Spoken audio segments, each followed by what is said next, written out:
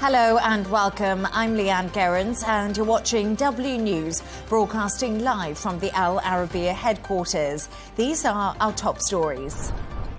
Former US President Joe Biden calls out the Trump administration for their handling and dismantling of the country's social security system. China's economy unexpectedly grows, but experts say it is too soon to call as the Trump tariffs kick in. Israel's defense secretary bans humanitarian aid from entering Gaza in order to exert pressure on Hamas. And a landmark ruling finally defines what a woman is, as the UK Supreme Court says it all comes down to biological sex.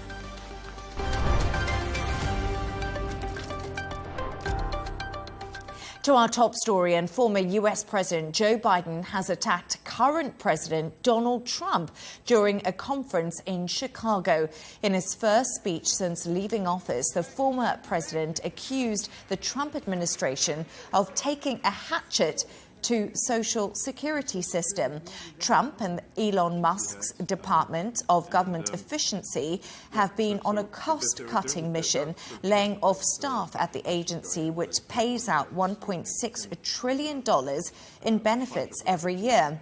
Although Biden did not refer to Trump by name, he didn't hold back when it came to calling out what he described as the damage and destruction he has caused. Take a listen. Why are these guys taking aim at Social Security now? Well, they're following that old line from tech startups. The quote is, move fast, break things. Well, they're certainly breaking things. They're shooting first and aiming later. And as a result, the result is a lot of needless pain and sleepless nights. They want to wreck it so they can rob it. They want to wreck it so they can rob it. Why do they want to rob it? In order to deliver huge tax cuts to billionaires and big corporations and keep it going. They want to make permanent the 2017 tax cuts, which overwhelmingly benefited the wealthiest Americans and the biggest corporations. Fewer than 100 days, this new administration has made done so much damage and so much destruction. It's kind of breathtaking it could happen that soon. We are now joined by Professor Scott Lucas from the Clinton Institute at University College Dublin. Professor Lucas, thank you for joining me. So, Joe Biden is back. During his speech, he said, "We are facing a threat from some Republican members to cut and gut Social Security." Do you agree with his criticism of the Trump administration? Well, as always, I think it's important to get beyond personalities and to get to the facts. And the facts are that the budget resolutions that have been adopted by Republicans in the House and in the Senate, they've yet to be reconciled in a final bill.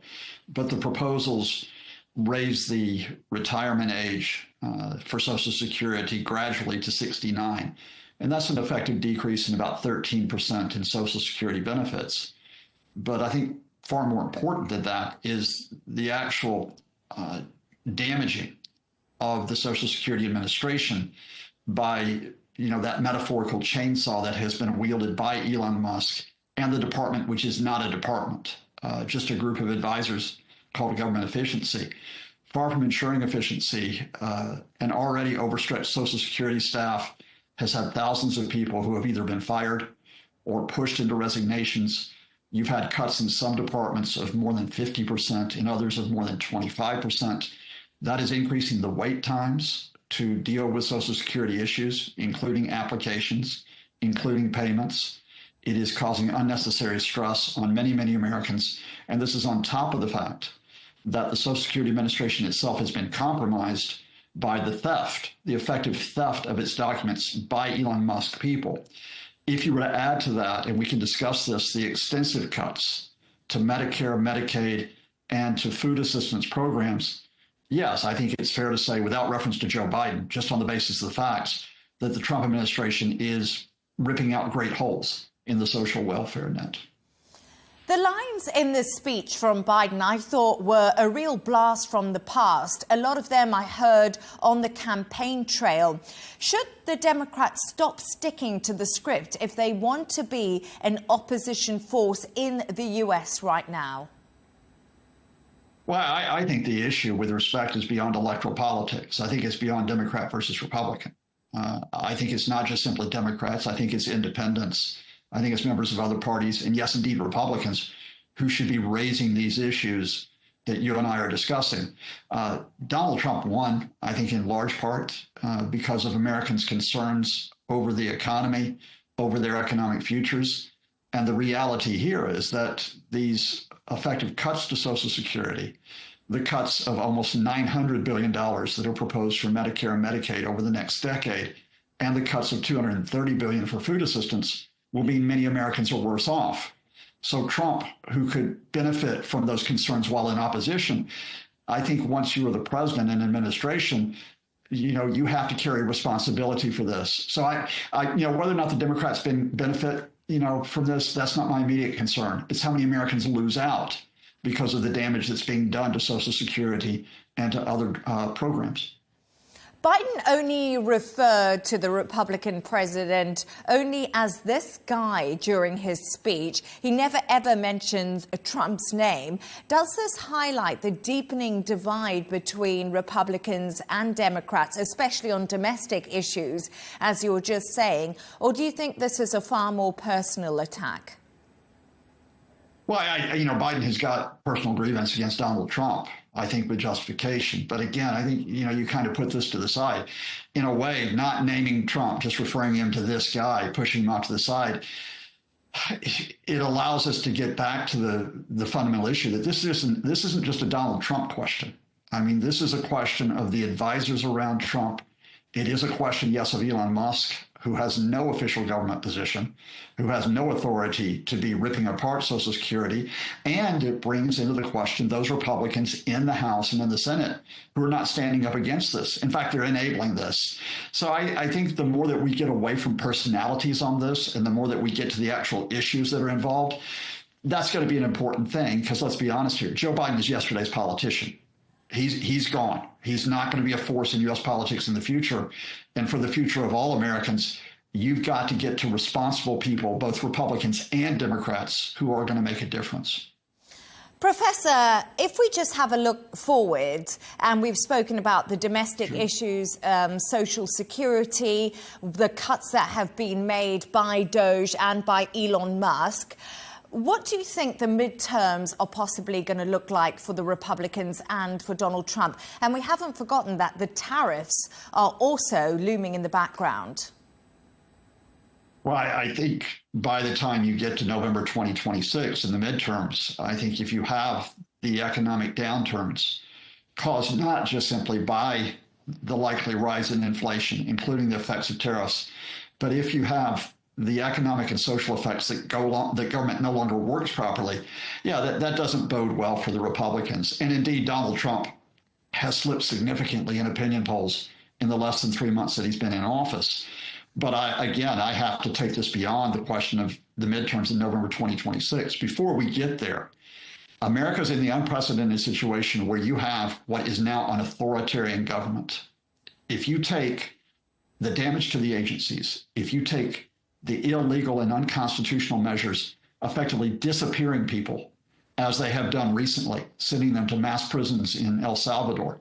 If you talk about the denial of judicial rights to Americans, if you talk about Donald Trump, as he did yesterday, denying the legitimacy of the Supreme Court when it made a unanimous decision in a case involving one of those disappeared immigrants, you have a question of an emergency regarding authoritarian government that is here now, not in November 2026.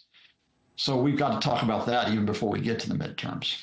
Professor Scott Lucas from the Clinton Institute at University College Dublin, thank you very much for your insights. We have a lot more to talk about on this, of course. Thank you once again. Thank you.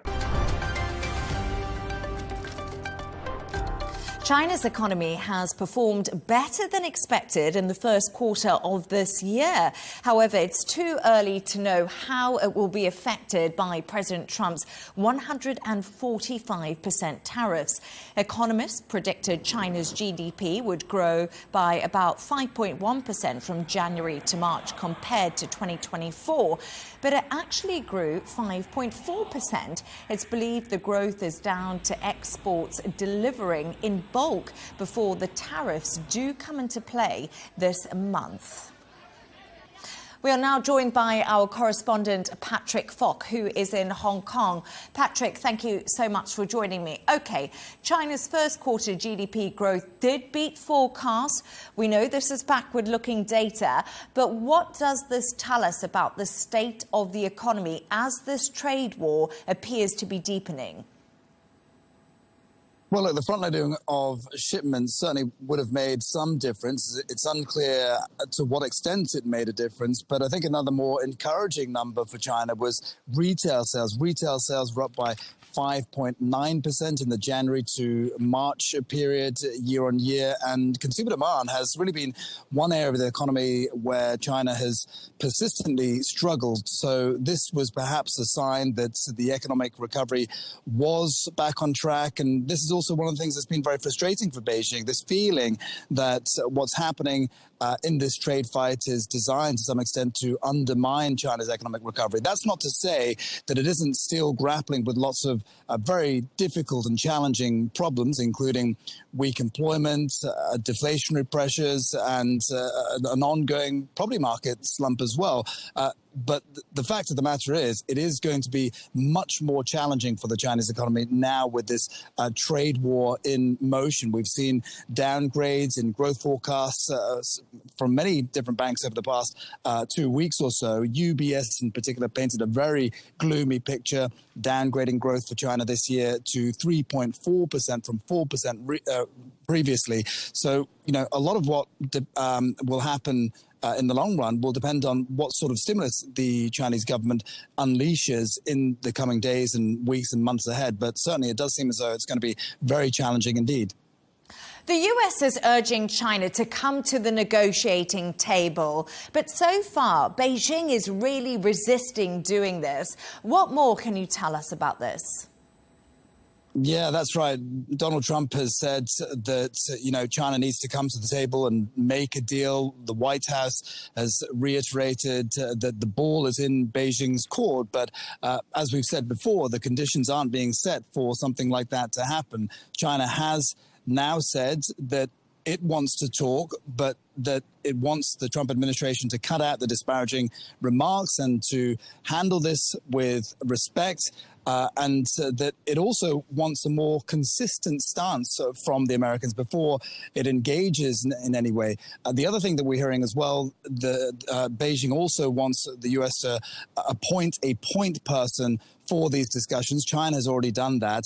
That's so that essentially if Donald Trump and President Xi Jinping were to meet with one another, then they would just get on it and sign any sort of deal that they come about with. And, you know, the problem for China in particular is they don't want to have to meet with the US and not to sort of get any positive outcome. So this all has to be done in a particular way as far as China is concerned. You might say that China has now set conditions for these talks and that the ball is actually now in Washington's court.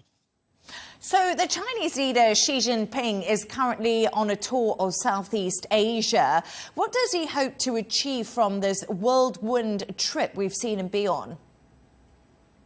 Yeah, look, it's an important trip coming at a sensitive time. And, you know, no doubt Beijing will want support from these countries, Malaysia, Vietnam and Cambodia, in trying to push back and coordinate efforts against the US. It will be difficult, though. You know, they are all playing a balancing act. And if you take Malaysia, for instance, Malaysia exported 44 billion worth of goods to the US last year versus $41 billion to China. So they are very similar in terms of trade profiles for Malaysia. So as I say, it's a balancing act for them. They will not want to do anything that is going to upset the US, particularly at a time when they are trying to negotiate deals themselves. They will want to, deepen ties with Beijing at the same time, something Malaysia certainly has done since Prime Minister Anwar Ibrahim has come to office. But, they're unlikely to heed to any calls to resist concessions or anything like that. But, this perhaps shouldn't be looked in the context of coming up with some sort of trade negotiation between China and these Southeast Asian nations. But it's more really about long-term diplomacy. And President Xi will want to go there and convince them that China is a more stable long-term partner for these countries. And perhaps he will have some success doing that. He is also signing various deals with Vietnam and Malaysia and Cambodia. And certainly you can see that they are warming to Beijing in many ways. And they feel that what's happening with the US is very unfair as well. Patrick Falk in Hong Kong, always great to have you on the show. Thank you for joining me.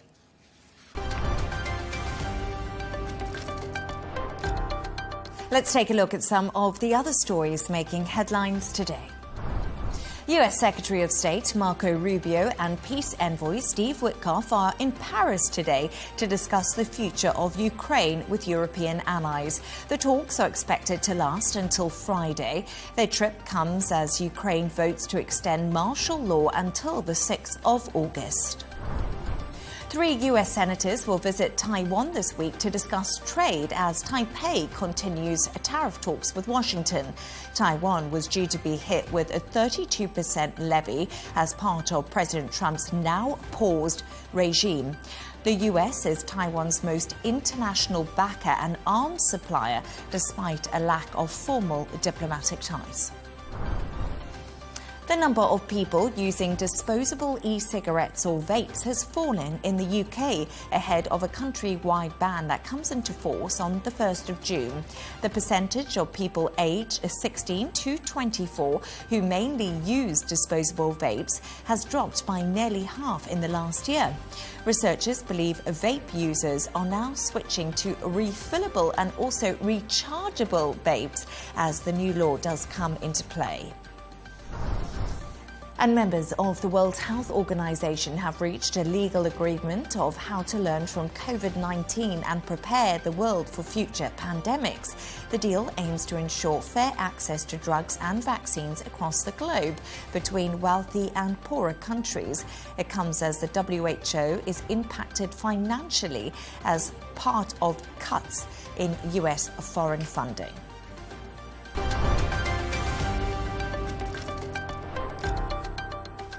Israeli Defense Minister Israel Katz has said no humanitarian aid will enter Gaza in order to put pressure on Hamas.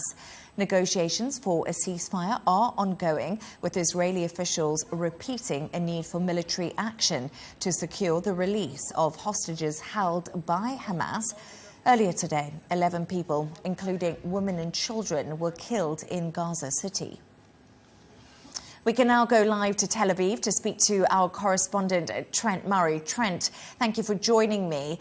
The medical charity MSF, or Doctors Without Borders, says Gaza has become a mass grave, highlighting the prevention of humanitarian aid to the region. What more can you tell us?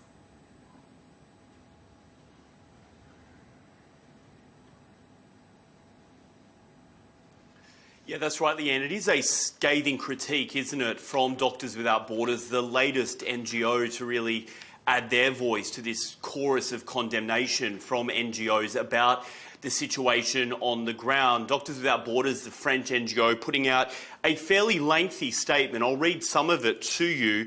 They say that they are witnessing in real time the destruction and forced displacement of an entire population within Gaza. They are particularly critical of that March 23rd incident, which of course we've consistently reported on, where 15 paramedics were killed by Israeli forces. The IDF has confirmed that they were behind that operation in which those 15 medics were killed. In this statement, they say that this horrific killing of aid workers is yet another example of the complete disregard shown by Israeli forces for the protection of humanitarian and medical workers. It's interesting too, being a French NGO, this statement comes 24 hours after we know a telephone call was held between French President Emmanuel Macron and Israeli Prime Minister Benjamin Netanyahu. Macron himself, according to that statement from the Elysee Palace, told Prime Minister Netanyahu that the suffering in Gaza just needs to come to an end, that the civilian population continues to find itself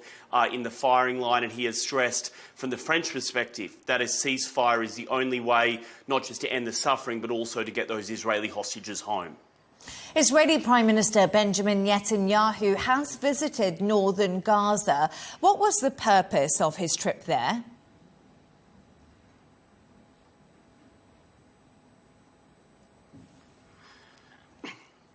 Yeah, and it's only been one of a handful of visits that we've seen the Prime Minister make to the Gaza Strip since this war began. He, of course, went with his Defence Minister, Israel Katz. He met with troops there, assessed the situation on the ground. He, of course, was with a very large media pack from the Israeli press pool in which he stressed that this war is about fighting for Israel's very existence and its future. He also had some pretty harsh words to say for Iran's Ayatollah, pointing to an online post that the Ayatollah made calling for Israel's complete destruction. He referenced the fact that those types of messages are being sent right at a time when the Americans are meant to be sitting down with Tehran to try and strike some sort of nuclear deal in order to try and calm tensions in the region. But again, he pointed to that post saying that they are clearly saying something very, very different when it comes to the state of Israel. Trent has said there'll be no ceasefire if there is no Israeli withdrawal from Gaza. But how unrealistic is this proposal from Hamas?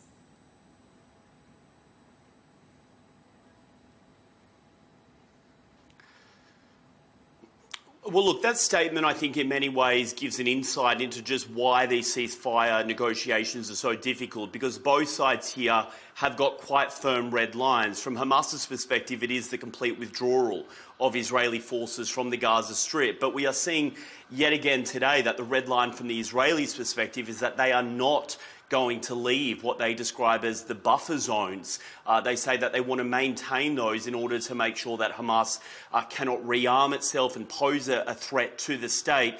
Israel Katz's comments today, the defence minister, that there would be no withdrawal at all, not just from Gaza, it should be said, but also Lebanon and Syria, I think will complicate these negotiations even further, which is why, despite some optimism earlier in the week, particularly from the Egyptian mediators, that a deal may have been close, we are just not seeing any sort of breakthrough. Both sides really digging in on those red lines and making a ceasefire, it would appear, difficult to achieve. Trent Murray in Tel Aviv, thank you for joining me.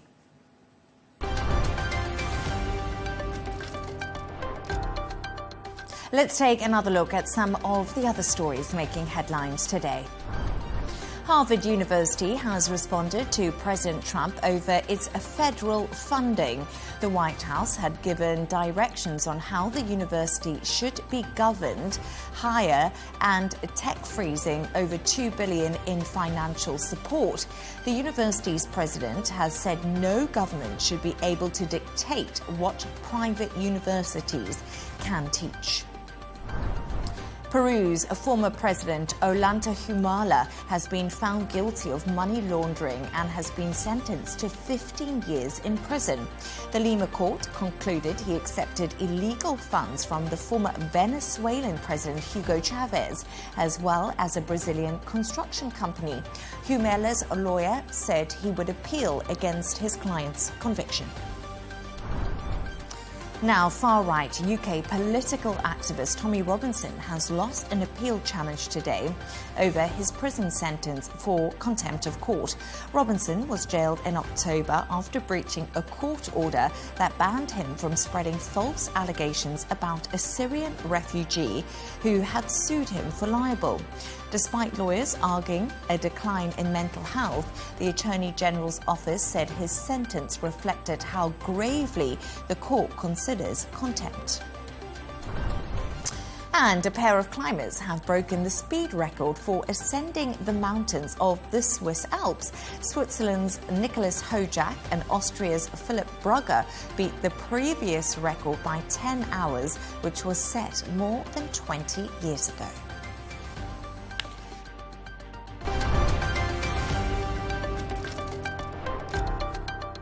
Now, the Texas Health Department reported there had been 561 cases of measles in the state on Tuesday. That's an increase of 20 from earlier this month.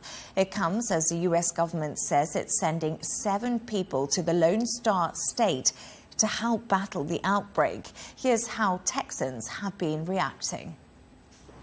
It's really important to me to protect him. It's been a little bit nerve-wracking the last few months because he couldn't get the shot yet. I had been the MMR vaccine yet. I'd been checking with his pediatrician often to see if the ruling had changed. But now he can, and so I tried to get in here as quick as I could to give him some protection because it's scary. I mean, 2 children have died, so I don't want that to be mine. Well, I feel more confident that I couldn't get whatever this disease is, because if I would, it would probably hurt me very bad because of my diabetes. I say to each his own. I don't think we should be mandated to get any kind of vaccine if we don't want to. But with my kids being, immune compromised, and obviously they're not babies, so I didn't do it when they were small. I just had a really hard time giving that many immunizations to my babies, but now that they're older, I feel like we're better off and more equipped. I didn't expect this to be in my own backyard. I knew there was unvaccinated or vulnerable populations in this area, but seeing an outbreak that's this big, that's probably now the largest outbreak Texas has seen in 30 years. This will probably be the largest outbreak that the U.S. has seen, probably in the same amount of time. And as we have more and more cases of measles, we're going to have a higher likelihood of seeing, just statistically, we're going to see more individuals needing to be hospitalized. And unfortunately, we are going to, possibly see more deaths. We have amazing technology and resources in our medical system, but they can't always save.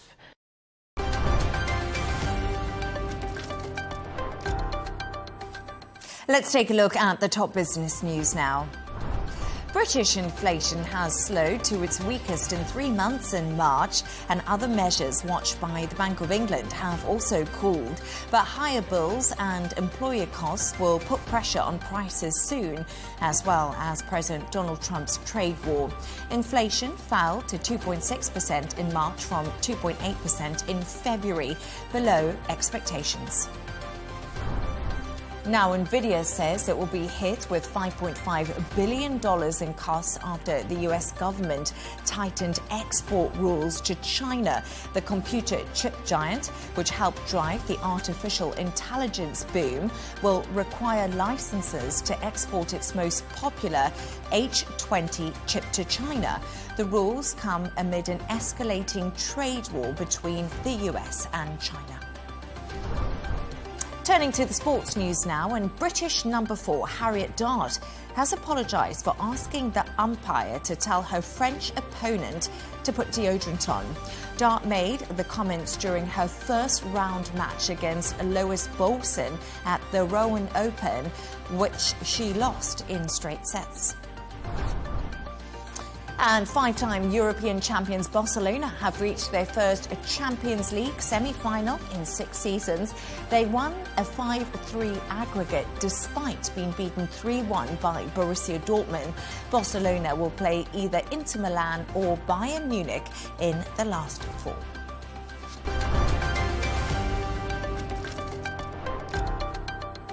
The word woman is based on a person's biological sex. That is the decision of a UK Supreme Court judge in a significant ruling today. Lord Hodge said the conception of sex is binary and warned that the landmark decision should not be seen as a victory for one side over another. The UK government has said the ruling brings clarity and confidence for women. We can now speak to Edinburgh-based journalist Kat Stewart, who has been following this story. Kat, thank you for joining us. A pleasure to have you on. You've written an article on this topic today. This issue has been deliberated for quite some time and involves two very, very opposing viewpoints. Can you explain how it all came about in the first place? This is a long-running and highly contentious issue, and it seems like a very straightforward question. Is man and woman about gender identity, or is it about biological sex? But in 2018, the Scottish Parliament passed legislation that was designed for equal representation of people on public boards. So the idea was to have 50% men and 50% women, but that legislation included trans women, which led to a situation where you could have a board that was entirely made up of biological men, but still fit the quota of equal representation. A Scottish campaign group of gender-critical feminists took the Scottish Government to court over the issue, and that for a few years now has been batted back and forward between the lower courts until finally today we had the ruling from the Supreme Court, and they have found that women means biological sex rather than gender identity. And that might seem quite dry. The ruling interacts with two other pieces of legislation that have become very important in Scottish public life over the past few years. And it has wide-reaching implications for schools, for prisons, for single-sex spaces, and has been a really hot topic in Scotland over the past few years. Kat, the government have now said it will start to look at single-sex spaces. As you said, this has wide implications. Tell us how this ruling will now be implemented. This is a huge question, and it is one that the Scottish Government still has to answer. The Parliament is on recess this week, so it will be next week before we have any formal statement from the Scottish Government's ministers.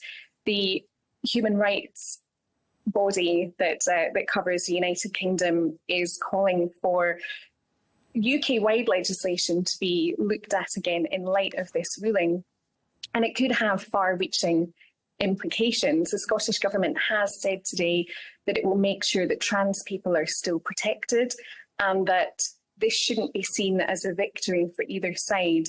They will very much try to focus on a balancing of rights and make sure that everybody involved is satisfied at the end of any redrafting of laws, which is a big ask because, as I say, this has been a hugely, hugely contentious issue in Scotland for the past few years. Journalist Kat Stewart, great to have you on the show. Thank you for joining me. Let's get into this further with British Olympian swimmer Sharon Davies. Sharon, thank you so much for joining me. I really appreciate it. Great to have you on. First of all, what do you make of the court's ruling today and how significant is this? It's very significant, obviously. It's clarifying the Equality Act, which was written in 2010. And what's happened for the last few years is that Equality Act has been misrepresented by so many organisations. And obviously my area of expertise is sport. I've been to 13 Olympic Games and won medals at most major championships. And so what we saw there was that a lot of males were identifying and going into women's sport and were winning races that really they shouldn't have been in. And so the fact that biology exists and it matters, particularly in something like sport, was really important. And it was extremely difficult for us to push back against organisations like Stonewall that were misrepresenting this Equality Act. So today, the judges have not changed it. They've not altered it. They've just clarified what it actually meant. And we've been trying for quite a while to get the word biological put in front of the word sex, because when it was written in 2010, everybody knew that sex meant biological sex, but it's been kind of warped. So hopefully now we can get back to a point where we can protect the dignity and privacy of women in changing rooms, in sports, in rape crisis centres, in prisons. These are often vulnerable women that are potentially being put in high-risk positions. I mean, something like football, for example, if you put a male in against a woman is going to get hurt because it's a contact sport. So we need to protect. This is really nothing to do with anti-anybody and just pro-women's rights, which happen to be half of the people that are on this earth. Sharon, you were talking earlier about your experience as an Olympian. Was the definition of a woman ever discussed when you were competing as an athlete, or do you see this as a relatively new phenomena that's come up in the last sort of few years? Yeah, I mean, we had different issues at different times. I was competing during the East Germany era, which is why I speak out, because, for 20 years, these young girls were fed huge quantities of testosterone, which meant that they dominated in the world of sport, but it also made them extremely ill, and many of them have died. And a whole generation lost out in sport during my time. So I didn't want to see that happen again. And we actually had sex screening, which the IOC polled their athletes in 1998, and over 80% of those female athletes said, yes, please carry on with sex screening because we want to protect the female category. And the IOC took it away against 80% of their female athletes. So, women have always worried about this. They've always wanted to protect the female category. This was just another way that their sport has come under attack. And what's so frustrating for us is it doesn't go the other way. Men don't lose their opportunities or their places on their teams or their prize money. I mean, for example, in the last few years, women have lost $1.6 million in prize money in women's events to people that are biologically male. And just recently we had a pool competition, a women's pool competition, and we had 2 men in the final competing against each other. And they won more money between them than the 14 other finalists that were all females. And so we have a tiny slice of the cake when it comes to sport. 4% of the world sponsorship dollar goes to women. And then for the last few years, we've been told we're not even entitled to that. So I just thought, I can't keep quiet about this. This just isn't fair. There must be a space in sport for everybody, but it has to be based on the reality of the biology and the bodies that we have, not on feelings. We can't base laws on feelings. It's impossible. Inevitably, there will be people who will be against today's decision. Do you think this ruling could continue to be dissected and possibly overturned at some point? Or have we finally reached a place where, as the UK government says, there is now some clarity and confidence for women? I don't think we're going to see it overturned because I think the vast majority of the general public is pro this decision. I mean, in sport, if we poll, it's always in the 90%. The general public want fair sport. They want their daughters and their granddaughters, their mums, their sisters to have fair sport, to have equal opportunities. So I think we need to talk about this. We need to do it in a very respectful manner. And every group of people needs to be looked after and should be able to identify in a way that makes them feel comfortable. However, I will always go back to the fact that biological reality is reality, and it cannot be trumped by a feeling. British Olympic swimmer Sharon Davies, thank you so much for joining me. I appreciate you. You're welcome. A reminder of our top stories. Former US President Joe Biden calls out the Trump administration for their handling and dismantling of the country's social security system. China's economy unexpectedly grows, but experts say it's too soon to call as the Trump tariffs kick in. Israel's defense secretary bans humanitarian aid from entering Gaza in order to exert pressure on Hamas. And a landmark ruling finally defines what a woman is, as the UK Supreme Court says it all comes down to biological sex. When we announce the court. And that's all from us on W News. Don't forget to subscribe to our YouTube channel and also follow us on X. Counterpoints with Melinda Nucifora is coming up next, followed by the Riz Khan Show. Plus, we'll be back in a couple of hours with a W News Extra. Goodbye.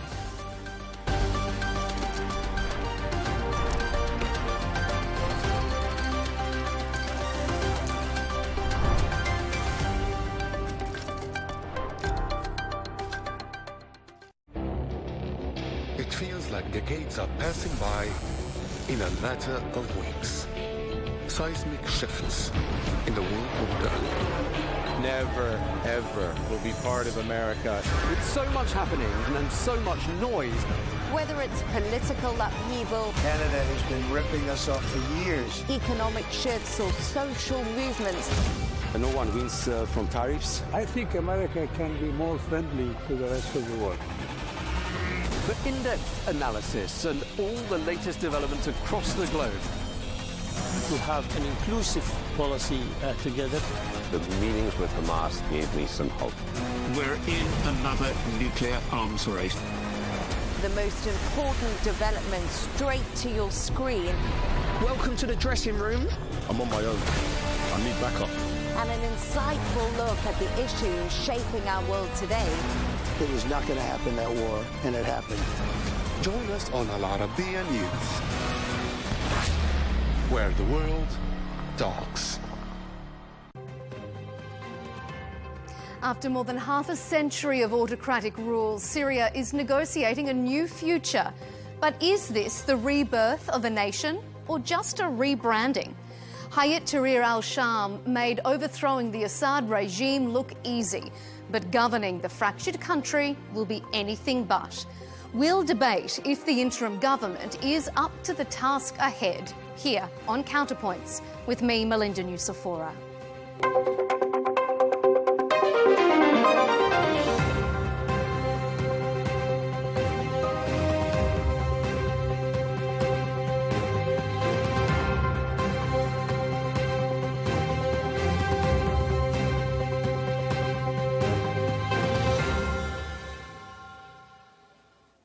From an al-Qaeda fighter in Iraq to a terror group leader in Syria and now the newly self-designated president of his country, Ahmed al-Sharaa has a complex past and a very challenging future ahead of him. The HTS was disbanded when al-Sharaa took power in December. He's swapped his fatigues for a suit and tie, but is it realistic to believe that his entire team has discarded their extremist ideologies and embraced unity and justice? Now that would truly be a road to Damascus-style conversion. His administration has a lot to deal with. Israel has started launching attacks from the southern border. Negotiations are underway to remove international sanctions, and domestic rifts between minority groups and the government are threatening internal stability. The Constitution does not represent us as the people of northern Syria, especially for us as Syriac people. We have been marginalized for 53 years. The Constitution has returned with the same approach, including only one perspective, to exclude and marginalize us.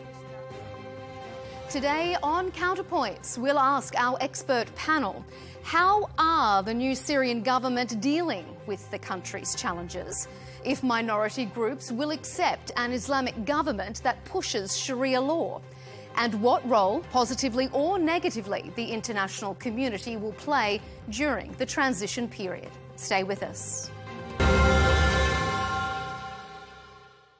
Well, joining me for today's discussion on Syria is Mahmoud Touron, the independent Syrian politician who is working to bridge the differences between the new government and the West, including the lifting of sanctions. Salih Muslim, the co-chair of the PYD, a leading political party in the autonomous Kurdish region in Syria's northeast. And rounding out our panel, Ambassador James Jeffrey, the former US Special Envoy for countering ISIS in Syria and a former ambassador to Turkey. Gentlemen, thanks for being with us here on Counterpoints. I want to begin today's discussion on the huge in-tray the new government faces. It's believed 9 out of 10 Syrians live in poverty.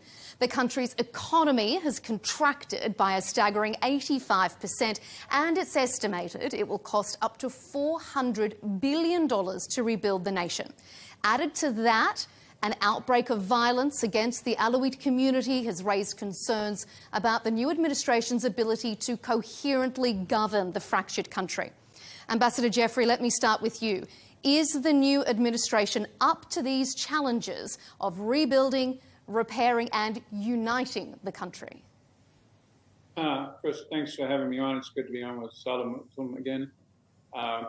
Let me say that the new administration has been much more active generally in the Middle East than we had thought, with all of the talk before the election on pivot to Asia. That's good. The one area where it does not have a clear policy, in particular compared to the Biden administration in the last months, is in Syria, and that is not good. The administration did play a role in encouraging the Syrian Democratic Forces to negotiate a deal with Damascus several weeks ago for eventual inclusion. That's a positive, but the administration still has not taken a final decision on the sanctions, known as the Caesar sanctions, which are imposing really crippling costs on Syria. And it will be impossible for the international community, because it's a larger job than America, to fix Syria without the Caesar sanctions being lifted. There are some conditions being placed on the lifting. These have been passed reportedly to the al-Sharaa government. But still, Washington is being far slower in this administration than the last one was to reach out. And, of course, far slower than Arab countries or the Europeans have been. And that's not a good thing. We are absolutely going to come to the US's involvement and, of course, those sanctions a little bit later on. But let me turn to Mahmoud. What do you think? How have you assessed this new government's, first few weeks, months in the role? Can they live up to expectations?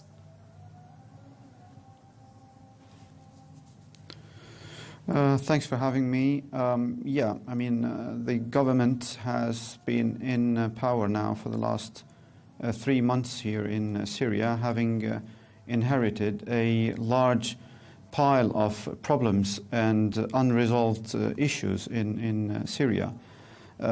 Starting with the international relations, they did pretty well in engaging with foreign countries, and so far the communications with Europe and particularly United Kingdom and certain other important countries have been quite good and promising. We've had a lot of bilateral meetings and communications. Some sanctions have been relieved, but the main engagement with the US is still pending to be more advanced and to produce more concrete actions on the ground. On the Arab side, the communications were excellent, and we've seen some quite significant progress being made in the engagement of Arab countries in Syria. But can that's this mainly new on the diplomatic administration side, do but it on their own? internally in Syria, that's the challenge we are facing here in Syria, and which is what I was about to say in on the local front. Inside, we haven't seen much of a development in the situation on the ground. Economically, we are still in collapse, and the living conditions are still extremely complicated. We can see that there is a lack of expertise. There is a lack of engagement from other parts of the Syrian population, not the population, let's say the Syrian professionals, to engage with the government. That has still not yet happened. And this may be a burden into taking the situation in Syria into a more advanced situation where the government needs to provide more concrete solutions to the complicated tasks that face the Syrian nation. Saleh, let me turn it to you then. Leaving the international negotiations and relationships aside, if we just look domestically, this is a government that's going to need to unite the country on its own terms. How have you assessed, what's your verdict on how they face the challenges, the domestic challenges that they're confronting? Well, first of all, regards to your guests and your team, and thank you for giving me this opportunity. What's going on, I mean, this with the new government, of course, I mean, all the Syrian people, they were happy and they were expecting a lot of things. But maybe they are facing the truth now. And the new administration, they are careful about to satisfy outside more than inside. Outside, maybe there were some visits and I mean connection with the European countries, with the United States and the other, and everybody welcomed this new regime and also the Arabic world also. But for the local issues, they didn't solve any issues till now. And on the ground, you can find these massacres going on in the coastal areas and fighting going on with some groups in the north of Syria between those groups encouraged by Turkey and supported by Turkey, and even Turkish attacks. Just last week, one family, all children, they were killed in Kobani, and those problems. And the government is keeping silent without doing anything. So the situation inside is different from the outside policy and diplomatic policy with other countries. I think this regime or this government should care locally more than outside, because the base is to satisfy your people inside. So they have to prevent such massacres and so on. From the other side, we have seen a deal between the SDF, Democratic Syrian Forces, and the new regime. It was okay for eight paragraphs, and in just a few days ago, there was another meeting to arrange the committees for implementing this agreement. It's a good step, and we are happy about that, but it's not enough. It's the beginning.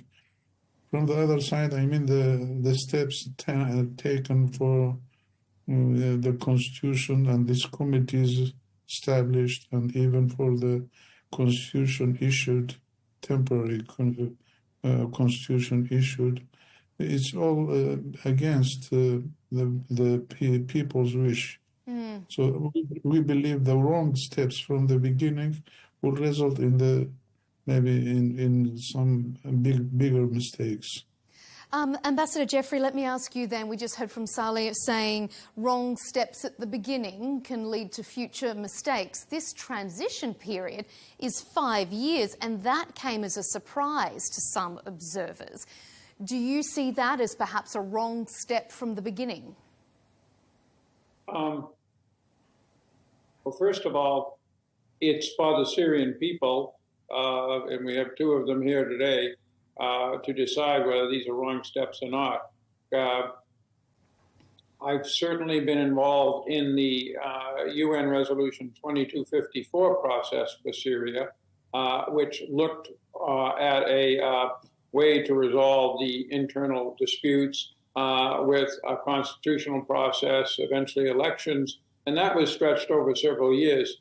I also know that in my involvement in Iraq from 2004 to 2005, we rushed the creation of a new government and a new constitution. The plan we had was ironically also 5 years with an American governing presence authorized by the UN. But the Iraqis wanted to do this faster, so it was done faster, and it was arguably not done well.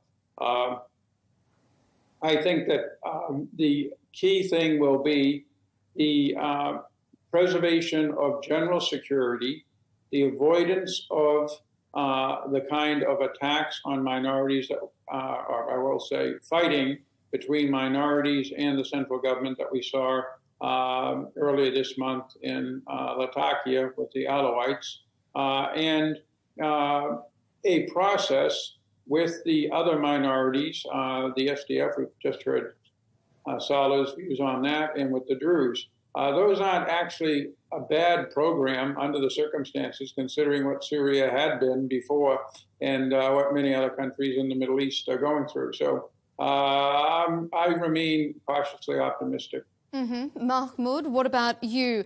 5 years, is it too long? Is this a wrong step from the beginning?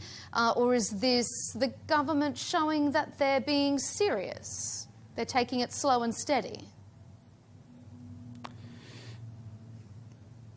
Look, we have to be realistic. The new administration has inherited a very complex situation where they have to deal with several problems at the same time. They have to deal with a country that is just being released from 54 years of systematic sabotage. It's an administration that has to deal with multiple armed factions that already have divided loyalties and that they need to reunite under one umbrella and form a new armed forces. It's an administration that has to deal with a completely collapsed economy while also facing crippling sanctions that is really limiting their way to maneuver. It's an administration that also has to deal with half of the population being displaced all over the world. So it's not very easy to say that you have to apply the ideal ways of dealing in a situation where you have a transition of power or not a peaceful, but an instability in a country. But in the same time, you have to find the ways that are more applicable to the situation in Syria. A failure to do so is going to result in a much larger problem, which will put these armed factions in a direct conflict between each other. And that's going to develop into really much larger conflict that is going to be much more difficult to control. The situation in Syria, why we are here right now, is the result of 14 years of an unresolved conflict. Had the situation been dealt with much better in the beginning, we surely wouldn't have been in this situation, and probably we wouldn't have been in the faces now, and with the people, being in charge of the country. Saying that it's the wrong beginning, if you want to take it ideally, probably yes. But looking at the situation we have on the ground, I think we have made much better progress than anticipated, at least. Obviously, we don't have to see attacks neither against minorities nor against any other sect of the Syrian people, but we do not see evidence of mass acts of violence, each targeting neither minorities nor any other sects, except the incidents that happened in the coastal area, which have been dealt with and which is actually pending an investigation. And that gives slightly a message of hope that probably the days to come would show better results and better engagement from the government. Okay, we're going to move on to minorities in just 1 minute, but Salih, I just want to ask you just briefly, one of the key roles that this new government needs to play is providing security for its population. Has the government been able to provide a sense of security and stability for civilians? They've been in the power for 3 months now. Should they have been able to if they haven't? Well, I think if you are looking for the security of the people and for the society of Syrians and the minorities and so, you have to be sincere about consulting those people, which they are meant by this, all the actions you do. And you have to choose the right tools to do that.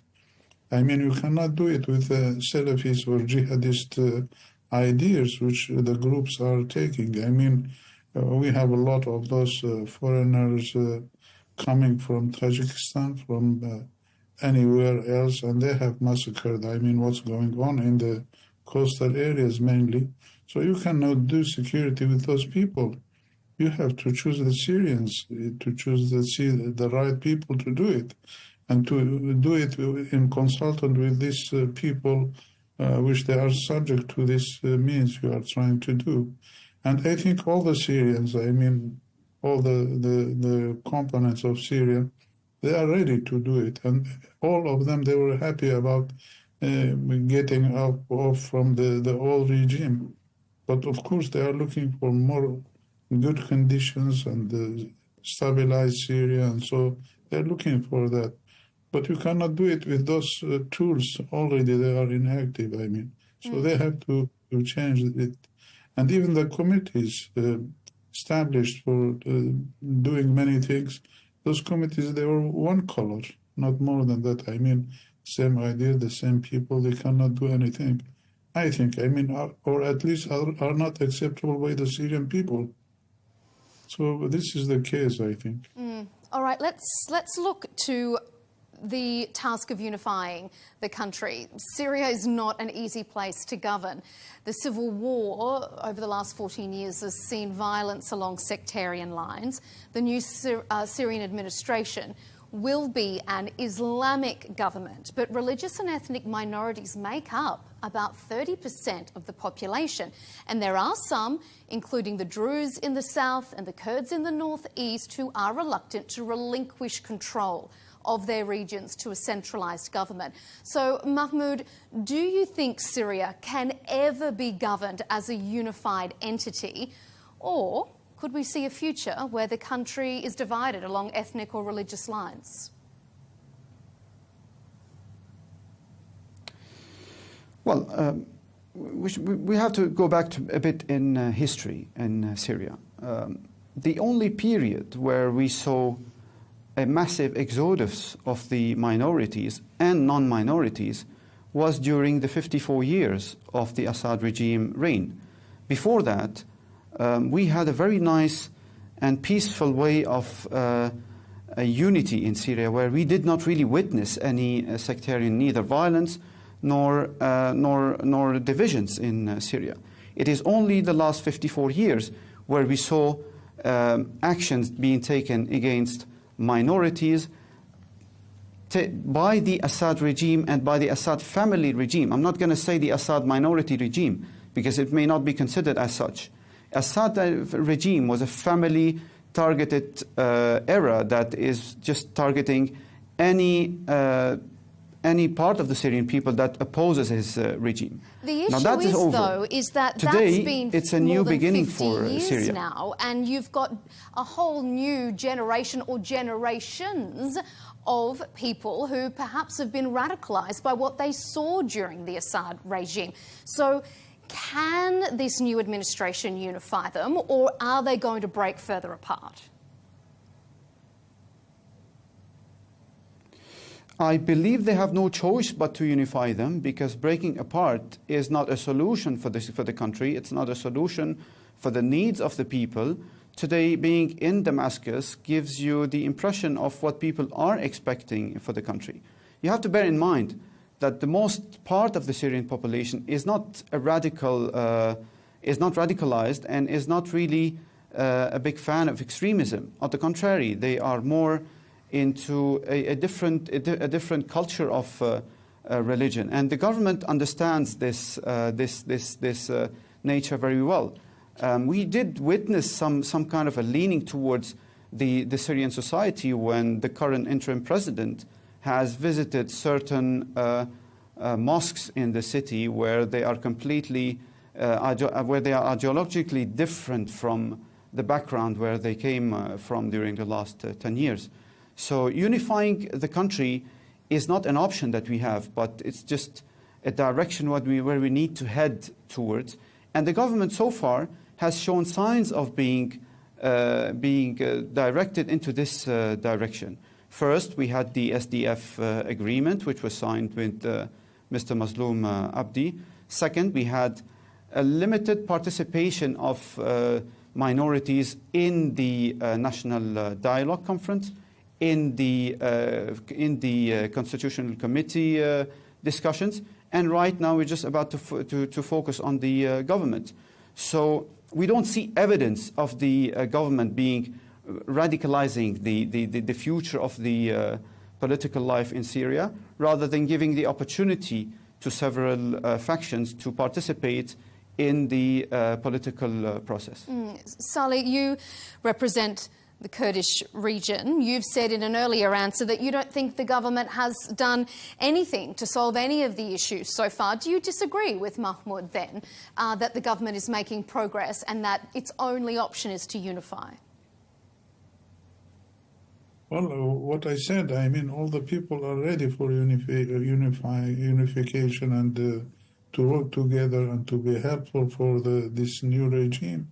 But the problem is in the regime itself, because as I said, I mean, those tools, I mean, for example, those, doing these massacres in the coastal areas, maybe I don't know if they are part of the regime or not. So they have to clarify themselves with tool. I don't think somebody came from Afghanistan or from Uzbekistan to Syria is fighting for the democracy of democratizing Syria.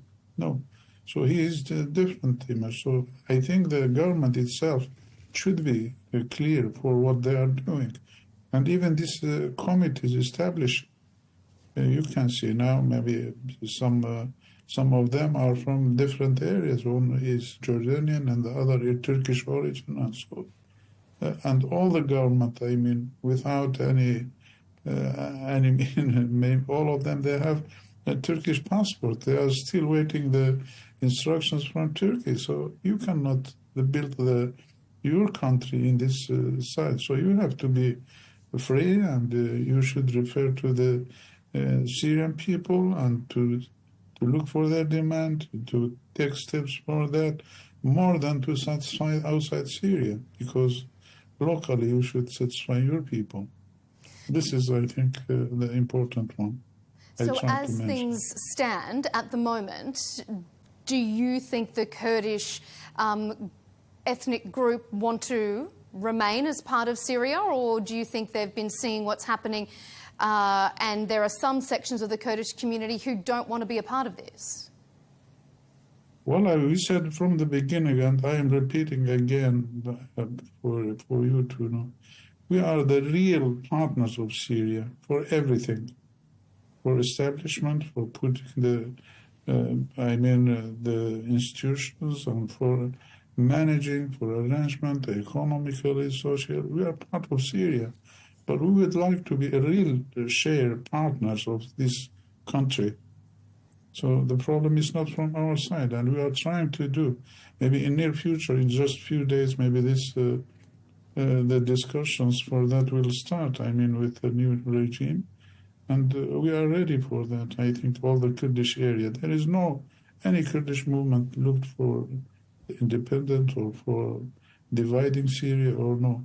And maybe you can recognize what we are calling for in our system, which is established in northeast of Syria. We are living together with the Arabs, the Syriacs, maybe Turkmens, and all the minorities. With all these divisions, we are living together. So there is diversities all together is a good thing. Accepting each other, changing the ideas and mentality are the same for unification, and it's valid for all of Syria. What we are calling for. Ambassador Jeffrey, let me ask you, as an observer, as someone who has had a long history in the region, you also mentioned the reconstruction of Iraq. From the outside, looking in, we heard Salih there saying the problem's not coming from the Kurdish side. They want to be a coherent part and a valued part of this new administration. Are you seeing enough being done by the al-Shara government to not just say that they're going to include ethnic and religious minorities, but actually doing it?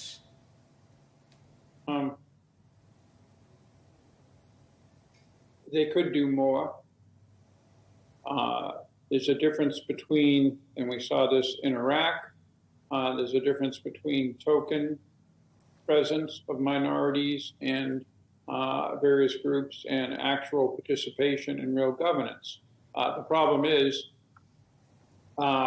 you have the best example of all the various ethnic and religious groups actually participating in government in the Middle East is Lebanon, and that's a really bad example for everyone on misgovernment and the destruction of a state. So you've got to be very, very careful what you're doing. All in all, I am impressed with certainly al-Shara himself and his outreach to the various groups. What is not surprising, what was surprising to me is not the initial battles around Latakia between Alawite elements and the central government, but rather when that did occur, we didn't see a repeat. We didn't see the government pouring in more troops. We didn't see continued violence, but rather an effort to try to calm that down. That's the kind of practical thing we need. The country will survive and eventually prosper under two conditions. One is that the various fractions within the country work to one or another degree together, realizing that if they're divided, they will be exploited by outside forces. Mm-hmm. And the second thing is the international community has to speak with one voice. Right now, that's actually happening pretty much with two exceptions. One, Washington has almost no voice, and a second, Israel is taking a very negative position towards this regime, and that's very problematic because the Israelis have a lot of influence in Washington. Actually, there's a third country, Iran. Iran is trying to get back in. That is a recipe for another 14 years of division and violence and displacement, and it's very, very important that Iran stay out. Mahmoud, let me turn it to you. We heard from Ambassador Jeffrey there saying there's a big difference between a token presence and real participation. What do you believe you've been seeing at the moment? When you consider that in this constitutional declaration, the new president of the country must be Muslim, how does that make minorities feel included and valued?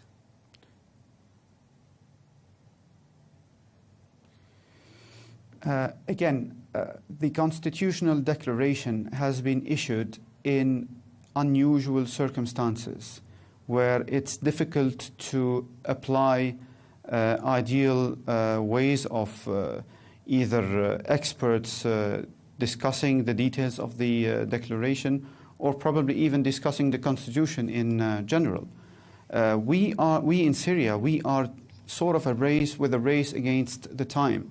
You need to stabilize the country and you need to stabilize the arms in this country, but you also need to restart the country from scratch.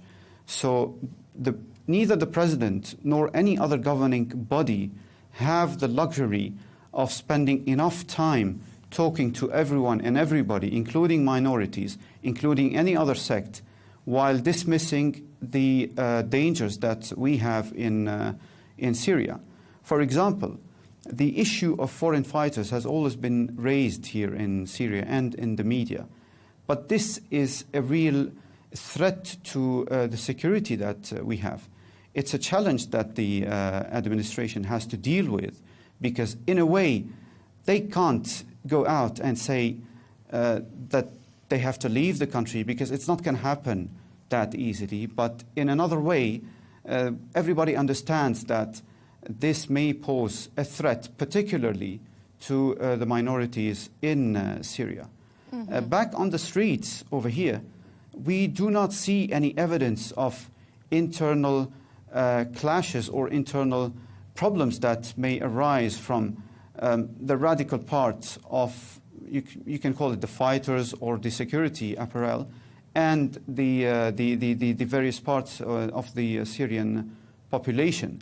So what the president really has to do over here is try to balance the differences that may occur as a result of minorities,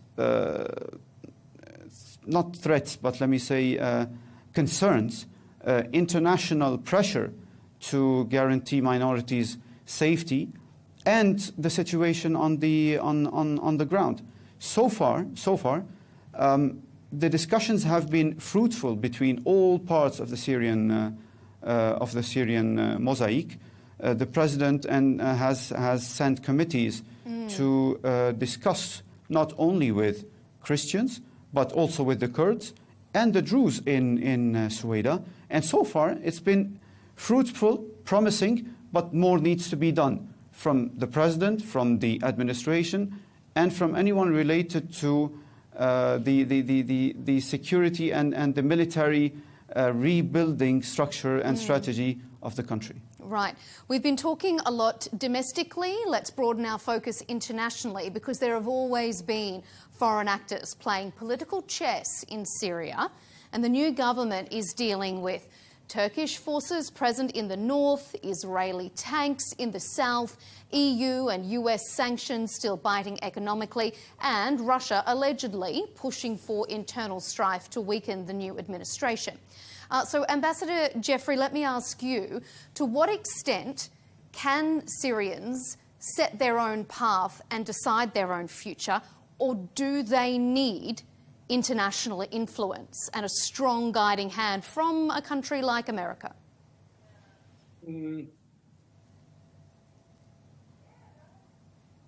From my own experience working on Syria,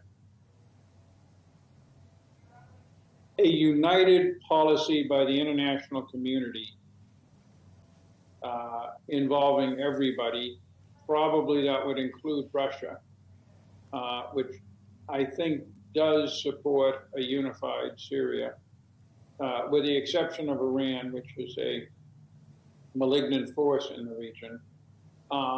Pursuing almost any policy towards Syria as a whole, the new government reconstruction, is better than 3 or 4 sets of policies by 3 or 4 outside actors that are colliding with each other and producing chaos and violence.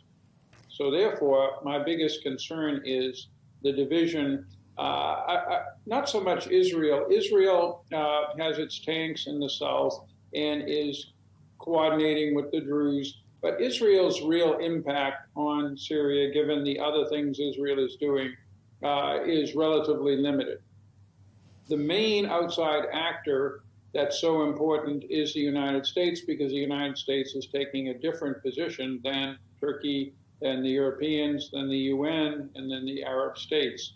This, and probably Russia as well, which is dealing with the Damascus government. This, to me, is very concerning.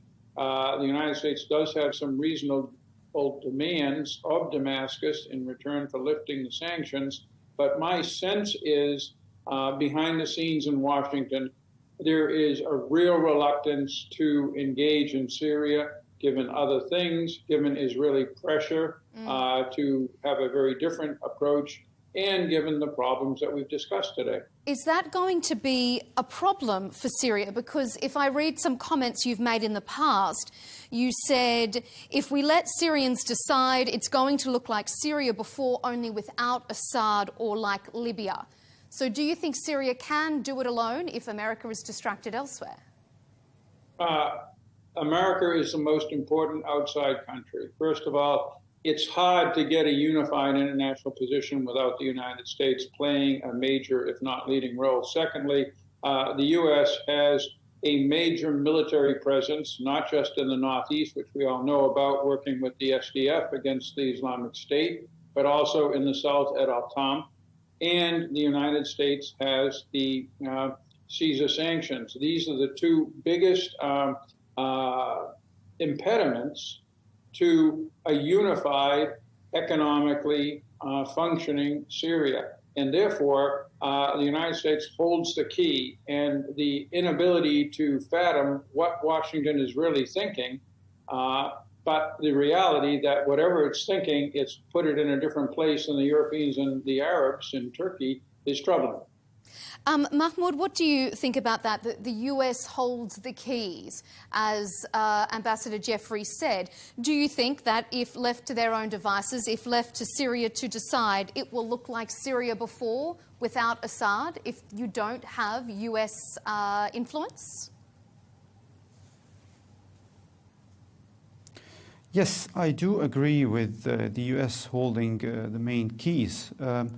But like you said, describing the situation as it is, where you have 4 different armies or foreign presence in Syria, east, west, north, and south. Each one has its own. Each one has its own forces. Each one has its own army and structure, and sometimes they might be even colliding with each other. Like today, Russia and the United States are not in very good terms. Turkey and Israel aren't also in very good terms. So preserving the independent Syrian decision-making while having foreign forces on the ground is a very complex situation. Probably we haven't seen that much in other similar cases. But in Syria today, we look for a better future that is completely different from what Assad has taken us. Assad has mainly aligned with Russia a lot in the past, and Russia has its own reason to align with Assad as well. As ordinary Syrian citizens, we don't feel we should follow that same path. And the only other option that we have is by aligning closer to the West. And the government, quite frankly, has shown signs of that.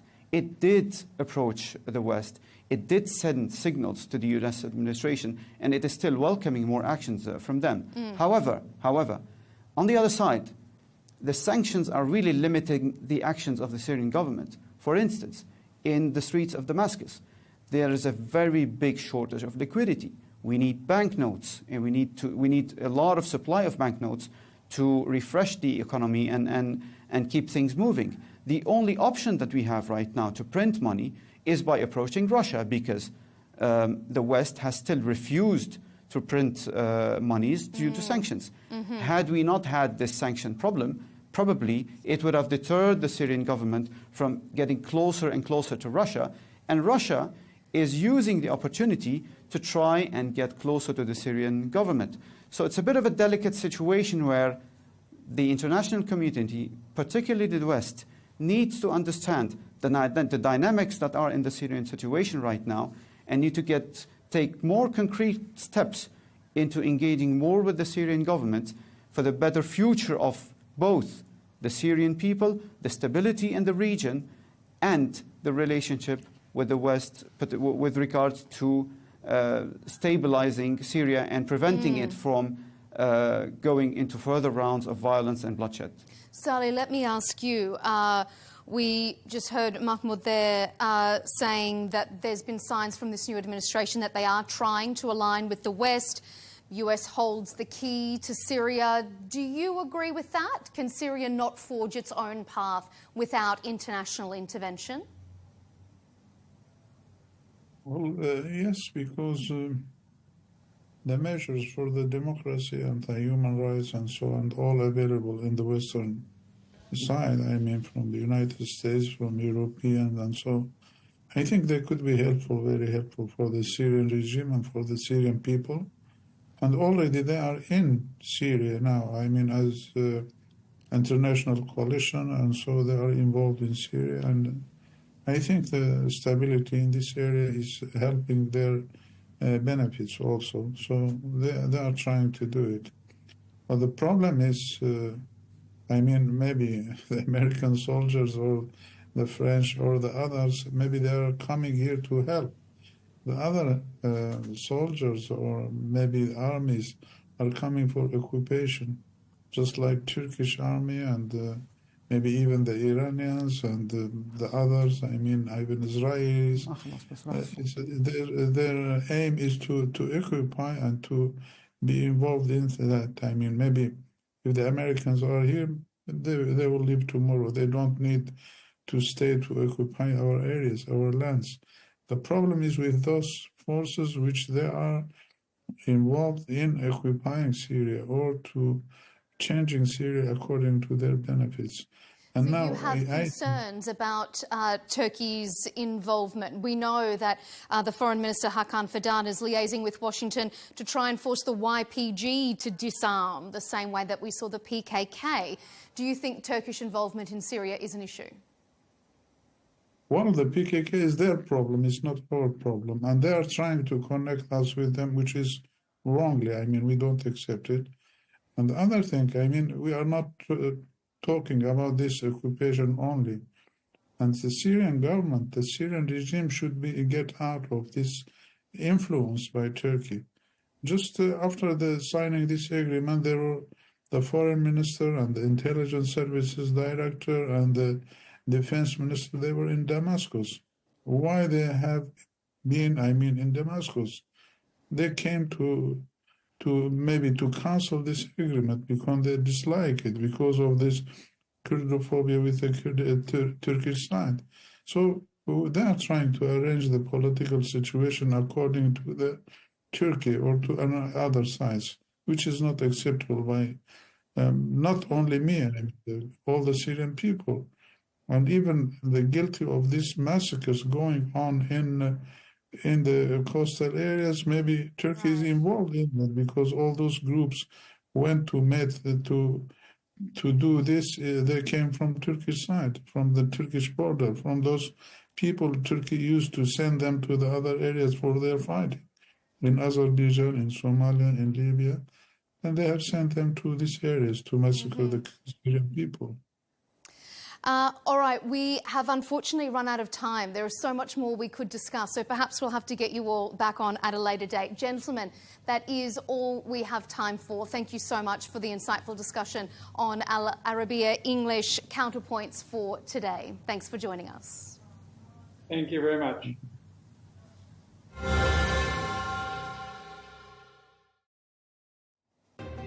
You've been watching Counterpoints with me, Melinda Nucifora. Remember to subscribe to Al Arabiya English's YouTube channel and follow us on X and TikTok so you don't miss any of our lively discussions. Thanks for watching.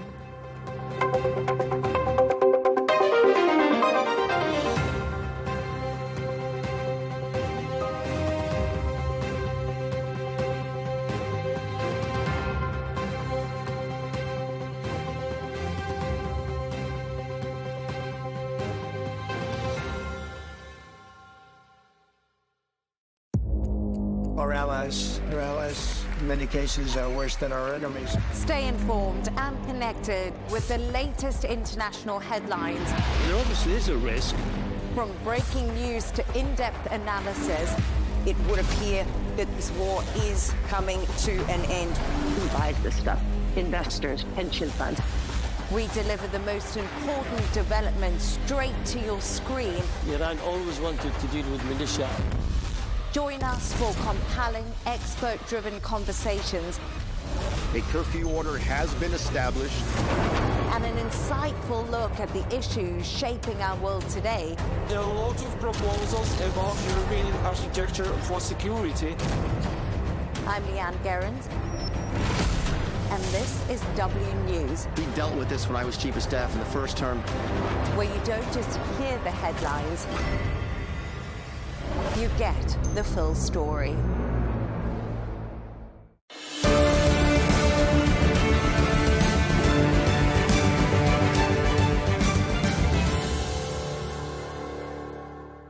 Hello and welcome. I'm Riz Khan. The US President Donald Trump refers to the Chinese President Xi Jinping as my friend, and he describes him as one of the smartest people in the world, adding that they have a great relationship. But does China see it that way? Or does Beijing view Donald Trump's tariff war as an opportunity that may hasten China's replacement of the US as the world's dominant economic power? So what are the chances of the two leaders warmly embracing in China or the Oval Office over a cup of tea or Diet Coke anytime soon? Well, in this episode, we'll hear the perspectives of two eminent Chinese economists. Later in the show, I'll be joined from the US by Dr. Yan Liang. She believes that Donald Trump's actions have presented China with a strategic gift, an opportunity to reshape the global order in a more just and fair way. Donald Trump has made it much harder for countries to trade, to export to the US, but it also kind of invites countries to rethink about what are the benefits of continue with the current trade relationships. But first, let's hear from Keiyu Jin, who's a professor of economics at the London School of Economics. She was described as a brilliant thinker by the former British Prime Minister Tony Blair. Her best-selling book, The New China Playbook, Beyond Socialism and Capitalism, is a myth-busting guide to the Chinese economy and is considered by many to be a must-read for anyone doing business in China.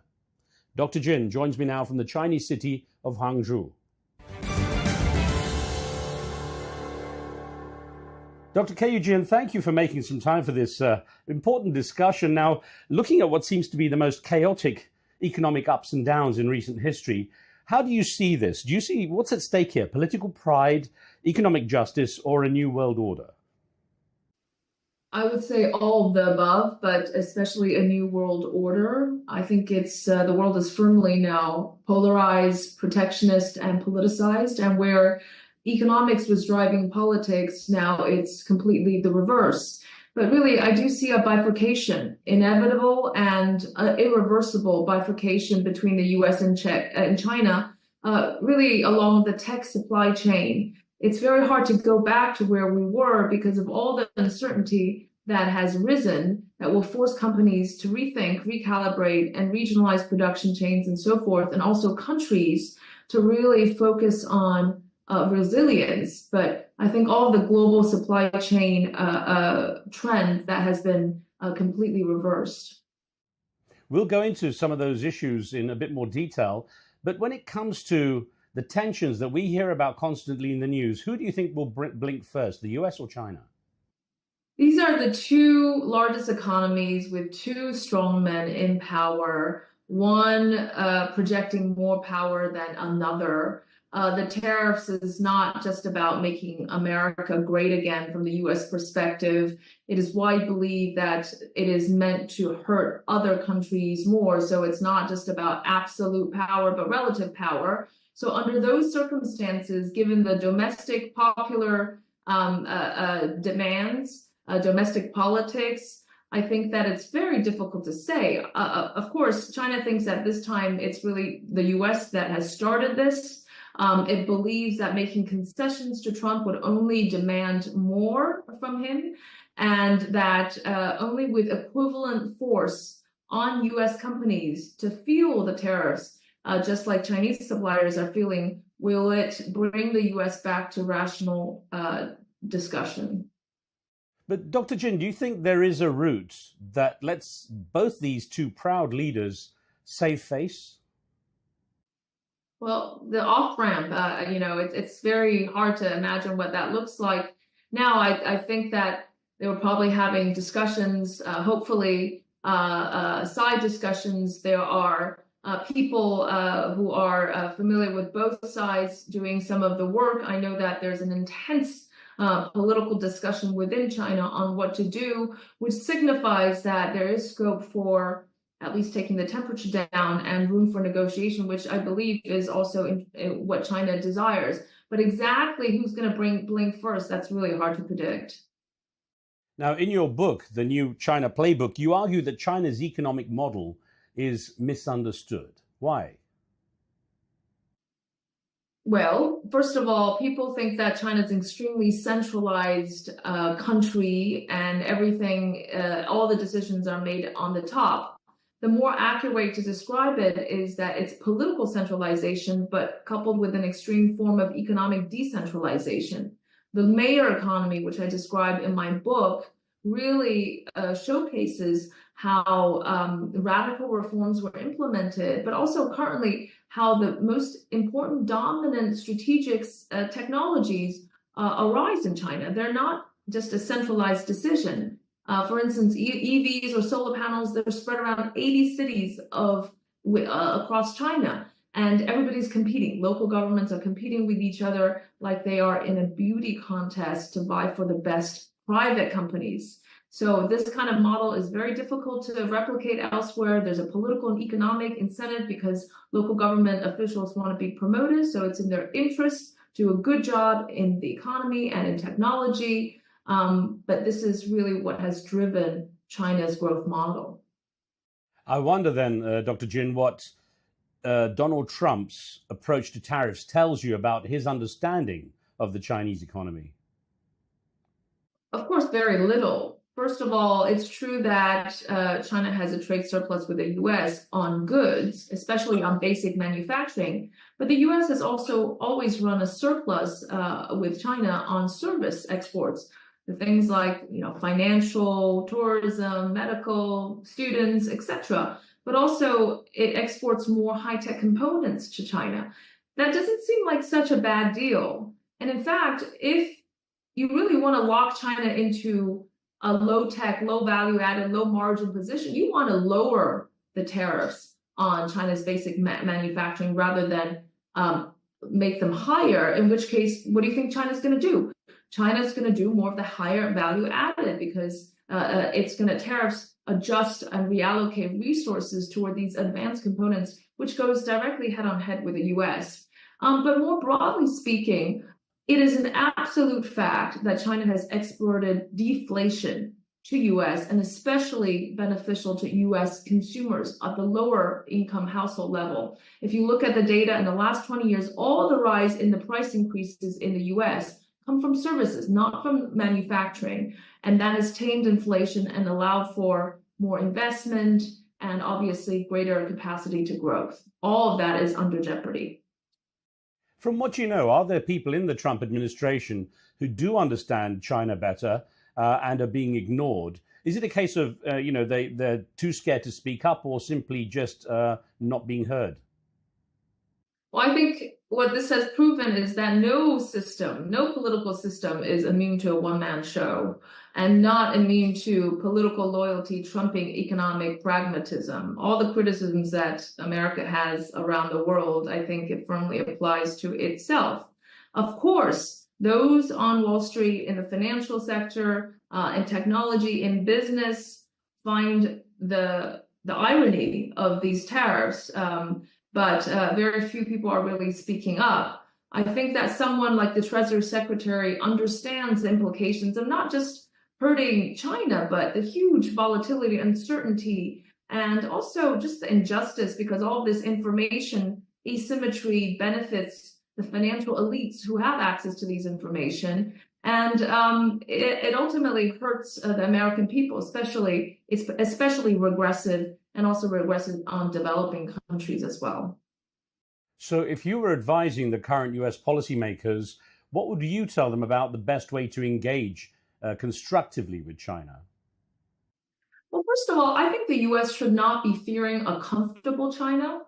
It should be fearing a more constrained China. And I'll give you an example of the semiconductors. American lobbyists in the 1990s went to China and lobbied for more imports of American chips. Guess what happened? The whole industry in China stalled. Why would you want to plow a huge amount of resources and spend on research and innovation when you can comfortably import it from America? The sector only accelerated and filled in major gaps and capacities after the export controls and bans, and now it's near domestic sufficiency. Even with gaps, China is now fine. So I would say make China comfortable is a starting point. You shouldn't fear it. Of course, there is national interest in the national security stuff, the technologies that are very critical for military capacity. I mean, both countries' national security and security interests have to be respected. That is fine, but compartmentalize. There are areas in which you would need China to collaborate, especially if we have a looming global financial crisis on the horizon, now more likely than ever, on climate change, on many collaborative efforts, especially if there's a global pandemic, and the two central banks are going to have to talk to each other. I cannot see that the dialogue is going to end right there. With the way things are going, is a decoupling between the US and China inevitable? And if it does happen to any major degree, is it actually reversible? I think decoupling is too strong of a word and it's too broad as a concept. I first of all argue that the tech supply chains, advanced manufacturing and semiconductor is on its way to bifurcation, one led by US, one led by China. Pivotal economies like Japan and South Korea want to have a foot in both. They don't want to just be in one camp, not only because of US unpredictability, but also because of opportunities that have arisen with greater tech autonomy in China. I think there will still be trade and degrees of normal investment in two countries. That is inevitable. But I think in certain areas, the bifurcation has already happened, especially in the parallel tech developments. There is no convergence to be seen there. But also, I want to just remind everyone that when China gained the most favored nation status in the 2000s, it wasn't about lowering tariffs. Tariffs are already very low. It was having eliminated all the possibility of a threat of a tariff war and from the U.S. And that has led to an expansion of capabilities, trade, and global innovation. Now that all of that is being reversed. When you talked about unpredictability, can you recall any time in recent history where there was this level of unpredictability? In fact, if we look at all statistical measures, whether it's coming from policy uncertainty or geopolitical uncertainty, at least in the last 20, 30 years, it's never been as high. So I think that companies are now factoring in these risk uncertainties, and that's going to be very costly. You know, it's not just about inflation. All the prices are going to rise. All the efficiency, all kinds of progress in the end is reflected in consumer prices, and they're all going to rise around the world. Knowing the US as you do, what do you think are the Chinese exports that Americans could not live without? Well, I hate to say this, but I don't really see America making its own textiles and apparels and toys. And even if some of that demand will be filled by Vietnam and Bangladesh, I mean, these are still small economies, and it would look like a pretty bleak Christmas. At the same time, China, it's true that the U.S. is not really no longer a great manufacturer, competence and capabilities. And the most important exports of China is not really just the final goods, the ones that I mentioned, but it's really inputs. If you look at the data again, China is the biggest exporter of auto parts to the U.S. But leaving that aside, all the inputs goes into firms' capacities and competencies. They raise productivity, they increase profits, and so this is going to lead to a profit squeeze for U.S. companies, and they will be passed on to consumers. So it's not so much one single thing that they can't live with. It's actually all the intermediate products, which is a very complex portfolio of inputs, and they interact with each other, whether it's downstream or upstream. And all this efficiency is going to be upended. And Dr. Jin, you've probably seen the memes going around, videos obviously produced through AI, I guess, showing Americans, very large, overweight Americans in rows behind sewing machines with a tagline that says, "Make America Great Again." Is it that Americans don't want those kind of jobs? Is it that it's too expensive to have those kind of jobs in America? I think the irony is that they haven't understood that all of this is just a cycle of renewal. Soon enough, Chinese people will not be wanting to make these things either. The Chinese new generation have no interest in manufacturing jobs. There's a gap of 25 million job openings in manufacturing, while there's huge youth unemployment. Guess what? They don't want to do that stuff. So it's all about time, all about a country's cycle. And when they become richer and it's the new generation, do you know what they want to do? They probably look more like Americans, wanting to be influencers. Actually, they already are influencers. They want to open their local coffee shops and restaurants and do more services. Service is only 50% of GDP in China, but over time that will increase. That would be a good thing for China as well as reducing international tension. So you just got to let a country play out the natural cycle, and a lot of these manufacturing will be shifted to other countries, although, of course, AI and robotics will pose a very different kind of question on that trend as well.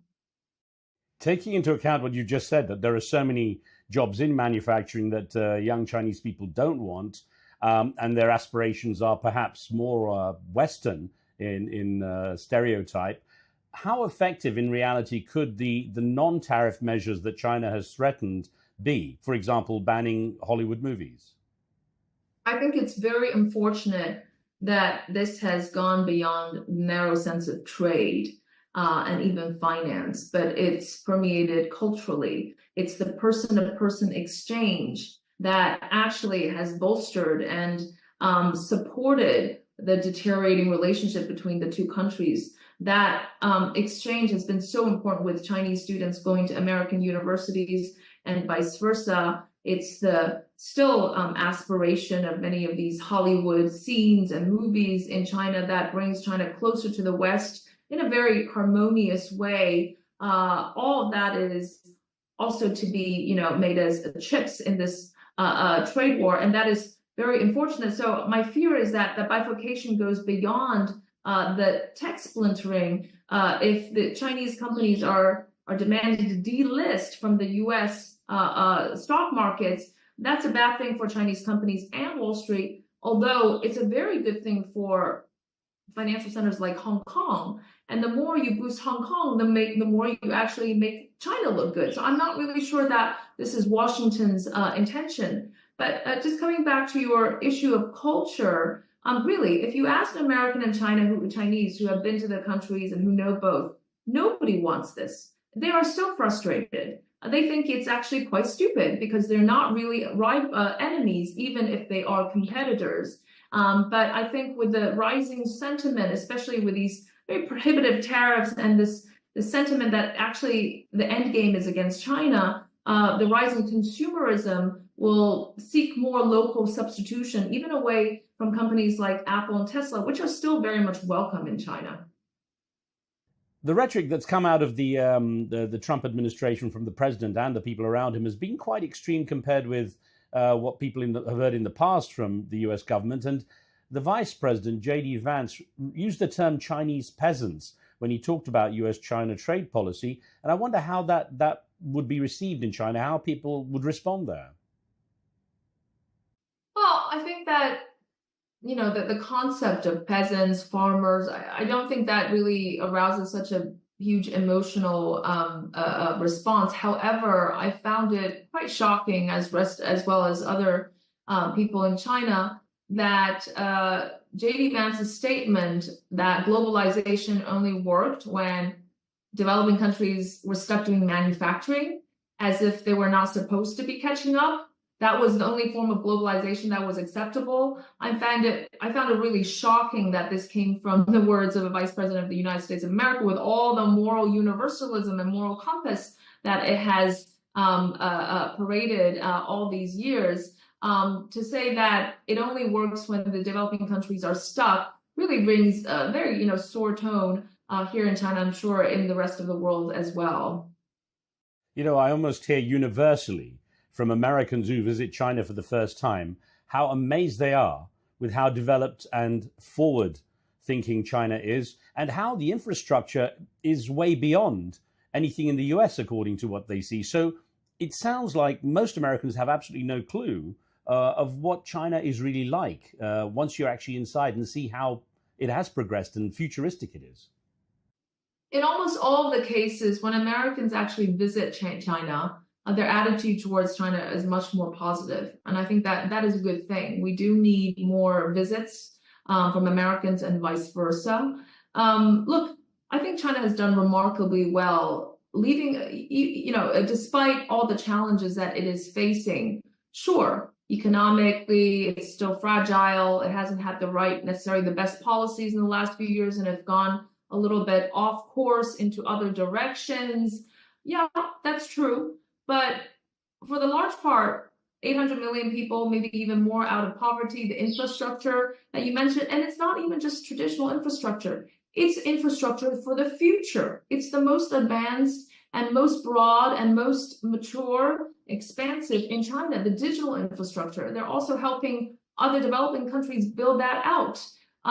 Yes, the tariff war is going to have an negative economic impact on China.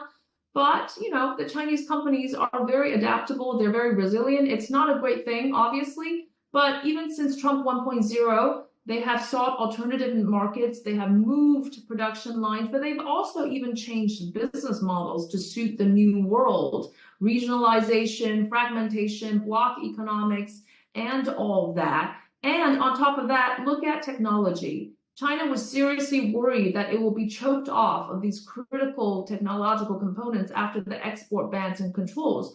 What's happening right now? Not only near domestic sufficiency, but countries, the very pivotal countries, all at least having a foot in China's tech chain, goes to show that the danger is a lot less than what it was a few years ago. It is a resilient country. It is a country with many, many problems, just like other countries, but it is not really possible to say that you're going to stop China from advancing.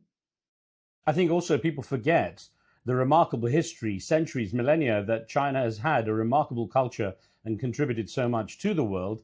And of course, Chinese are, like many people, very proud of their country. So I wonder, to what extent have the words of J.D. Vance and Donald Trump had in terms of making Chinese people more supportive of the retaliatory actions that the Chinese government is proposing against the U.S. in this tariff war?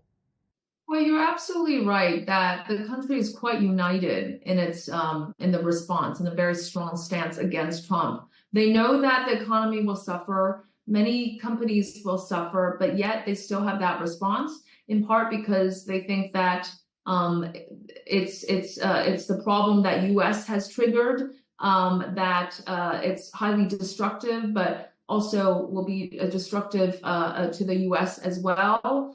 They believe that, the nation needs to fight. And I think the quote was fight until the end. So the Trump shock, the external threat, has really unified the Chinese people and even given more legitimacy to the leadership, even under certain this kind of economic weak situation. Again, I'm not sure that's what Washington, D.C. is striving to achieve, but also the unintended consequence of all of this, right? Nobody especially the good companies, they don't lie flat, to paraphrase a Chinese saying for giving up. They are more mobilized and more incentivized than ever. But I also believe that just realistically, without any kind of emotional reaction to the noise, they have been preparing for this for a long time. And yes, it is not ideal. And actually, it's really very not ideal for the rest of the world, but they will be fine. So you, from what you know, China actually has been in fairly long-term preparations for the potential of this kind of tariff war. Indeed. Since Trump 1.0, it has actually set off a globalization frenzy among Chinese companies. If you look at the surveys, about 80% of small and large businesses have already thought about or in the midst of implementing a globalization strategy. It really pushed the Chinese companies to think about opening other markets and to change their business models. And again, of course, the biggest effort has really been in technology. The Chinese government has launched what's called an AI Plus program, AI in every single possible sector. This tariff war has also given the government compelling justification to stimulate aggressively, to subsidize strategically, and to pivot into new directions. And it has given the whole nation a reason to sharpen their survival instinct. So it's been a long march. And as you know, the Chinese are very good at long-term planning. And what I find ironic is while Washington, D.C. leverages short-term interest, China is now seen to be an anchor of longer-term stability in the global arena. And of course, it's indirectly an opportunity. You see that now many countries are coming closer to China, including Europe. The trilateral discussion between South Korea, Japan, and China in March 2025 commits to closer engagement in all ways, especially amid the global uncertainties, not to mention the developing world, which sees China as a leader in investments, in trade, and in technology as well. And the DeepSeek moment, really, I want to raise this because a few years ago, we were still debating about peak China. Now it's all about the DeepSeek moment, that despite a gap, China's still at the very forefront of this technological race. And what matters in the end of the pervasiveness of the technology in the economy is affordability, accessibility, and adoptability. And here, China truly has an advantage. Well, Dr. Jin, even if the trade war was resolved tomorrow, what would be the lasting impact on China?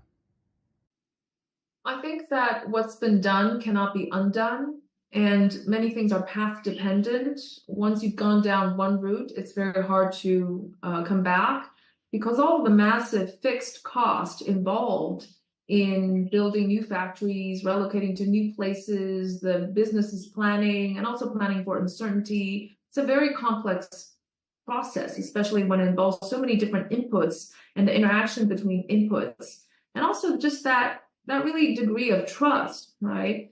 Once that's lost and confidence, it's very, very hard to rebuild. And I think where the world has been going in the last 10 years, since the global financial crisis, it really does indicate a very, very different trend.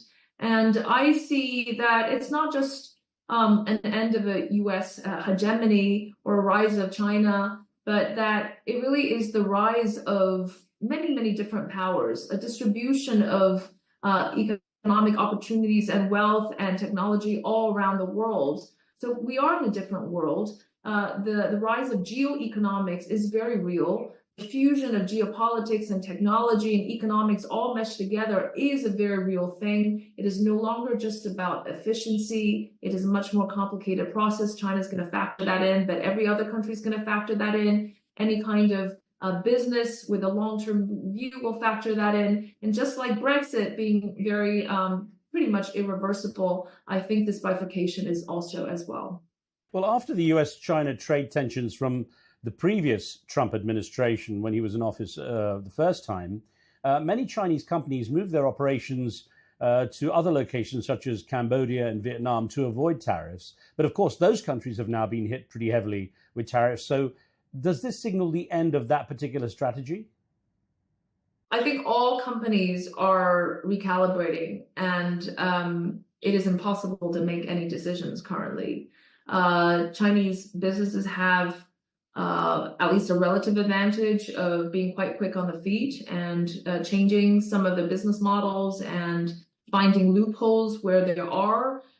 So I think that all of this is going to shift the model towards greater digital supply chains, much more flexibility supported by cloud industry. Look, the opportunity for China, at least, is really in the service trade. China only accounts for 6% of services, and service trade is exploding. It's rising much faster than goods trade. And if China is pushed away from one thing, again, it's going to go to another thing, and Chinese businesses will quickly adapt to that. But of course, kind of tightening their belts, working harder, working under constraint and stress, it's something that Chinese companies are used to. Where things stand right now, Dr. Jim, what do you assess as the stronger economy, the US or China?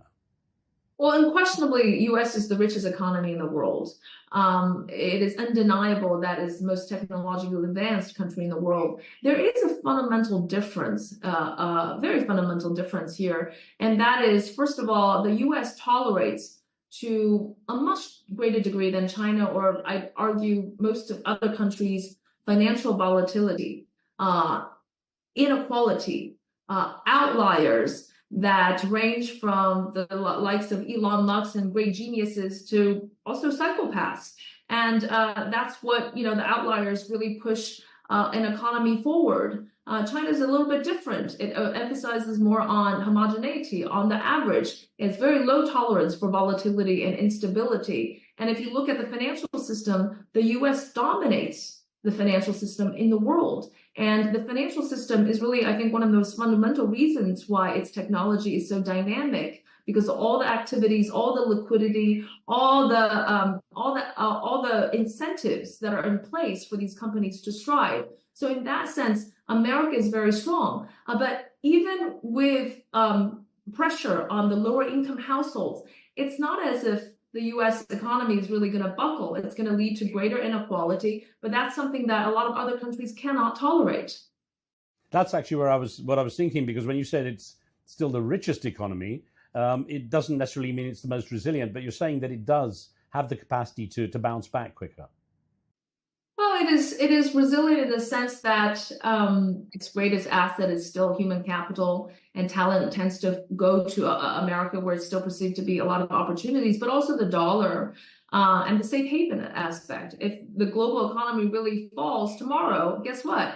Capital is going to reallocate towards the U.S. At least in the short term, it is still resilient. And so I don't know what the whole kind of anguish really is about America. America has all the IP, it has the best technologies, it has the strongest financial services, its international banks rule the world. It doesn't do manufacturing. So what, right? And so, on the other hand, China is also very resilient. It's very difficult to say which one is more resilient. It depends on the circumstances. It depends on the different political agendas. But, that cannot be said of all other countries.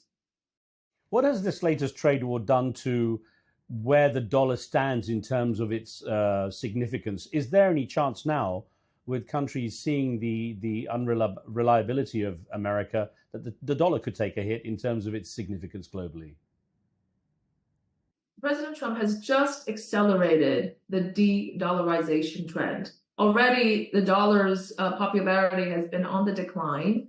The non-conventional currencies, even leaving the RMB aside, have risen from 2% to 11% in the last 10 years, which is actually quite remarkable given that kind of pace.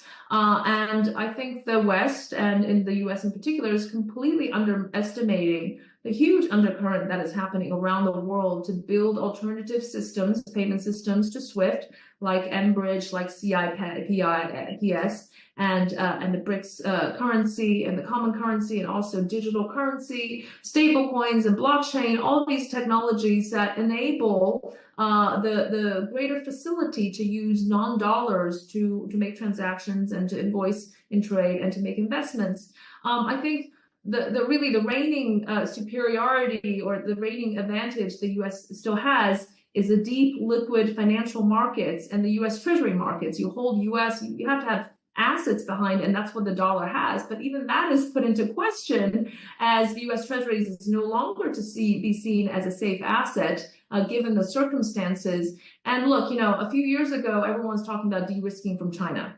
Now everybody's talking about de-risking from the U.S. as well. The point is to not be at the mercy of one single country in anything.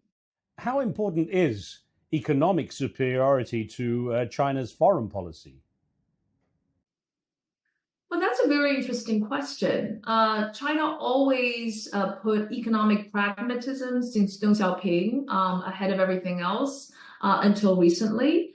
You had a more confident China in the last 10 years, confident of its economy, confident of its growth, of its technology. And you saw that China swayed a little bit away, veered a little bit away from economic growth as a central agenda into more social programs, elevated state-led programs, even political control, and so forth.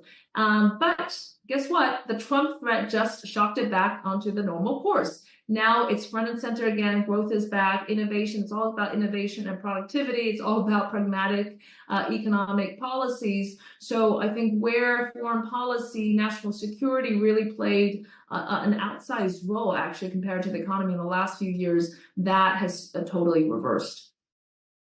We talked earlier about manufacturing jobs and how there's perhaps a bit of a disinclination for people, especially young people, to take them on. And China is often described as the world's factory, while Donald Trump says he wants to return manufacturing back to the US. Realistically, how possible is that? I don't think any economists think that is really that's very realistic or desirable. I think to give you one statistic, China has built more ships than the US since post-World War II. It's not just about basic manufacturing textiles. It's about the capacity, competence, and all the investment that has taken place to make the supply chains most efficient. And also, even if it weren't for China, it's other countries that will gradually take its place. The Japan shock happened in the 1980s. Then it was the China shock. But then it would be passed on to other countries. So unless you have erect a wall against everyone and all lower labor cost countries, you're not going to bring back manufacturing as an optimal, economic strategy. And also, apart from national security, which is understandable, and basic competency, I'm not sure why that is so desired. U.S. is a knowledge economy. There's huge amount of benefits for being a knowledge economy. And let's just look at Apple. All the value added is in the U.S., not in the manufacturing segment. China would love to be in that position and climb up that knowledge and research intensive chain. And also U.S.'s financial services. It's really not a bad position to be. And also from the first Trump trade war, estimates have, studies have shown that for every steel job that was saved, that amounted to a cost burden of $900,000 for consumers. Since all eyes are turned onto US-China relations, how important is this moment for China's place in the world? Indirectly, this is China's opportunity. I'm not saying that for sure that China will utilize it well, but it certainly is a great opportunity, the best in years. First of all, you see that many countries are inching close to China, at least subtle changes in attitude, including Europe. There's going to be very, very high-level state-level visits from European countries to China, visiting China rather than the Chinese president going to Europe. Of course, even despite the geopolitical tensions between Japan and China, India and China, that has totally stalled. That's pushed the countries together. So what we're seeing is that the whole notion of traditional fixed alliance, that's completely upended. It's no longer just based on geopolitics. It's a very fluid, circumstantial thing. It could be based on economic pragmatism. It could be based on climate change. It could be an alliance to deal with a rupturing of the global system. China is now positioned as a more of an anchor of longer-term stability. China is open for business. Where Washington is erecting walls, Chinese premier has pronounced 0 tariffs for the least developing countries. If you look at RCEP, it's pushing countries together as well. They announced 54 sectors, 0 tariffs. What does this mean? It's taking the complete opposite approach and strategy to Washington, D.C. And where the U.S. is isolating itself, China wants to be as open as it possibly can. A final thought, Dr. Jin. What do you see as the biggest myth that people still believe about the war, Donald Trump's trade war with China? The myth is that it would be so damaging for China that the Chinese leadership would capitulate, will concede, that the Chinese economy cannot afford a trade war. I think that is a misunderstanding not only of the political thinking, but also of the economic reality, where, as we have discussed, there's been a long preparation. The fact that the main challenges are still internal, the fact that China was already going on to a trend of producing more of its own domestic inputs and intermediate goods, looking a lot more like a closed economy, like the US and Europe. In fact, China is more closed than Japan and South Korea. So it's actually pushing China down a trend it was already on and shifting the focus to consumption. That's what really China needs. Big consumption. Now there's a reason to do it. There's a reason to have a huge stimulus to even force consumption if it's actually possible, and to move China up swiftly up the value chain and to get rid of the lower end manufacturing, which would have naturally gone, but it's just sped things up. And so I think China is prepared. And this is maybe why China's stance is so firm and so strong. Yes, it will be painful. Yes, it's going to hurt. It's going to bite everybody, but they'll suck it up and they'll continue to do what they were doing anyways, but with a more domestic focus. Well, Dr. Kei Jin, thank you very much for sharing your very informed opinion on this very important issue. Much appreciated. Great to be with you. Thanks again.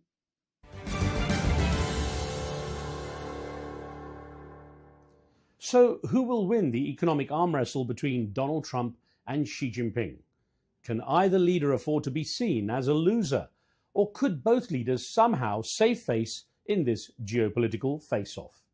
For answers, we've lined up another renowned economist who has written extensively on the Chinese economy.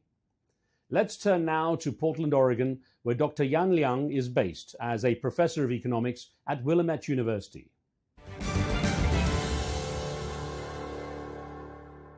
Dr. Liang, you wrote an article at the time of Donald Trump's inauguration saying that Trump's trade war 2.0 could be a strategic gift to China. Now, based on the past couple of weeks, have your predictions come true? And if so, in what way? Yeah, so that's a very good question. You have to be held accountable for what you have written, right? So I think China's response has been very clear that they will have the tit for tat. They would not tolerate the aggressive moves by Donald Trump. They will stand up against bully, and they will protect their own economy with policy measures. So I think it is a strategic gift in the sense that this will allow China and enable China to really rethink how to structure its economy going forward, how to rely more on domestic demand, especially consumer demand. So I think that is a strategic gift in that direction. And then last but not the least, as some people put it, Trump is basically handing the world to China now on a silver plate, in the sense that, it completely uproot the previous very unfair, unjust global trading system and his alliance with the traditional, what he called friends, right? The Western European economies, Canada, Mexico, and so on and so forth. And so I think in the sense, it is a gift to China to rewrite and to reshape the global order in a better, a more just, more fair way. So I think in all these dimensions, I do think that this presents a great opportunity. The question is if China is able to really seize the opportunity and really do what would be necessary, right, and what would be effective. And I think, again, the evidence suggests that I think China is moving towards the right direction. Now, of course, things have gone up and down, and I know you obviously expected some kind of challenges coming from the US administration's trade policy under the second round of Donald Trump's presidency. But how shocked were you by the revelations that came through on what Donald Trump called Liberation Day? Right. So I think the economic impacts are definitely consequential, and we've seen this in the past, couple of days or week. So for China, I think it's going to be a demand shock because the U.S. market does account for somewhat 14.6% of China's exports back in 2024. And the Chinese government has been preparing for this, right? They have been preparing since the first term of the Trump administration. So they have spent 8 years really trying to strategize how to diversify exports, how to bolster domestic market, how to build international partnerships. So I think all of this in some ways will help China to weather. Now, of course, the damages are not going to be only fell on the Chinese economy. The U.S. economy have also sustained a very large shock. And it's not just from the supply side, because they basically cut off, right, their own kind of access to the Chinese products, including consumer goods and also, intermediate and capital goods, which are very important to the U.S. manufacturing sector. So there is the supply side shock, but there are also the demand side, right? Because with all the policy uncertainties, businesses are not investing, consumers are also having a weaker confidence in the economy.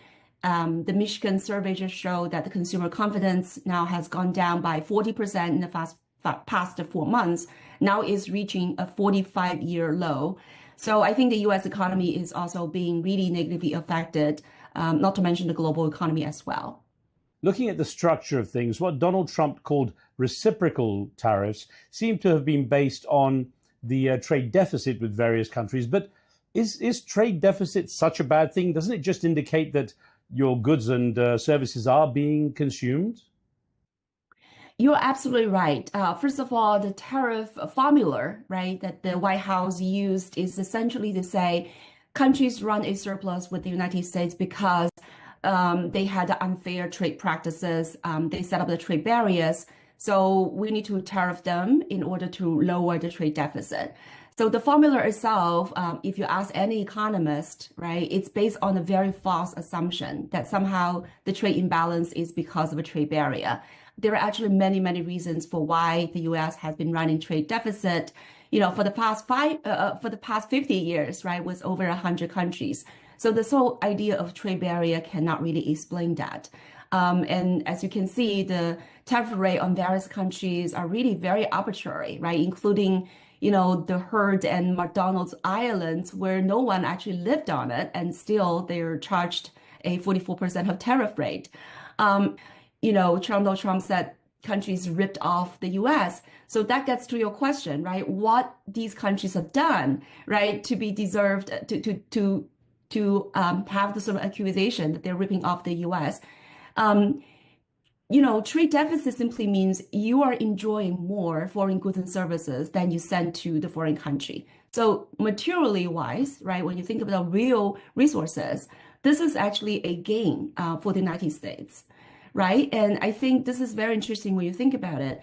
I think many countries in the world do not enjoy the same kinds of privilege as the United States, in the sense that if a country runs a trade deficit for years and decades, what happens is the countries will build up, trade imbalances, and the foreign debt is going to climb up. So eventually, this is going to bring adjustments, either through the exchange rate devaluation or their domestic economy tanks, right, reduces the income and therefore help to adjust the balance of payment imbalances. Well, this leads me to point out that China's right up there at the top of the list of nations that Donald Trump produced.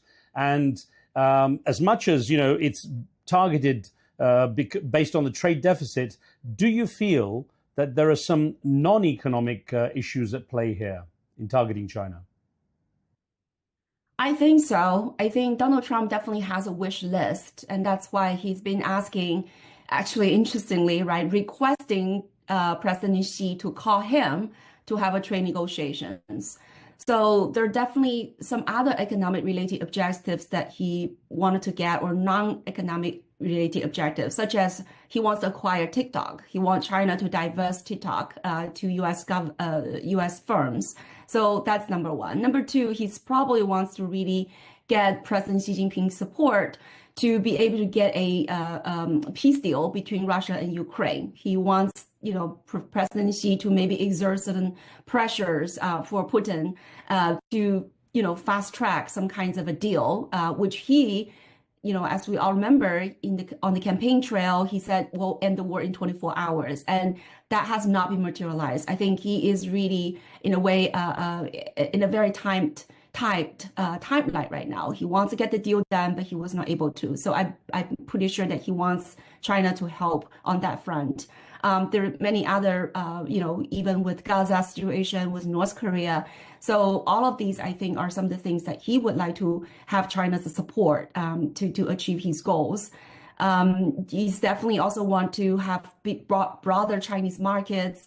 He wants to be able to, also have Chinese investments into U.S., even though that also is kind of inconsistent, right? On the one hand, he wants the Chinese companies to invest in the U.S. to create jobs, but at the same time, he has been really talking a lot of hostile kinds of policies towards Chinese companies, not allowing them to acquire certain companies or invest in certain fields and so on and so forth. But I think, long story short, yes, there are definitely other objectives that he wants to achieve with China. So he's using tariff as a leverage. But at the same time, I think he's also not sort of, he's not against the idea of a more sort of a long-term structural decoupling from China, given, Peter Navarro's consistent message or advice to Donald Trump. And Dr. Liang, how does the synthetic opioid drug fentanyl fit into this whole US-China trade war? We hear about the fentanyl tariff, for example.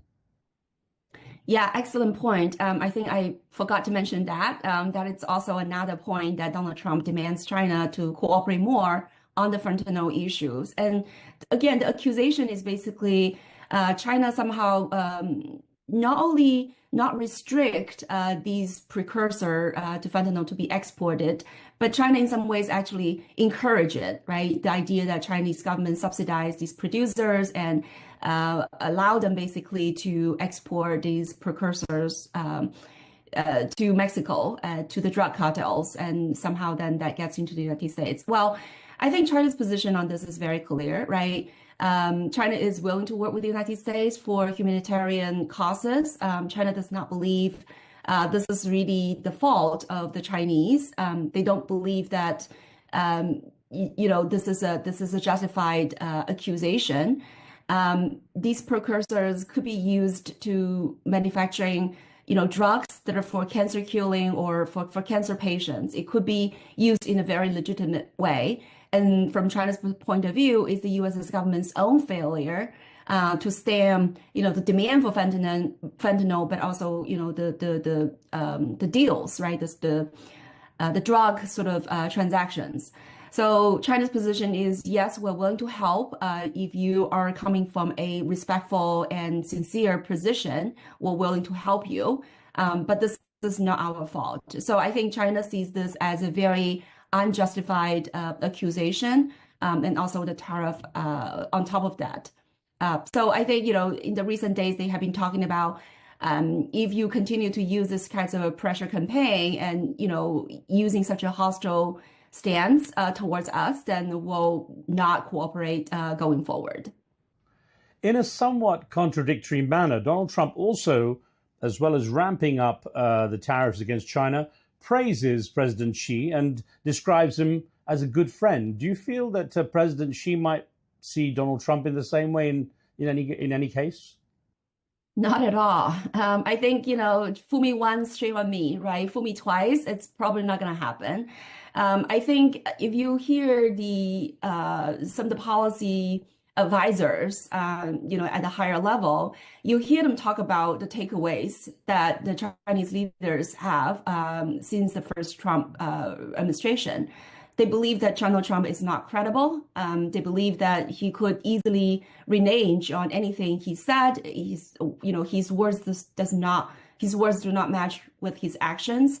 So those are some of the lessons that these leaders have learned, I think, from the first term of Trump's administration. They also talk about other lessons, which is that Trump is going to continue to have a hostile stance with China. Trump is going to double down with the confrontations on economic front and possibly, other fronts against China. So China needs to be prepared. This is the second lesson that they learn, right? So the third lesson, according to them, is that China needs to compete from a position of strength. So what that means, it needs to bolster domestic economy. It needs to double down on its technological investments and advancements. And last but not least, trying to, again, work with international partners to, again, sort of build the kinds of cooperative relationships with the rest of the world.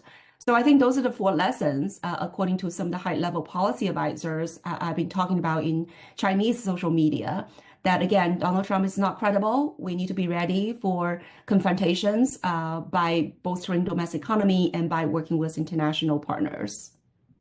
Interesting you say that about Donald Trump not being credible from the advisors you speak to, with two such strong characters and so much pride at stake. Which of the two leaders do you expect to finally emerge with the most credibility? Well, I think you're right. These two are both very strong men, right? They don't want to show any weakness. For Xi Jinping, I think in their calculation, if you show any weakness, then Donald Trump is going to step up. They're going to demand even more. There has been a phrase that has been, again, floating on the Chinese social media. It basically says, if you give Donald Trump 1 inch, he's gonna, take another foot, right? So I think, from China's point of view, it's not just that the leaders is worried about humiliation, but also really what are the parameters of these kinds of negotiations? Like what Donald Trump really wants, what would really make him back down? Well, pretty soon after he announced the tariffs, he also then turned around and announced he would suspend tariffs for 90 days on most countries, and then said it was all part of his original plan, while others believe he was panicked because of the huge sell-off on treasury bonds. Now, when it comes down to it, does China view that decision made from a position of strength or weakness on the part of Donald Trump? Well, first of all, it's very clear this was not the plan all along. There's so much evidence for that. So, for example, the USTR, the Trade Representative Gerrans, he was actually testifying in front of the Congress for Donald Trump's tariff policy when the announcement came that the 90 days pause was, going to be implemented. So this trade representative was basically grilled by the congressman and saying that how as a trade representative that you have no idea that this 90-day pause was going to be in effect, right? So if Donald Trump really had this policy all along, his policy advisor would have known, his cabinet member would have known, right? His press secretary would have known, but none of these people seem to have this idea ahead of time. They all have been defending the policy and say, no, the pause was not in the consideration. And yet that was a pause, right? So it's clear this wasn't in the plan all along. Now, second, Donald Trump, he himself admitted people get yippee, right?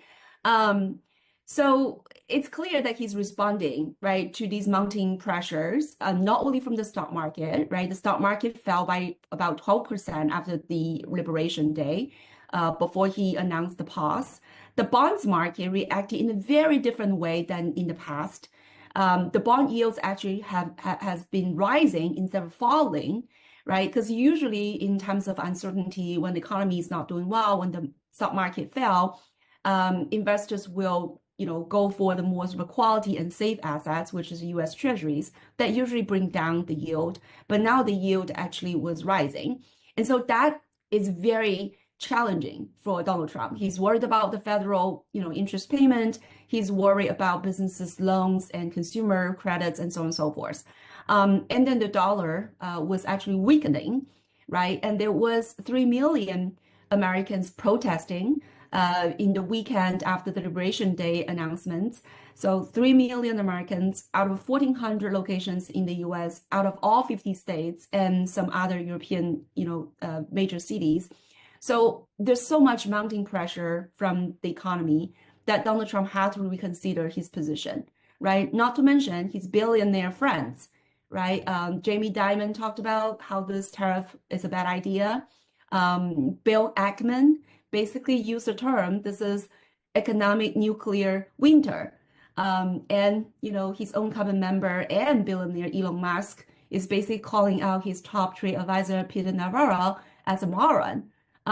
So again, all of these are the economic and political pressure for Donald Trump to back down. And this wasn't his strategy all along at all.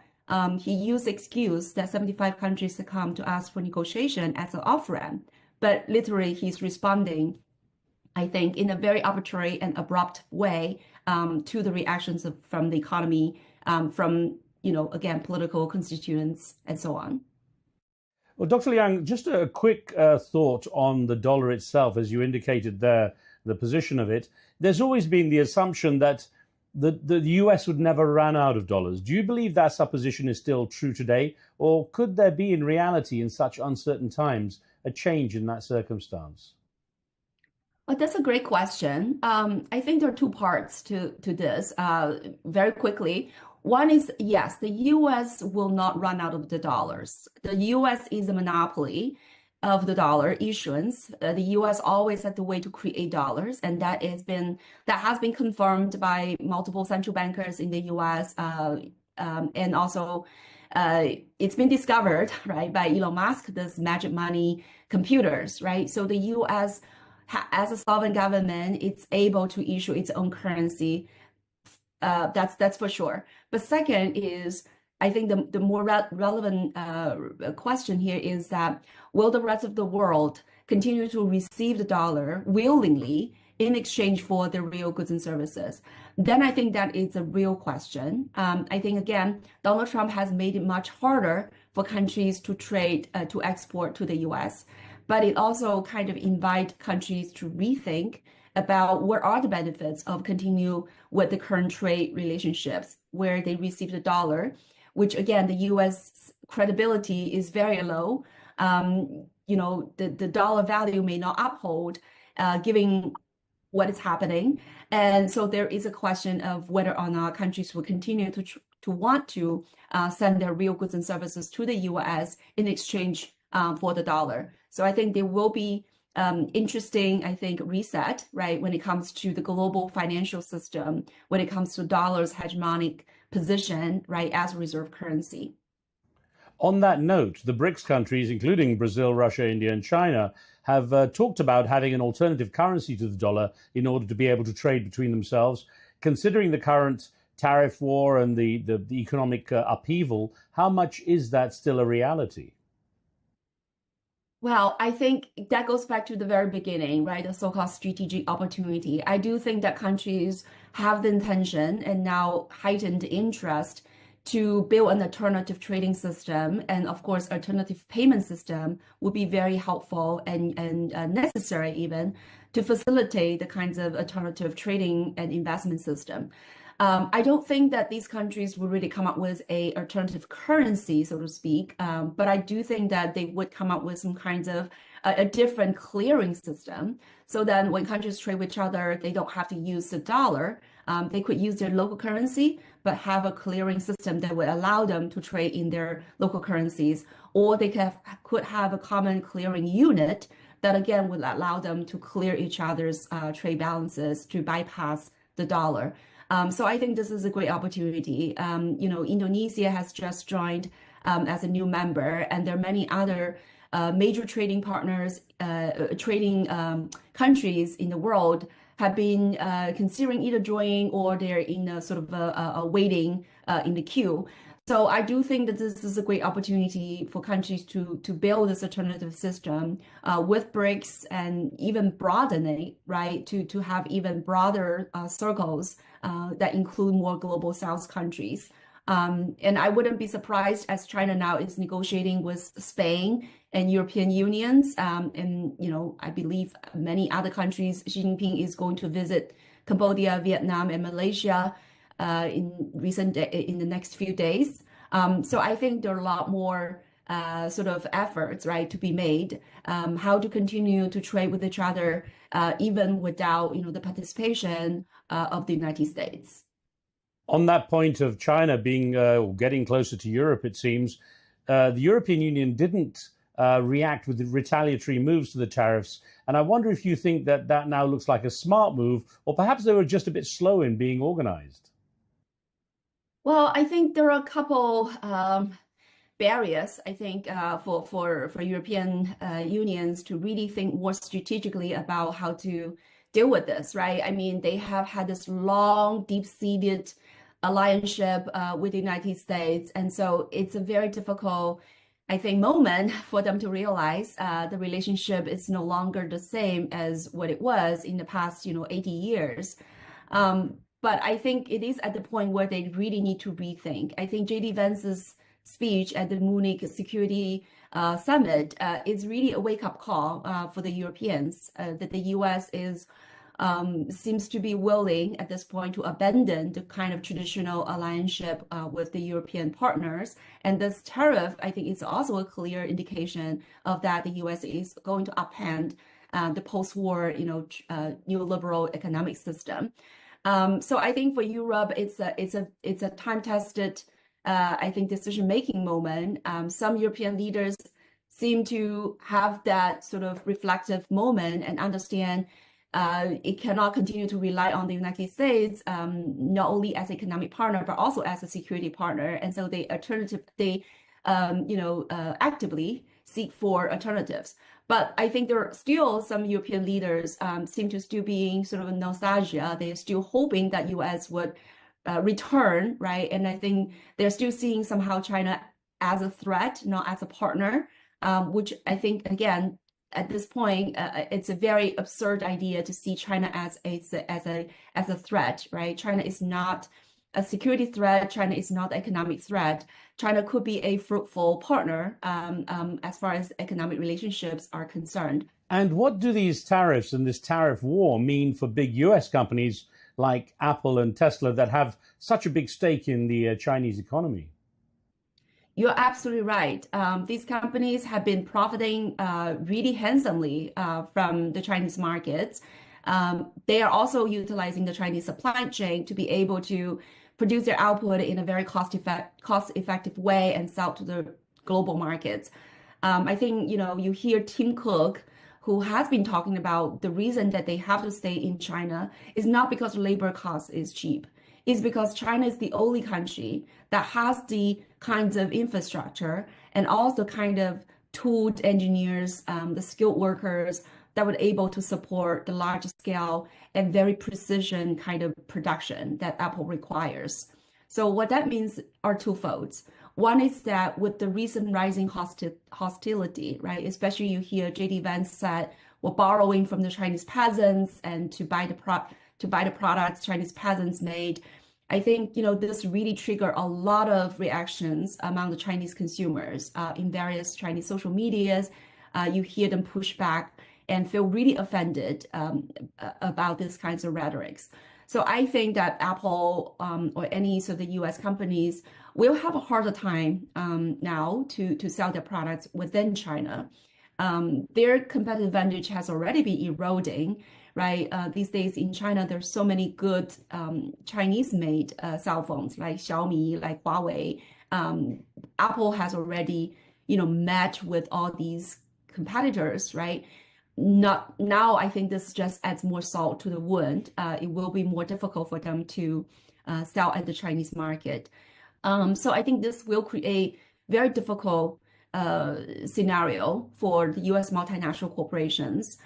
Even if they move their production to other countries, as I mentioned earlier, other countries like India, like Vietnam, cannot be a complete substitute for China. The scale and the quality of the production is simply, unmatched, by these countries. So it will create a very difficult situation, I think, for these multinational corporations. On the note of Tesla, there's been reputational damage as well, of course, as the risk in terms of its attachment to the Chinese economy, hasn't there? Right. I think that's another very salient example, as you mentioned, right? It's not just a cell phone, it's not just Apple, but Tesla. They already had fierce competition from the Chinese-made EVs. Many of them are, in many ways, more preferred by the Chinese consumers in terms of the price, in terms of the quality, in terms of the user features and so on and so forth. So they already see their sales declining in China's market and also I think global markets.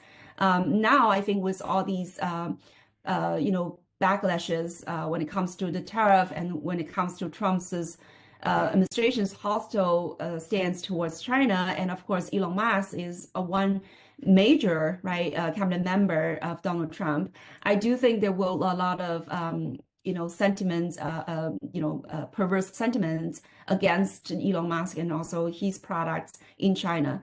So again, none of this is conducive to the businesses of these U.S. multinationals. And a quick thought about TikTok. What has the so-called Liberation Day announcement done to the plans or proposal to have TikTok sold to an American buyer? So I think at this point, China does not have appetite to really consider divesting TikTok, giving, again, the lack of trust, the lack of credibility, the lack of parameters of the negotiations with the United States.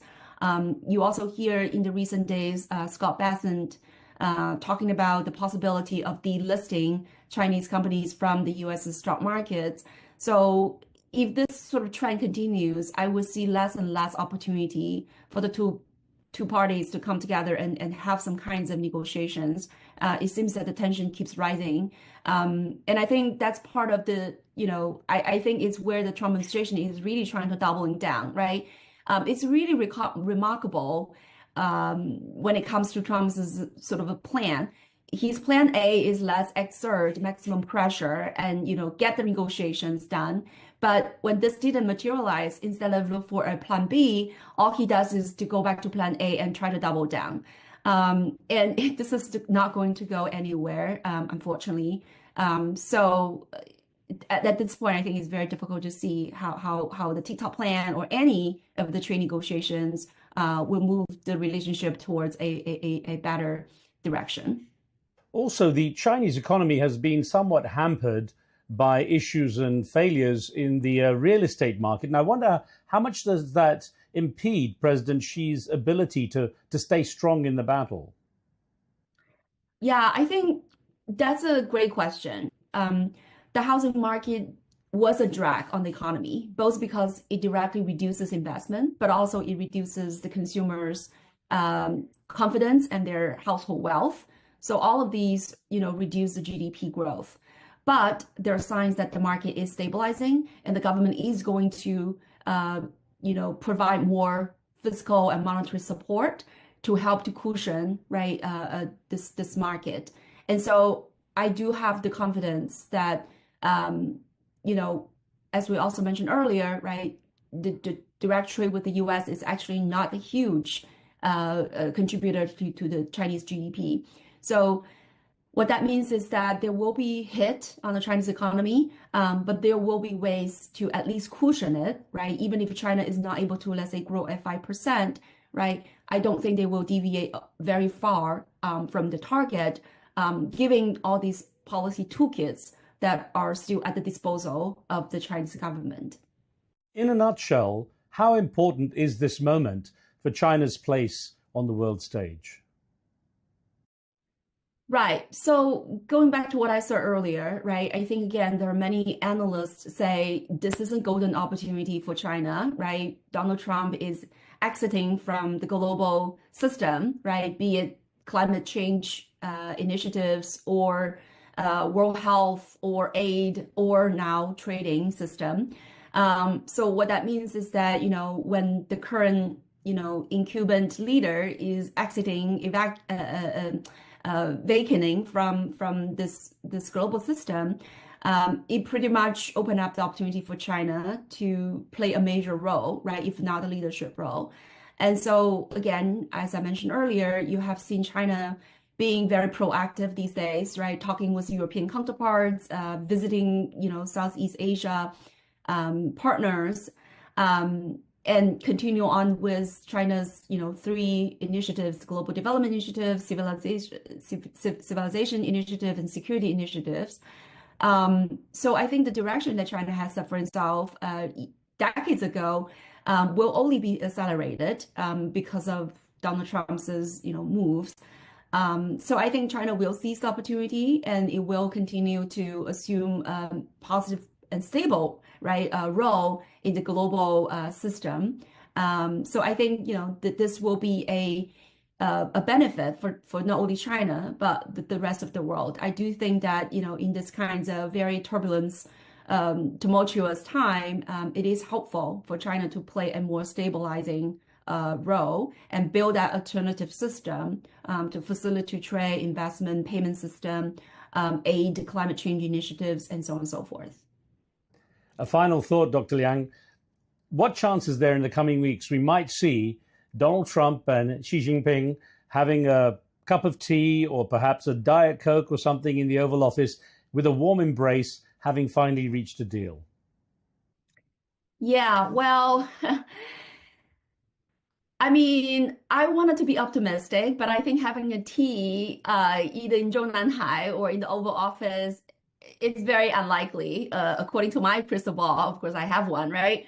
But I think I would not rule out the possibility that both sides pick up the phone and start talking. Right now, I think the most practical barrier is that Xi Jinping wants to have more lower level negotiations, and then he and Trump can, sort of seal the deal, because he wants to have certainty before, he appears to reach a deal with Trump, where Trump seemed to want to start with the very high level. He wants to have a direct phone call with Xi Jinping and talk through, this trade deal. So I think that now is probably the sort of barrier for both sides to reach any agreements in a very practical way. So we'll see. I think, again, for me, China has already made the position very clear. We open for negotiation, and we will ignore any further escalation of tariff because there's no point to do that. And when you look at Donald Trump, right, when China slapped back the 84% tariff, Trump already said, well, we will terminate any trade negotiations. But then he backed down and said, we are waiting for the call. So I do think that Trump is probably going to be the one who backed down first. But of course, he is going to find an excuse. He's going to find a pretext that would seem that he was the one who can claim victory, or at least not the one, who lose first, right? Who blink first. Dr. Yang Liang, thank you so much for your time. Yeah, no problem. Well, thank you so much for having me. I appreciate that.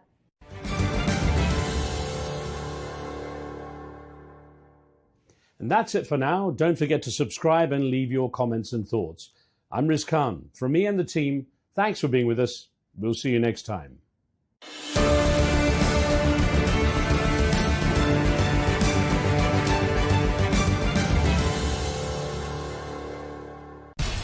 We have to take care of our people, and we're going to take care of our people first. For in-depth analysis and all the latest developments across the globe, make sure you join us every weekday. President Trump is trying to negotiate a ceasefire. With so much happening, so much information, and so much noise, international law will have no part in his administration. It can be hard to keep track.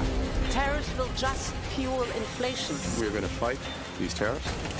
But you can count on us to tell you what you need to know. We stand by your side. Join me, Tom Burges Watson, for Global News Today, right here on Al Arabiya News.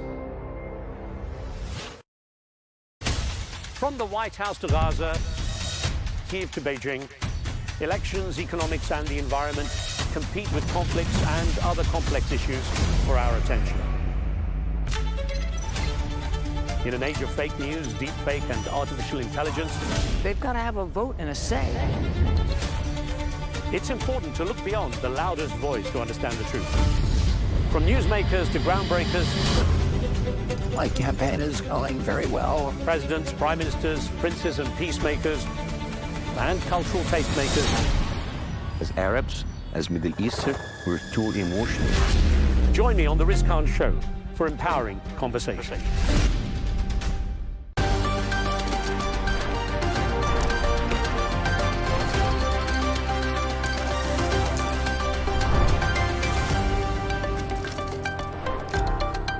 Hello and welcome. I'm Leigh Ann Gerrans and you're watching W News Extra, broadcasting live from the Al Arabiya headquarters. These are our top stories. Former US President Joe Biden calls out the Trump administration for their handling and dismantling of the country's social security system. Israel's defense secretary bans humanitarian aid from entering Gaza in order to exert pressure on Hamas. And a landmark ruling finally defines what a woman is, as the UK Supreme Court says it all comes down to biological sex.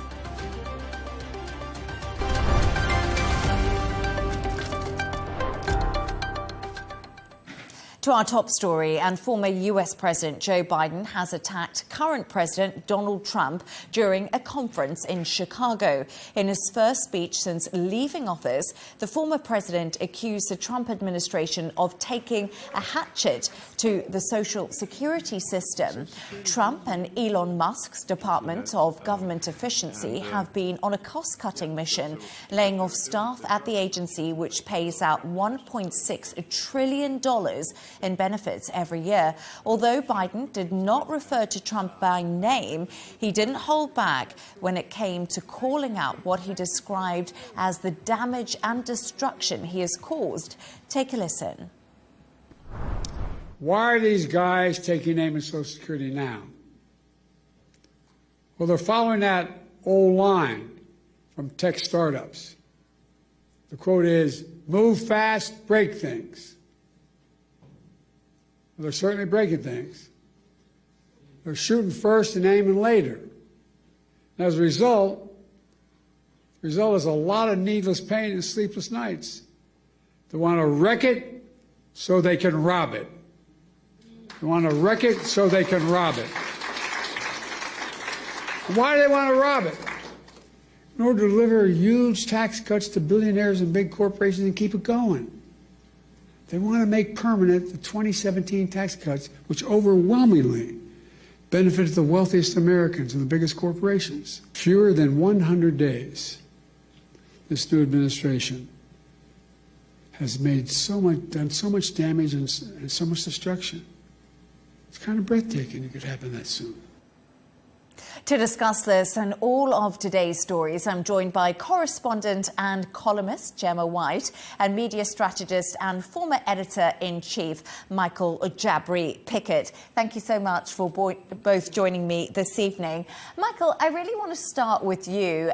We just heard Biden there, and of course, not surprisingly critical of Donald Trump and the administration. I felt he concentrated on domestic issues, so we saw him really go after the Republicans when it came to Social Security.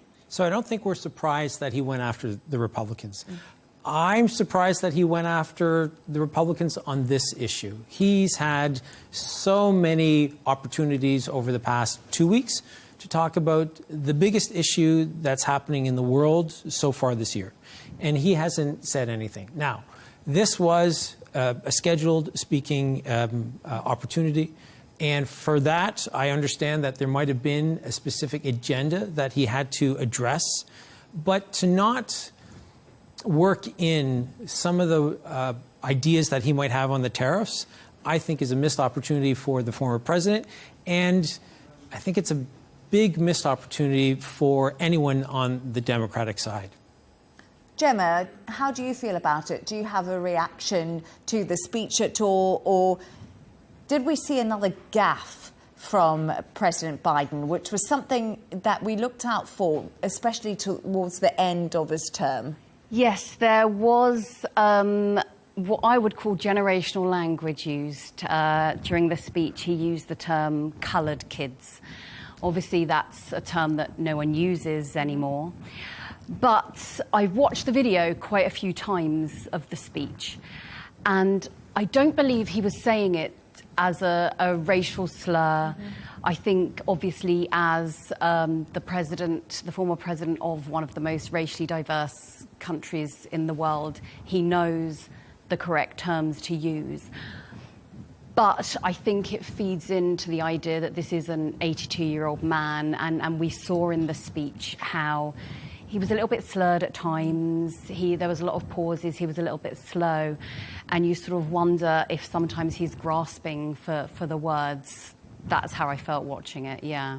And I think something that's important to highlight is when I was watching it, because I also watched it, I sort of felt a little bit like Trump has only been in for 89 days. We've heard from him so much more than we ever heard from Joe Biden throughout his presidency. Trump is a bombastic character. He's a little bit younger, but not significantly younger. And as you mentioned earlier, are the Democrats just missing the point here completely?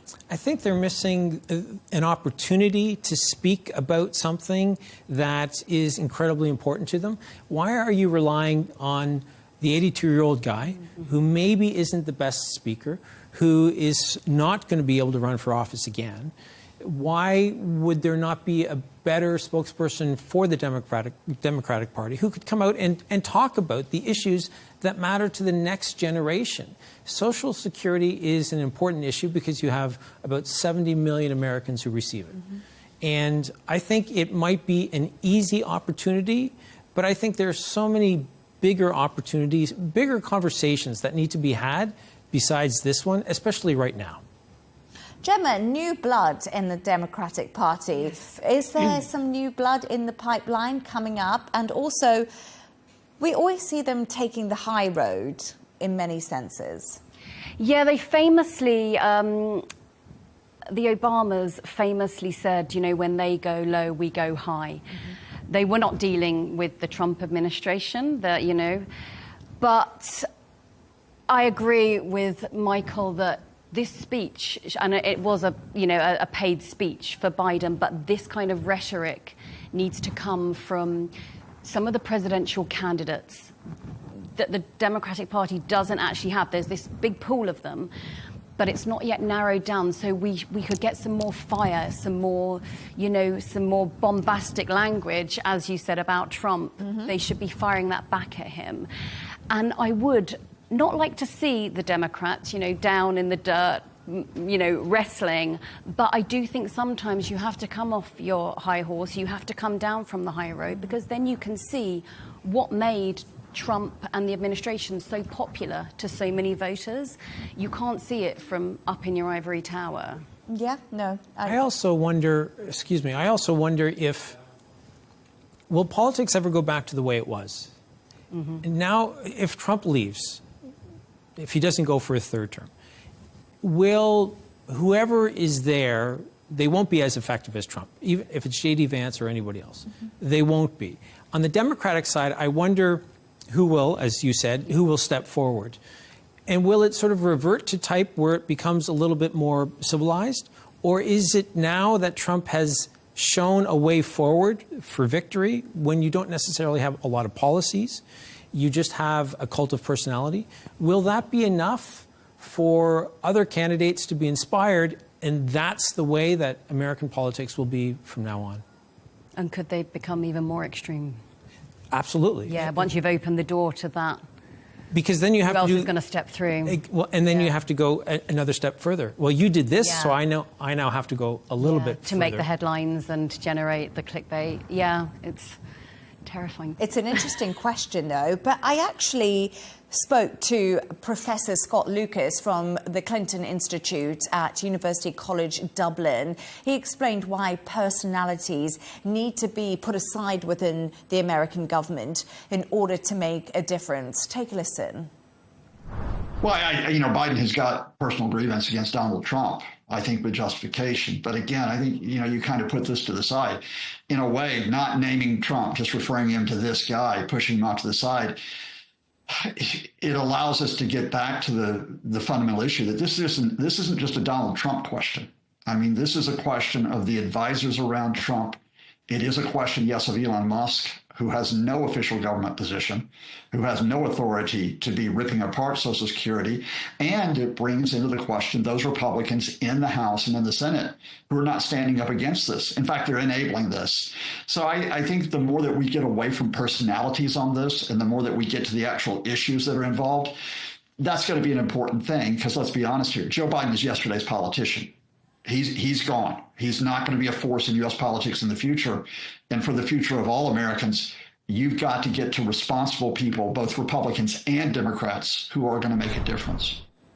Almost touching on what we were saying earlier, like what is coming next? Is it time to put personalities aside and actually think about America as a country and their future? Absolutely. And I think that when you look at both parties, and the interviewer touched upon this, when you look at both the Republicans, we might say that J.D. Vance is next because he's the vice president, but that didn't work out so well for Kamala Harris. But who else? Who else on the Republican side? Who else on the Democratic side? And I wonder if maybe there needs to be conversations about age limits running for president. Yeah. I wonder if there maybe needs to be much more diversity from a ground roots level. And I think it'll be interesting in the next election. Nobody knew Obama was going to come along when he did. Yeah. Who's going to be the next one in 4 years, 3.5 years, 2 years, 18 months when the midterms happen?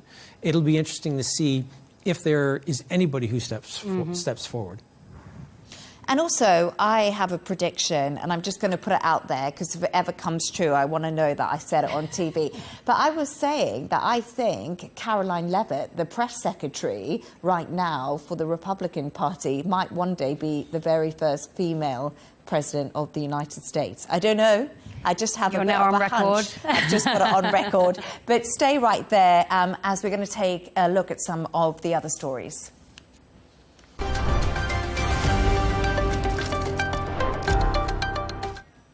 US Secretary of State Marco Rubio and peace envoy Steve Witkoff are in Paris today to discuss the future of Ukraine with European allies. The talks are expected to last until Friday. Their trip comes as Ukraine votes to extend martial law until the 6th of August. 3 US senators will visit Taiwan this week to discuss trade as Taipei continues tariff talks with Washington. Taiwan was due to be hit with a 32% levies as part of President Trump's now paused regime. The US is Taiwan's most international backer and arms supplier, despite a lack of formal diplomatic ties. And members of the World Health Organization have reached a legal agreement on how to learn from the COVID-19 pandemic and prepare the world for future pandemics. The deal aims to ensure fair access to drugs and vaccines across the globe.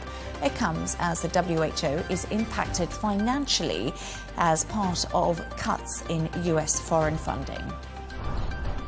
And a pair of climbers have broken the speed record for ascending the mountains of the Swiss Alps.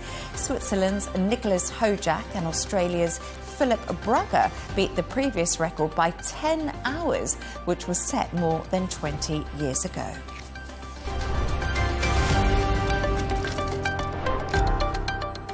Now on to our next story. Israeli Defense Minister Israel Katz has said no humanitarian aid will enter Gaza in order to put pressure on Hamas. Negotiations for a ceasefire are ongoing, with Israeli officials repeating a need for military action to secure the release of hostages held by Hamas. So we are talking again about negotiations, the situation between Israel and Hamas. Michael, earlier today, 11 people, including women and children, were killed in Gaza City in Israeli airstrikes. What is the situation? So the situation is pretty much as it's been for the past 18 months, right? Israel indiscriminately bombing, always saying that there's a command and control center. Hamas is operating in a hospital. So many women and children. I've seen numbers as high as 70%. Certainly 70% of deaths of the 50,000 are civilians. That cannot be disputed, although the Israelis will say that that's not the case, or they will say that the civilians are being used as human shields. The problem that we're encountering right now is that everybody is feeling the pressure. So Prime Minister Netanyahu is feeling the pressure from the hawks within his cabinet. You have Hamas feeling the pressure from the Israelis as well as from their own people. There have been protests in Gaza against Hamas. And the U.S., I think, is going to get to the point where they've had enough. And they, I think, are the only ones who will be able to say to the Israelis, stop. And until that happens, I think we're going to see more death. Gemma, the situation on the humanitarian front is just dire. We've seen so much in the news about it. Do you think it's getting worse? It is getting worse, and we're watching it in real time get worse. The aid was halted to Palestine on March the 2nd, so we're now on day 46 of no food, no water, no fuel, no medical supplies getting through. So, as Michael has mentioned, the people who suffer the most are always the children and women in situations like this. And we've still got more time to wait because the International Court of Justice is not meeting until April the 28th. And they're going to discuss Israel's humanitarian obligations to the Palestinian civilians. Now, whatever the results of that ruling and the decisions, they are legally binding, but there's no way to enforce them.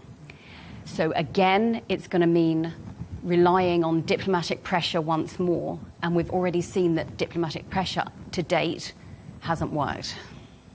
It's a tricky situation, and as I said earlier, we've heard from this chorus of NGOs, and I think it was Doctors Without Borders saying it is a mass grave. We've also heard that from the UN. But let's put Israel's side in this mix here. They're saying that they have to apply this maximum pressure because they want their hostages back.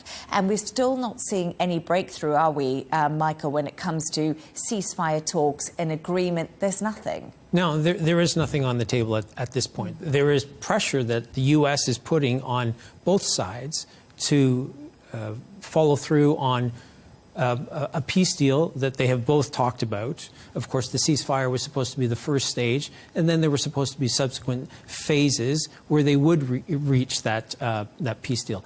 The issue that they're facing today, though, is that Hamas has no bargaining chips if they give up all the hostages. And everybody knows that. Hamas is prepared to give up part of the government civilian side of their operation, but they're not willing to give up their arms. And of course, that's what Israel wants. And I also wonder if maybe Israel doesn't want them to give up their arms, because if they do, then they really have no recourse to continue bombing them. And that's where I think the rubber meets the road, because Israel has a strategy. They want to go in. They want as many Palestinians as possible to leave, to go to some of the neighboring countries. And of course, the Palestinians don't want that. But Hamas cannot continue to hold out because there are so many civilians that are dying every day. Gemma, what do you think the answer to this is? Do you think we were saying that we need pressure on a diplomatic level, but that isn't doing anything right now from what we can see? Do you think it's time for the US to start tightening the screws and making something happen? As Michael said, that's probably going to be the only country that Israel is going to listen to.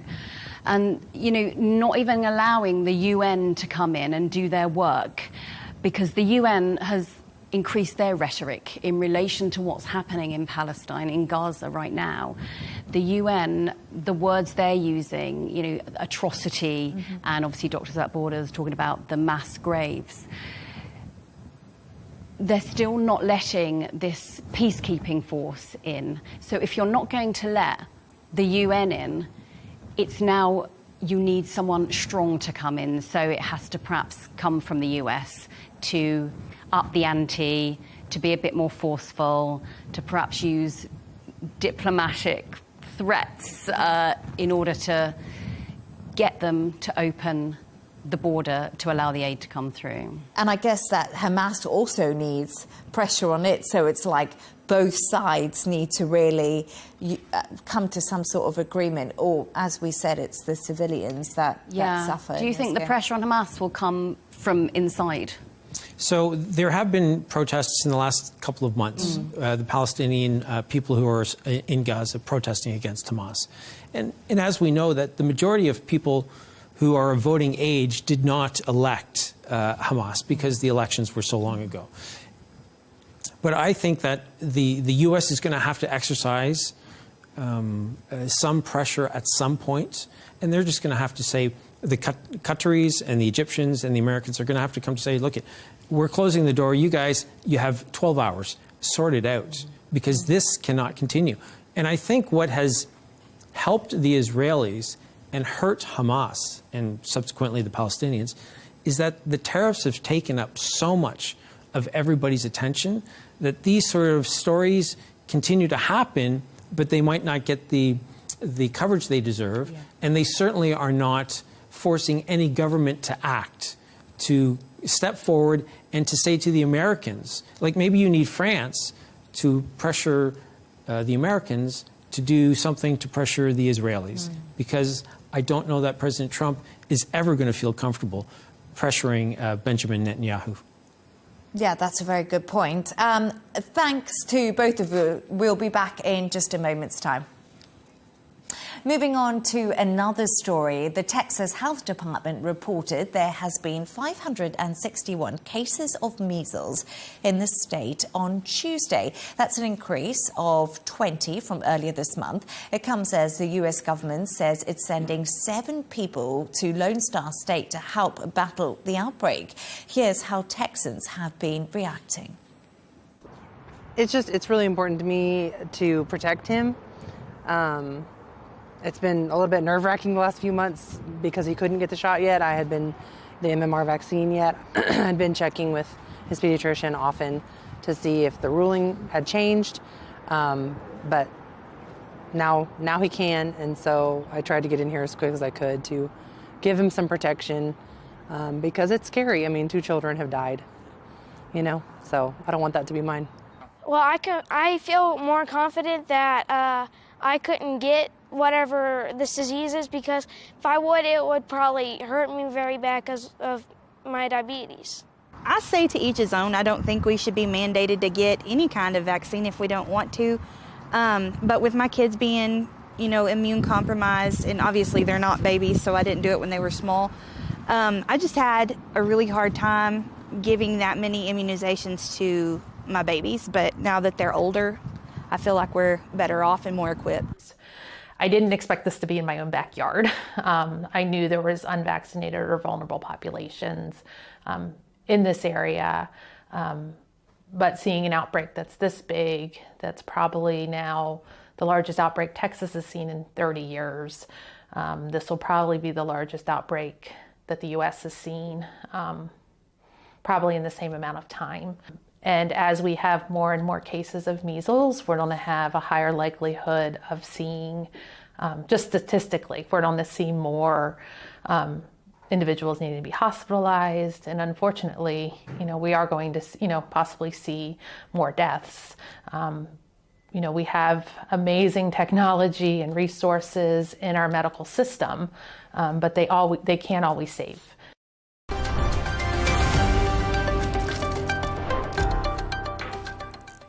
The word woman is based on a person's biological sex. That's the decision of a UK Supreme Court judge in a significant ruling today.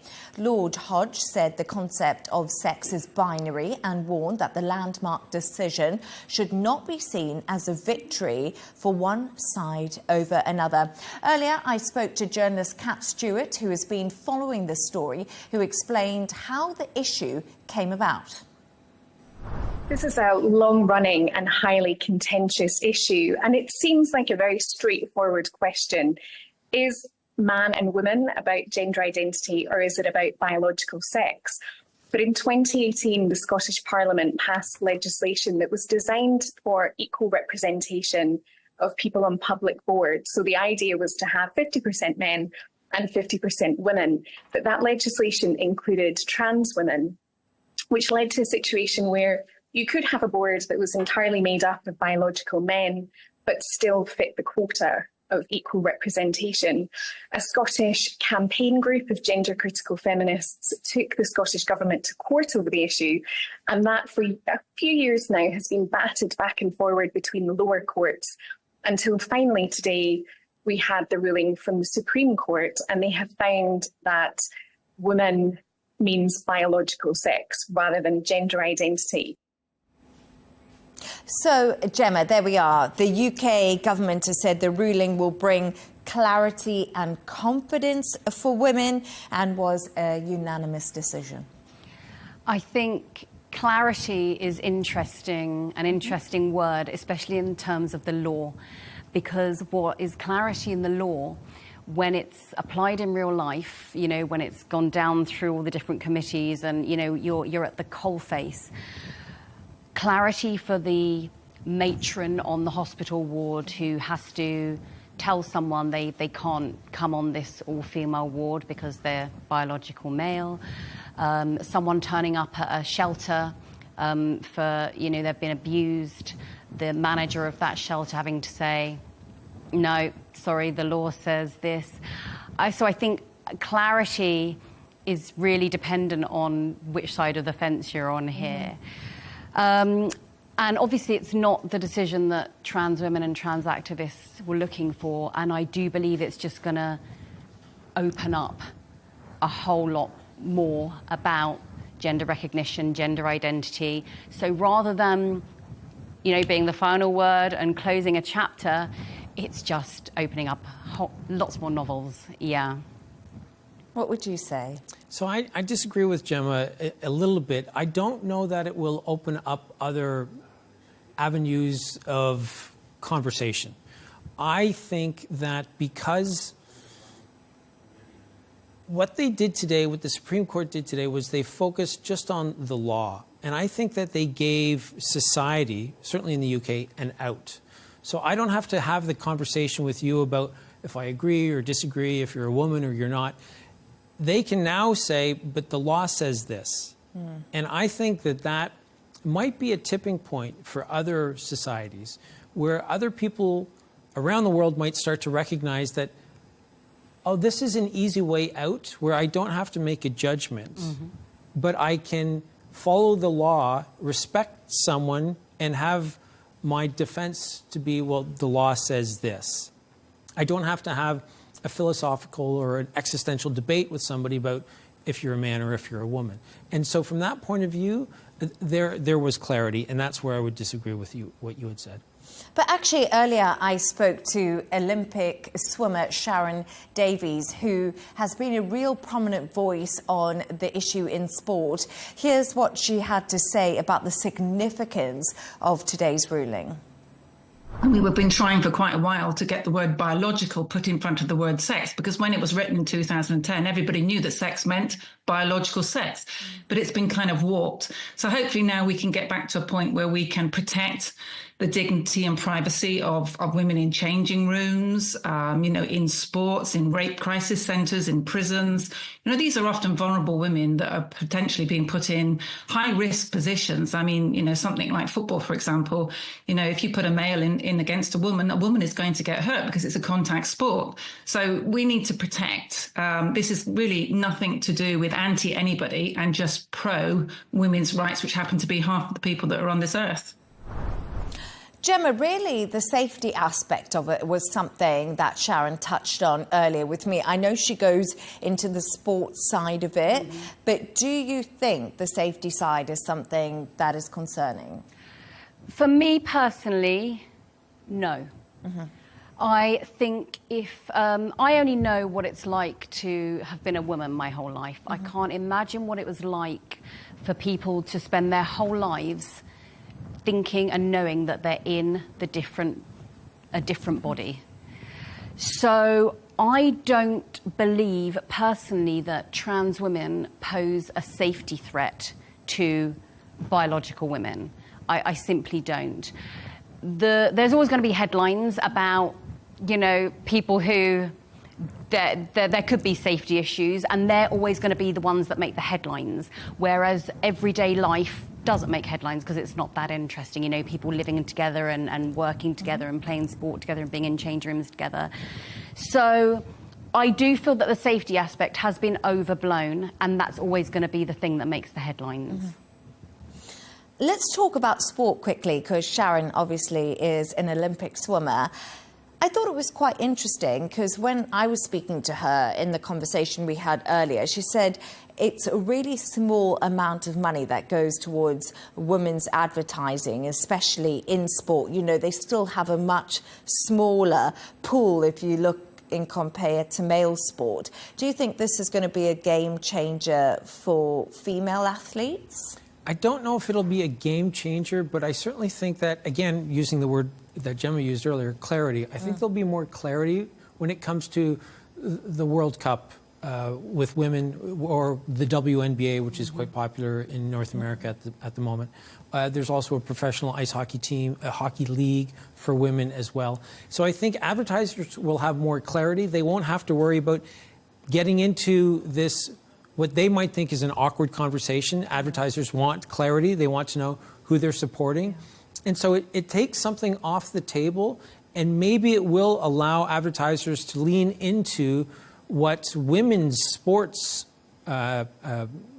participants know, which is that women's sports is popular and it's successful and it's fun to watch.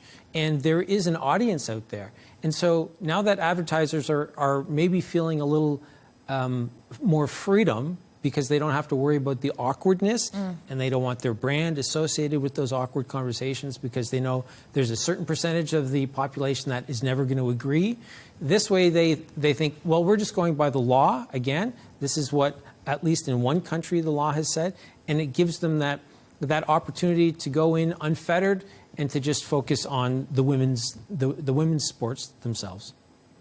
So I want to move on to something, my favourite part of the show, and we've just reached this part, and it's where Gemma and Michael actually come up with a few quirky stories that they've enjoyed reading. And Michael, you first. Your book is about... Your book? My book.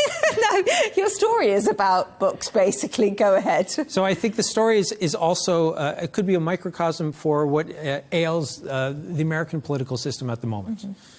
So in a small town about 60 miles west of Detroit called Chelsea, there was a bookstore that it's called Serendipity Books. It was moving about 500 or 600 meters away. So just around the corner. And what they did is they ended up getting about 300 people, which represented about 5% of the population of this small town. And they stood side by side, passing a book from the shelf of the former bookstore to what will be the new bookstore.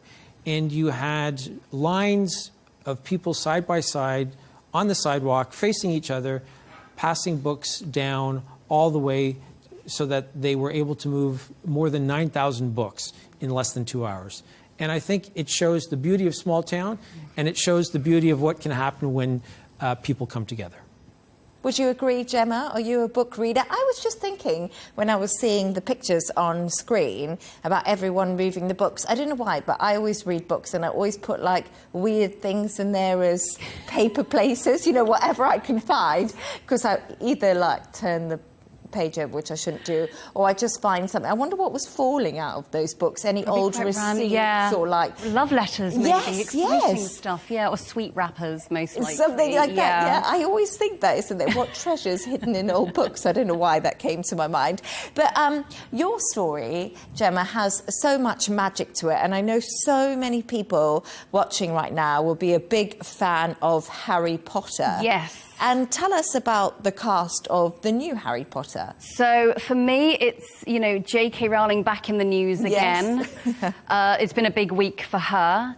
So yesterday, the cast, or some of the cast, was announced for the new HBO series. They are making every Harry Potter book, but into a series. Each is going to be a series. So we have John Lithgow as Albus Dumbledore. We've got Nick Frost as Hagrid, which I know you were very excited about. Yes, Hagrid, yes. And Paul Whitehouse as Filch, the caretaker. But unfortunately, the casting news has brought out sort of the worst of the internet. There's lots of people saying they're never going to watch it because of J.K. Rowling and because of what's happened with the trans women story in the UK, but also about the casting of a black actor as Severus Snape. So obviously Severus Snape was played by Alan Rickman, a much-loved, obviously he passed away, but a much-loved character. But this amazing actor called Papa Esadeu, he's been in Black Mirror, he's been in The Outrun, he has been in Black Doves, has been getting a lot of hate online. And I'm just trying to think, you know, this is this beloved story that's going to be this great series. HBO don't mess around when they make series, you know, the money and the talent that goes into it has sort of just been kind of spoiled by these two warring factions who are attacking it before it's even began, before they've even cast Ron, Hermione and Harry. Michael, I know that you're a Harry Potter fan, so I wanted to talk to you about it. Who's going to play, was it Moaning Myrtle? I loved her. Do you remember her, Moaning Myrtle? I don't know why. Every time she was like crying in the bathroom, wasn't she? We've all been there. For me, it was... More than once, yeah. I was working at a local newspaper here, and I took the day off work when the final book was released because it was midnight in London, but it was 3 a.m. here. Yeah. And I read it the full day, stayed in bed and read it before my kids. And it was a treat. I loved the books. They were phenomenal. I have a Deathly Hallows tattoo. There we are. Yeah. And for me, the books represent so much about the time that I've spent with my children. But you know what? What was that big bird that Hagrid used to train? That was what the part I loved about it. Wasn't there like training of some animals? Yes. What was that?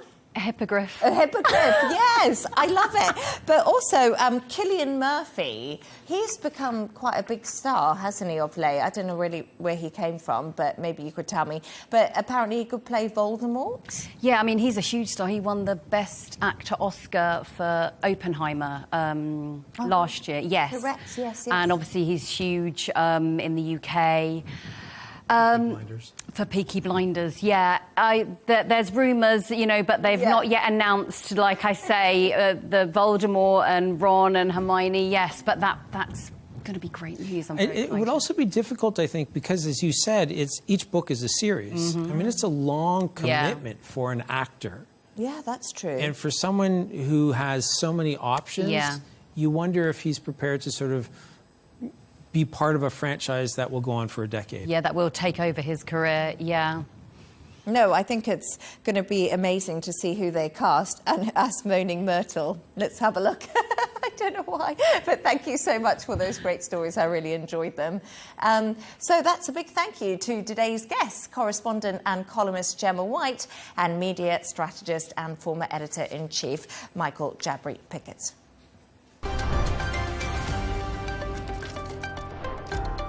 Here's a reminder of our top stories.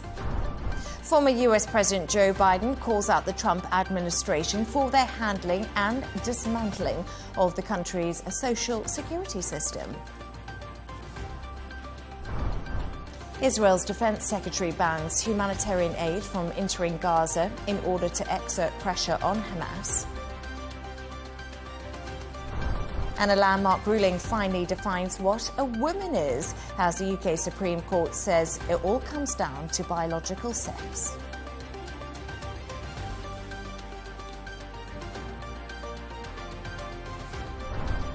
And that's all from us on W News Extra. G&T with Tom Burges Watson is coming up next. And then it's the dressing room. Goodbye and thank you for joining us.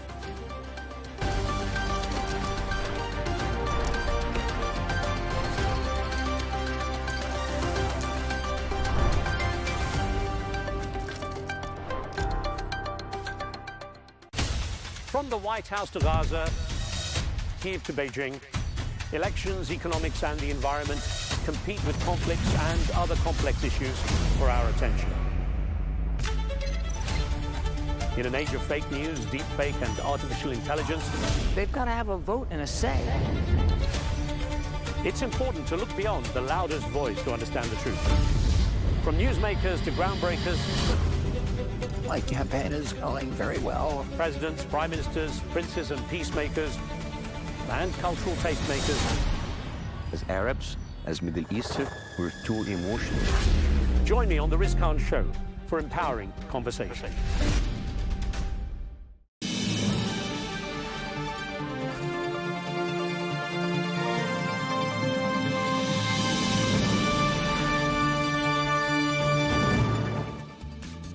Hello and welcome to Global News Today, bringing you exclusive interviews with leading experts every weekday here on Arabiya News. I'm Tom Burges Watson. Coming up on today's programme, President Donald Trump renews his attack on Harvard University, calling the institution a joke, which he says teaches hate and stupidity. Coming up, we'll have more on that. Plus, we'll examine the president's plans to deport violent criminals to El Salvador.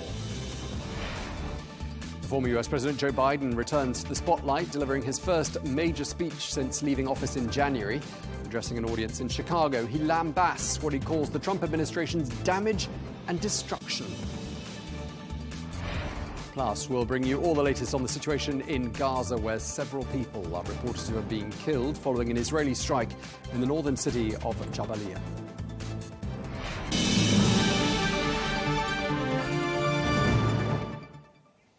Hello and welcome to the programme. We begin in the United States, where President Donald Trump has suggested that some American criminals be deported to prisons in Salvador. Well, he specifically referred to the country's notorious mega-prison, the Terrorism Confinement Center. Well, this proposal came during a meeting with El Salvador's President Nayib Bukele, who is known for his stringent anti-crime measures. So does the law allow him to do this? Well, some US officials are saying that such a move would violate the Constitution. I said it to Pam. I don't know what the laws are. We always have to obey the laws, but we also have homegrown criminals that push people into subways, that hit elderly ladies on the back of the head with a baseball bat when they're not looking, that are absolute monsters. I'd like to include them in the group of people to get them out of the country, but you'll have to be looking at the laws on that, Steve. Well, let's get more analysis so we can speak now to Amanda Mackey, who is an attorney and a Republican strategist and former Republican congressional candidate, who joins us from Florida. Thank you very much indeed for joining us today, Amanda. We've heard President Trump saying he would love to deport homegrown US citizens, he said, specifically violent US prisoners, to El Salvador. Let me just start by asking you who you imagine he had in mind. Who could end up in a prison in El Salvador? I think that what President Trump is really trying to do is to make sure that not only the illegals who are committing heinous crimes in the United States against Americans are on notice, but also Americans are on notice for crimes that they commit, and that they could end up in somewhere as awful as CCOT. So really what he's trying to do is portray the image that maybe our prisons are all too friendly to prisoners here in the United States, and the real threat of going somewhere like CCOT where it's terrible conditions. Obviously, these prisons, as we've seen video footage of, the Secretary of Homeland Security was there a couple weeks ago, and really seeing the way that everyone is, 40,000 inmates crammed into these really tight cells, the same meal every day, no protein, straight beans and rice every day for the rest of your life, would be enough to deter violent crimes from happening, because what he's trying to do is to stop violent crimes in the United States. So just to be clear, people could end up in a prison in El Salvador, and yet they have absolutely no ties to that country whatsoever. That's what he's got in mind. Well, it sounds like that's what he has in mind. It sounds like a lot of flexing too. What he's trying to say is, be aware what we can do and what the repercussions are for your actions. And I think this really goes back to the last 4 years of Democrats being in charge, and the last 4 years of large cities in America, majority, more than a majority, I'd say a super majority, are run by Democrats, and it has gotten so out of hand. Americans are very frustrated with the dangerous society, these dangerous cities that have been created with zero repercussions. We'll talk about shoplifting, but really we're talking more about, murders and really heinous crimes. Someone being torched on a New York subway in December. Literally, a woman was set on fire by an illegal on the subway. These are the types of things that he's trying to ferret out. But again, the shoplifting, it has really changed the dynamic of large cities. I was just in Washington, D.C., and you really can't even get deodorant without having to ask someone help you go behind the shelf, unlock the shelf door to get you something like that, because people are going in and stealing, committing crimes. And as you know, in California, they've said if it's not $1,000 or more, we're not going to prosecute it. So I think what President Trump's really trying to do is to address something that the American people are very concerned about. And I would say President Trump has a really good finger on the pulse of what is driving fear amongst Americans right now. And that is what's happening in large cities and small cities throughout America, but mostly in the urban areas that have been run by Democrats. But the latest figures I've seen show that the numbers of reported, admittedly, violent crimes, according to the FBI, has actually fallen steadily since the year 1990. In particular, last year, there was in 2023, there was a downturn in the number of reported crimes. So you're talking about shoplifting, but surely a shoplifter wouldn't end up in a prison in El Salvador, would they? I'm talking about crime in general, and those FBI statistics have been debunked. I think this was discussed during the debate with J.D. Vance and Tim Walz, and they used these FBI statistics, and then they later came back and changed them. So whether the statistics are, higher, the same, even lower, it's what the American people are feeling. And I don't agree with those statistics, just to put it out there. I would say that crime has risen in the United States. And a lot of that is economic pressure people feel sometimes, where they feel the need to steal. So we're talking about two different things when we talk about heinous crimes like murder, and then, talking about shoplifting and that sort of thing. But let's take the example of what happened in Texas 2 weeks ago with a young man who happened to be a twin. He was on the football field of his high school, and he went up to an opposing team, someone who was there from the opposing team, and said, this is not the section that you're supposed to sit in. And he was stabbed in the heart and died in the arms of his twin brother. This is in a suburban, nice area, part of, the Austin district of Texas. And so when you see these crimes happen, what is a family supposed to think when they have their kids in a middle-class neighborhood, a middle-class school district, and something as heinous as this happens? What about the family of people who have been killed at the hands of illegal immigrants. There was the young nursing student in Georgia. She was a college student on the running trail. She was stabbed, raped, and beaten, left for dead. The woman in Maryland, a mother of 6, she was raped, stabbed, beaten, and left for dead in Maryland. And these individuals have been prosecuted by a jury of their peers. So there is no way in the United States people don't think that they are not worried about what illegals are doing and worried about crime. Crime is a big issue and maybe one of the top issues in this past election.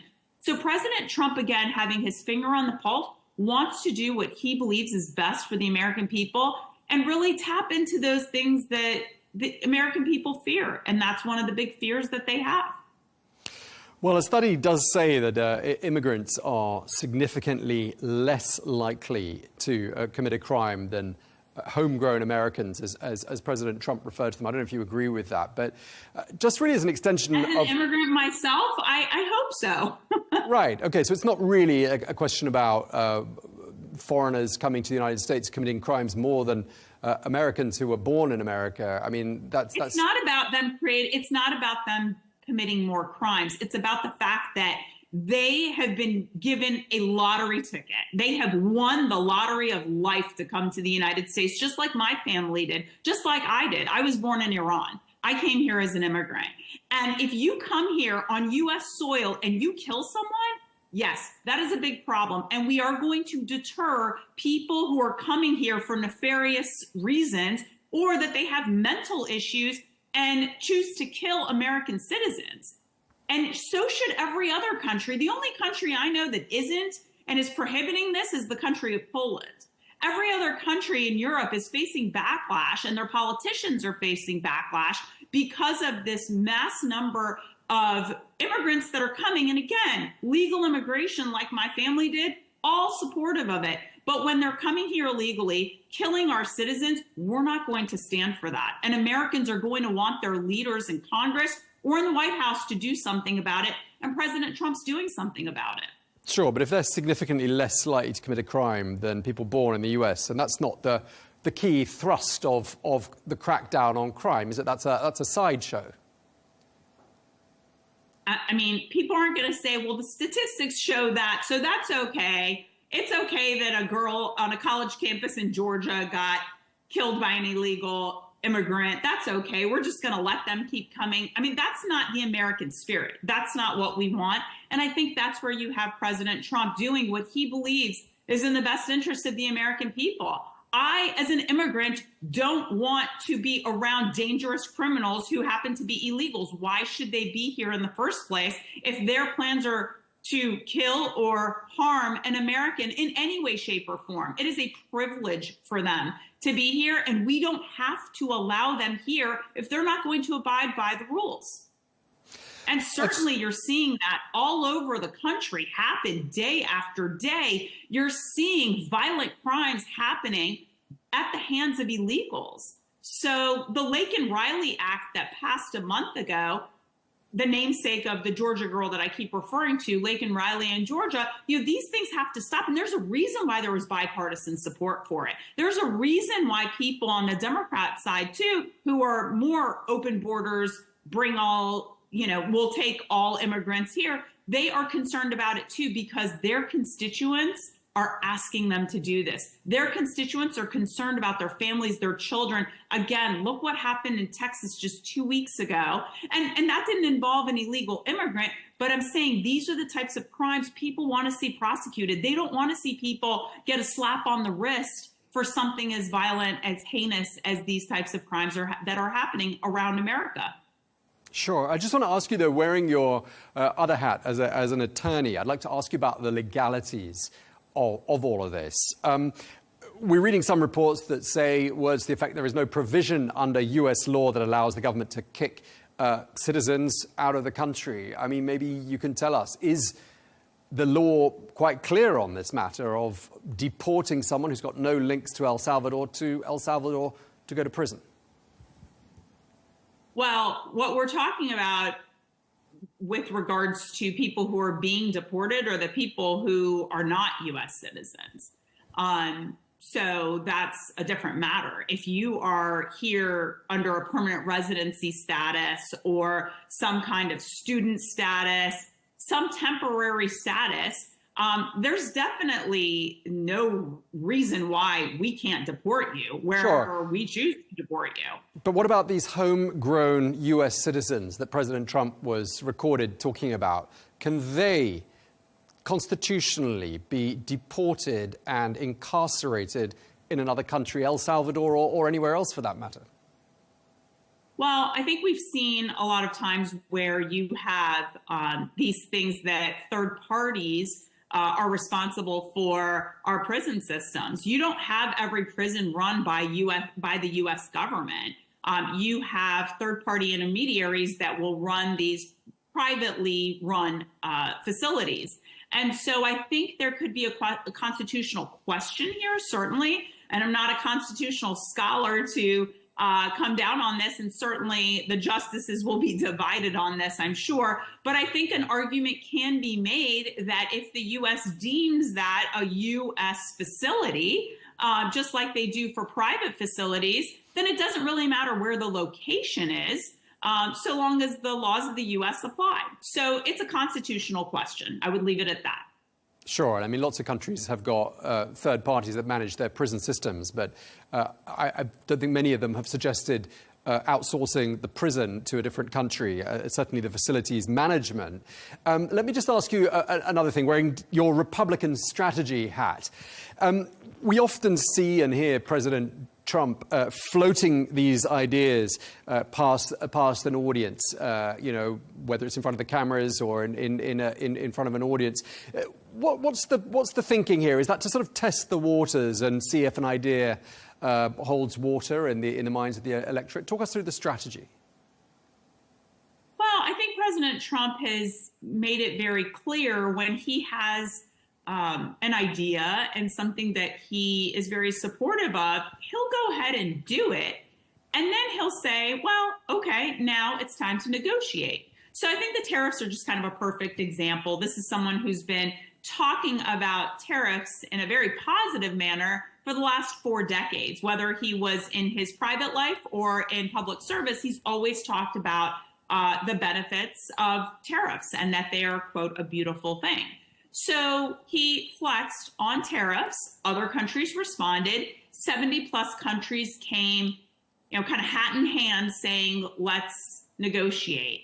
And, whether you look at it as this was a way to isolate China, whether you look at it as this is just the way the art of the deal works, I think what he likes to do is not go back on his word, implement it, and then say, okay, now we can negotiate. Now you felt the pressure. Now you felt some pain, and now's the best time to strategize and negotiate if that's something that countries are willing to do. So I do think that he's willing to listen. And I think a perfect example of this is if you just look at who is in his cabinet, you had Peter Navarro on one side and Howard Lutnick on the other side, his Commerce Secretary, people that are very close to him. Navarro went to jail for him. So, these are people that are very close with him. But ultimately, he sided with 2 different views. Scott Bessent, his Treasury Secretary, I guess you could say Elon Musk, who's been in the role that he's been in, supporting the president. So, he has differing opinions around him. And I think he goes with what he feels is best for the American people and for the American worker. So I do think in his way of strategizing, he's never going to back down on what he said he's going to do. He'll do it.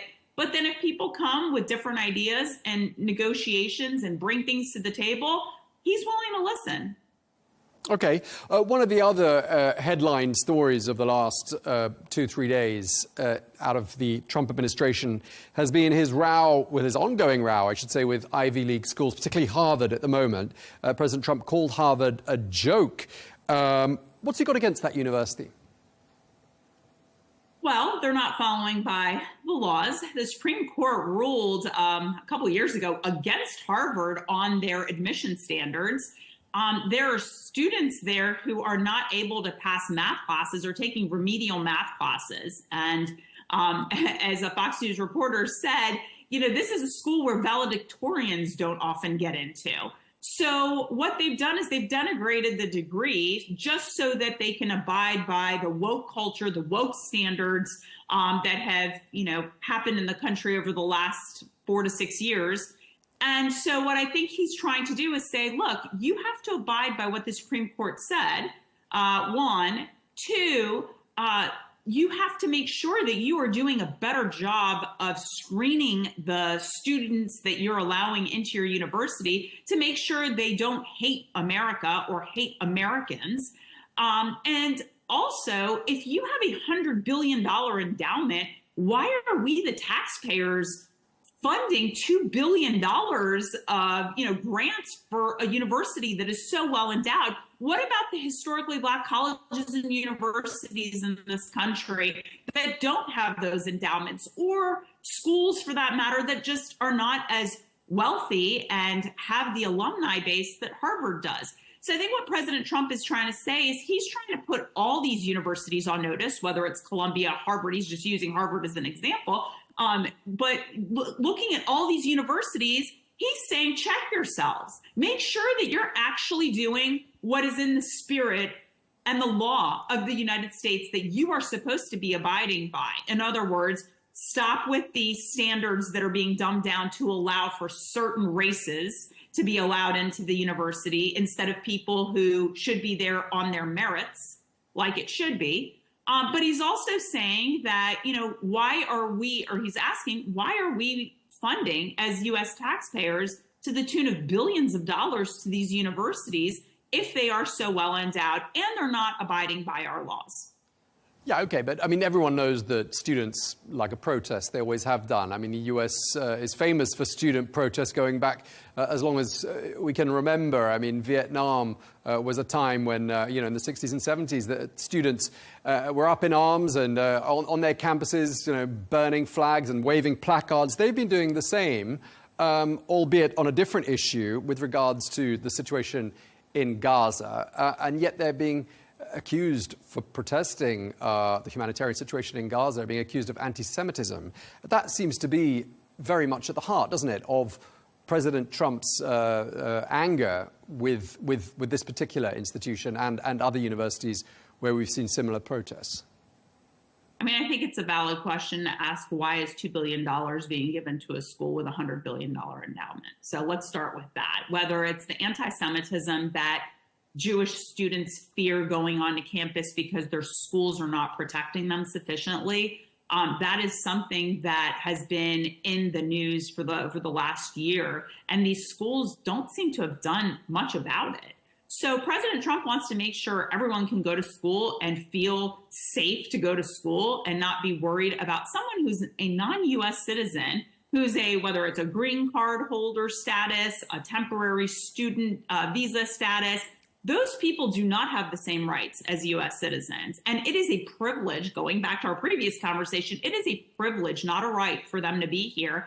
And there is certainly in the law a gray area that does not say that they have the same rights as a U.S. citizen does. So if you're coming here, be respectful, I think, is the first and foremost. You can protest, but if you're a U.S. citizen, you're protesting, no one's coming after you.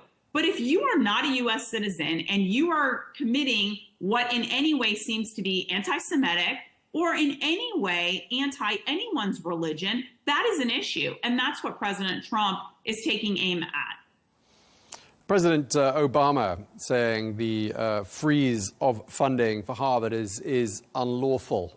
He's got a pretty strong legal background. I just wonder whether you think he's got an argument here.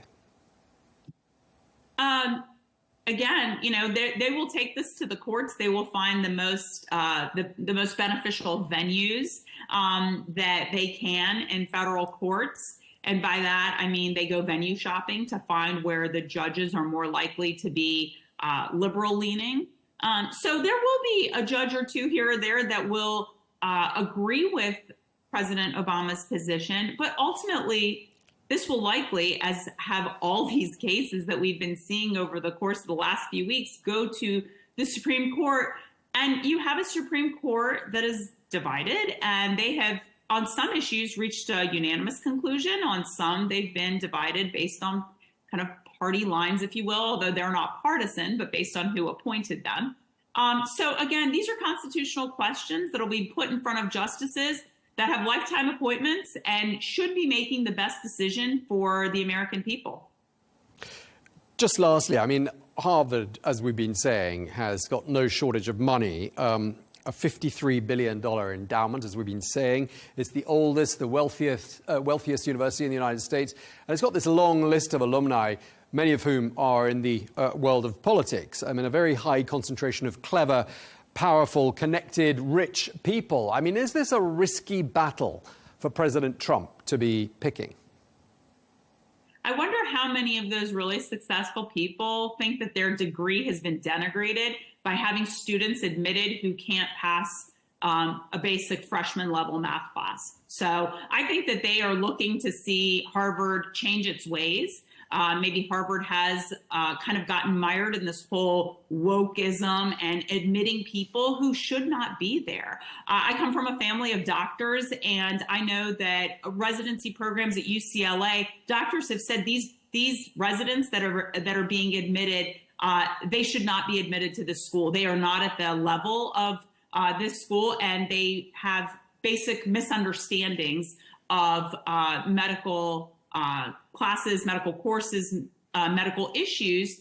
And so I think you're seeing this not just at Harvard, but in schools throughout the country. And I think people are concerned about who's being admitted into these schools and who's being admitted into postgraduate programs that are the next future generations of doctors, lawyers, engineers, and the like in the United States. So we do need to make sure, and I think the alumni, to answer your question, of these universities wants to make sure that the same standards, the same difficult standards that they had to go through to get into those schools, that they too will continue to administer that, not what they've been doing for the last 20, 30 years.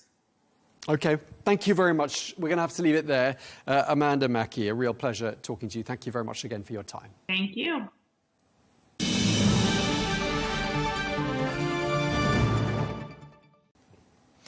Well, for more, we can speak now to Scotty Nell Hughes, a Republican commentator and political strategist who joins us now from Tennessee. Scotty, great to have you with us once again. Spencer Critchley joins us too. He's a former advisor to President Obama's campaign team and the author of Patriots of Two Nations. He joins us from California.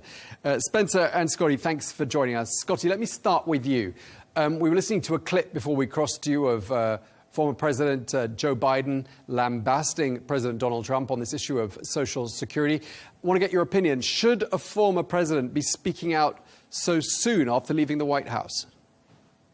Well, the traditional past decorum that used to exist between the White House and past presidents and the current has kind of been thrown out of the window, just like with every other tradition that is in the United States. Some of that is good, but some of it also speaks to where our current state of politics is here in the United States.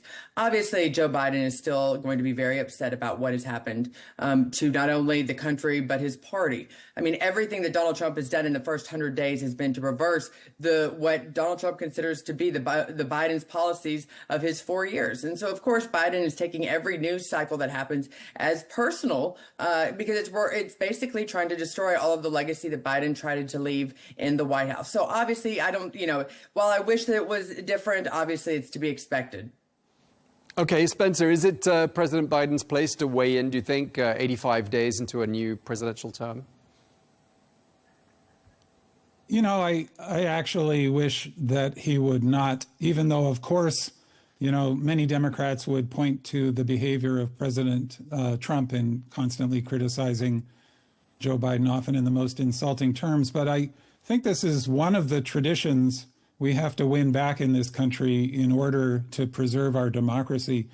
It can often seem very artificial, the way politicians have traditionally referred to, their opponent as their honorable friend, for example, in Congress, when he or she probably hates that other person's guts. But democracy depends on that old-fashioned anyways. So it's obviously fair game to have the most vigorous debates about policy, but the attacks on the person are destructive to democracy because it shifts our focus away from what should really matter, which is the policies that serve the American people best, not, sort of worldwide wrestling entertainment combat between individual personalities. I also think that as much as I like and respect President Biden, I think it's time for the Democratic Party to move forward with new leaders, and it doesn't need to be any judgment on him. Okay. Scotty, anything you'd like to pick up on there? And also, I mean, when it comes to personal attacks, I mean, I think Spencer's getting at, for example, President Trump calling former President Biden a moron and most recently said he didn't have a clue what he was doing. I mean, is that kind of thing helpful? Well, I do want to add this. I think Spencer's absolutely correct in the fact that the Democrats are trying to move on. I mean, this morning, the headline, what I consider to be one of the most liberal media outlets in America today, the Daily Beast, actually has Biden's decision to return to the public eye has Democrats furious. And I think that actually speaks for a lot of Democrats right now who are seeing a little bit of hope when they're watching Bernie Sanders at Coachella and they have AOC speaking to thousands, because numbers now matter at rallies to Democrats. Speaking to thousands in Las Vegas, they feel like there's a sense of hope to be able to reclaim, at least in the midterm elections. And they're wanting to go down that path and not remind their own base, their own party, of what life was like under Joe Biden. So I think to Spencer's point, and let's just point out, when Barack Obama came out after he was out of office, you still had just as much of adoration from the Democratic Party for him. You're not going to see that for Joe Biden, mainly because he really didn't get to end his race. He had to turn over the reins to the horse before it was time to somebody that he wasn't even necessarily supportive of himself, especially in those last few days. Sure, and just turning to you, Spencer, I mean, President Barack Obama, the former president, generally refrains, doesn't he, from criticizing White House policies, and he's maintained that. On the whole, there have been some exceptions, but that's sort of, is that what you'd like to see President Biden sort of doing, or rather not doing? Yes, and I would say, in particular, if you are going to speak out, and this is true of President Obama when he has spoken out against President Trump or candidate Trump when he was still running, it has been about preserving democracy, not to criticize him on particular policies. And I think that's a very important distinction.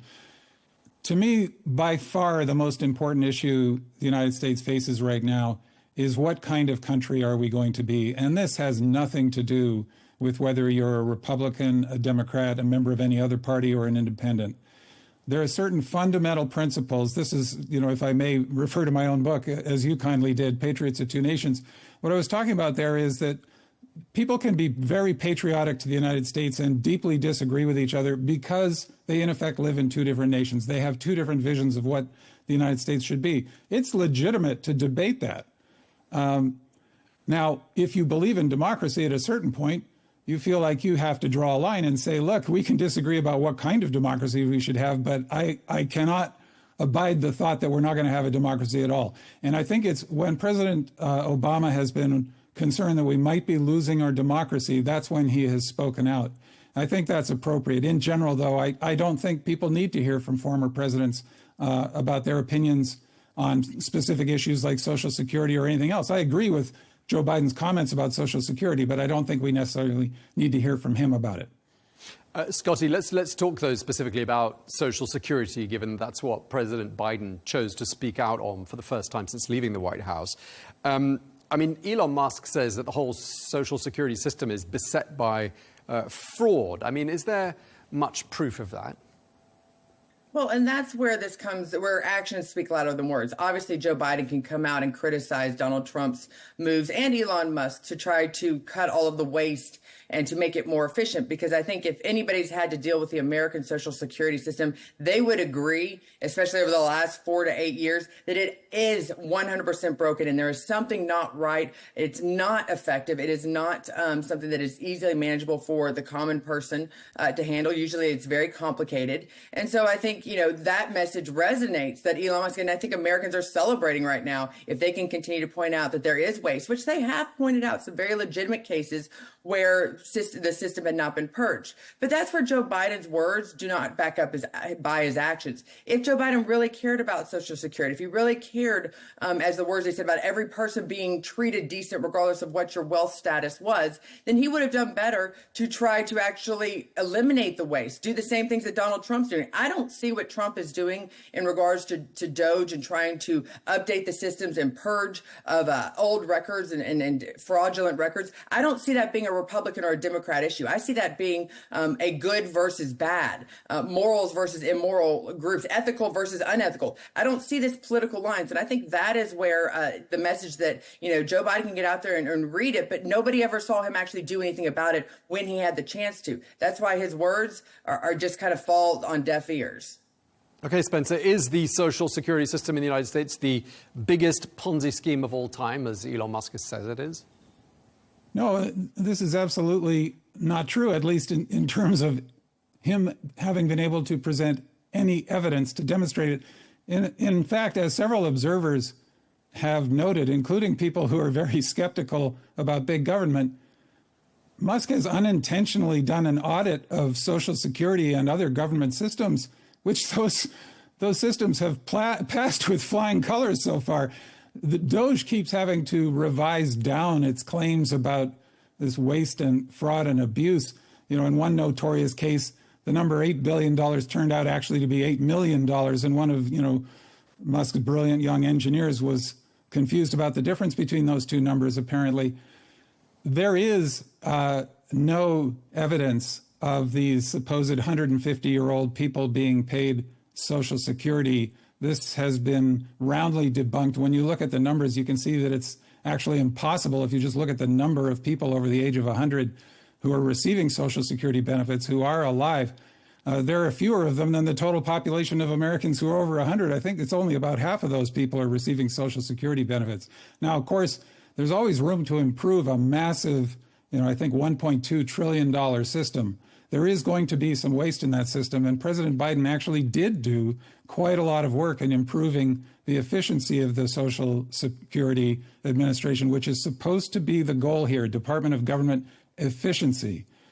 What we've seen instead is this, chainsaw-like, to use Musk's own imagery, attack, firing thousands and thousands of Social Security employees, eliminating phone and in-person service when, let's think about who Social Security recipients are, by and large. They're older people who are not familiar with the web in many cases and are going to need to use the phone. And so they're taking this problem that supposedly exists, at least in terms of efficiency, and making it far, far worse. Okay, Scotty, give you a chance to respond to that. I mean, where is the smoking gun? Has the Doge really unearthed anything as sensational as all that?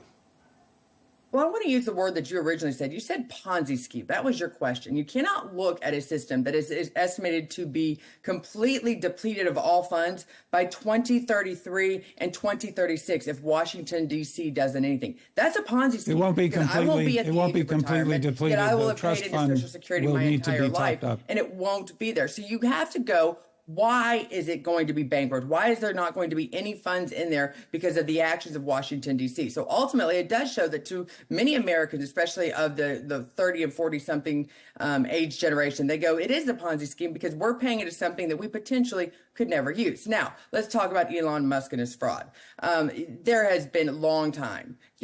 Campaigns and politicians have long time on both sides of the aisle have campaigned on fraud and waste and government spending, with the entitlement programs like Social Security being one of the main examples they've used. Why Democrats are angry is because Washington, D.C. is actually trying to do something about it. Sure, is there probably a couple facts out there that are not right or things are being exaggerated? I hate to think that, but I'm not in there doing the audit. But once again, you're seeing a lot more activity coming out of this administration than you ever saw about the Biden administration. And when people do hear of funds, and they can witness their own eyes, Americans are not stupid. They look around and they go, where is all of the money that America is bringing, that my taxpayers dollars are going to? Where is it? And when they see examples of waste that is happening, whether you're talking about our welfare system, whether you're talking about Social Security, and then when they go and try to apply for it themselves or for their parents, and they see that their parents only get a $1,200 check a month and can can barely even live on it. They realize that there's obviously something wrong with the system and it needs to be fixed. And at least Trump's doing something about it. Okay, Spencer, Trump is doing something about it. Why didn't President Biden do something about it? He's a bit late. As I say, President Biden did. He improved the efficiency of the Social Security Department and made sure that it did work better for people. And by and large, it actually does work amazingly well. Those checks go out. The people who are entitled to them receive them reliably month after month after month. And if they have a problem, until recently, they'd be able to get somebody on the phone. They might have to wait. Now they can, under the current plan, they won't be able to get somebody on the phone at all. They might be required to come in person, using a walker or a wheelchair, as we've seen happening. This whole idea that somehow the entitlement programs are riven with waste, fraud, and abuse is a real hobby horse that's been around for decades. Now, this, again, doesn't mean that these systems shouldn't be made more efficient or that we should not address things like the coming shortfall in the Social Security Trust Fund. But every time people go looking to find this mythical monster of enormous waste, fraud, and abuse in the federal government, they don't find it. They will find inefficiency, and there are ample opportunities to reform systems. And this has been pursued under President Obama's administration as well, and notably under President Clinton. This is one of the things Vice President Gore was in charge of with the whole Reinventing Government initiative. So there is potential there for improvement. There always is. But that's not what we're seeing here. We're not seeing these audits. I said, they've conducted an informal audit by making outrageous claims about all the enormous waste, fraud, and abuse they're going to find and then failing to find it. But one of the big problems here is they haven't bothered with audits. They've just wholesale fired thousands of employees and then often later had to go back and try to track them down and rehire them when they found out those persons were vitally important, such as people making sure that our nuclear weapons are being handled safely, or the people in charge of preventing the spread of extremely dangerous diseases are brought back. Now, in terms of danger to Social Security, this is a real issue that Scotty points out, and Democrats and Republicans have been dodging this issue for a very long time. It's not that it's a Ponzi scheme. It's actually straightforward on how to fix this issue. It's the trust fund, which is like a reserve fund, kind of a rainy day fund, that under present usage will start to become inadequate in the year 2033. And if nothing is done between now and then, the government will have to start reducing benefits. The system will not go bankrupt. It is not a Ponzi scheme. This is real money that's being collected, and it's people getting their own money back when they retire. But given demographic developments, that trust fund is going to have to be topped up, or else, certain kinds of requirements with Social Security, who pays Social Security tax, for example, wealthy people, for example, or what is the retirement age, we're going to have to actually address those issues, or we actually will have a problem. But this whole idea that the problem is that illegal immigrants are somehow collecting Social Security, when in fact what they do is they pay into Social Security and are never able to collect. So they're actually a net benefit to everybody else in that way, or that there's enormous fraud with dead people collecting Social Security. This is just not true. All right, let's Scotty jump in, because I can tell you've got some issues we'd like to pick up on there that Spencer's just been mentioning. Go ahead, Scotty. Well, we can debate whether or not there's been fraud found. From my perspective, I see that it is, but it doesn't matter, because the American people with their own eyes, this was one of the main reasons why I do believe that Democrats lost wholeheartedly across the board in November. I don't need to look at a politician or even you and I on television. I hate to disrespect our own jobs and our own roles here, but the American people can see themselves that there's problems with our government, and it's too big, it's too inflated, the waste and fraud is happening, that they are having issues trying to get on Social Security if they have to, or unemployment if they ever need to. They are finding that our government today is not working for the American people, and they found that overwhelmingly, so much so that they voted the Democrats, the people who were in power, out of office in November. So you and I can go back and forth on whether it's true or not and what the facts of the situation is, but I'm actually going to trust the American people's, what the American people out in Main Street are seeing, and they are seeing waste and fraud, a larger-than-life government, a very much inflated government, and they decided they wanted to do something different. And so, therefore, what they're seeing right now in the headlines of Donald Trump and Elon Musk, and they are seeing a list of people, and they are seeing those that are here illegally taking advantage of our welfare system, because it is happening. They are getting checks. They are being put up in five-star hotels in New York City. The American people are not dumb. They can see with their own eyes what is happening, and they voted for change and action, and that is what has happened these first 100 days with Donald Trump. Well, unfortunately, we are out of time. We're going to have to leave it there. Thank you very much indeed to both our guests, Scotty Nell Hughes and Spencer Critchley. A pleasure talking to you both.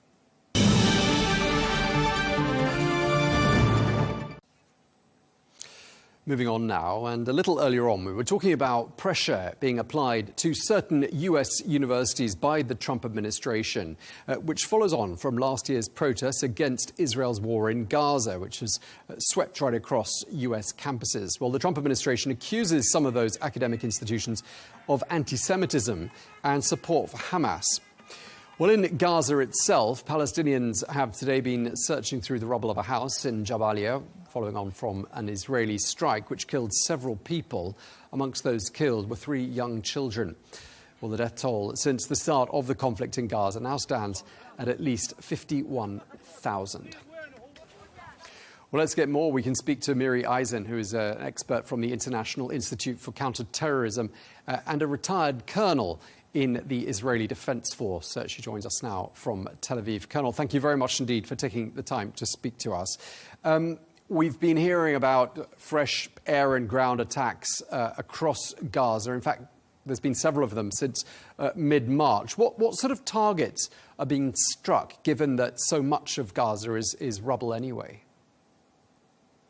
The Hamas are still there. Hamas prepared themselves, Tom, for almost 20 years. They built hundreds of kilometers of that underground subterranean arena, and Israel is working systematically in a very systematic way that doesn't make it nice, it doesn't make it easy to attack both the subterranean arena. That's what gives them mobility. It gives them protection. It allows them to continue to be. And these are the type of sites that Israel is attacking. I know that you know as well. They have fired single rockets, and we attack them as well, attacking the different terrorists who both attacked inside Israel. It means that ongoing, you're gathering information with your different intelligence sources, trying to develop new ones, and trying to be sure that the Palestinians, not Hamas, that the Palestinians and us can get through this and to try to destroy as much of Hamas as possible. Not of the Gaza Strip, and I know it doesn't look that way, but of Hamas. It's the way that they built themselves within the Gaza Strip.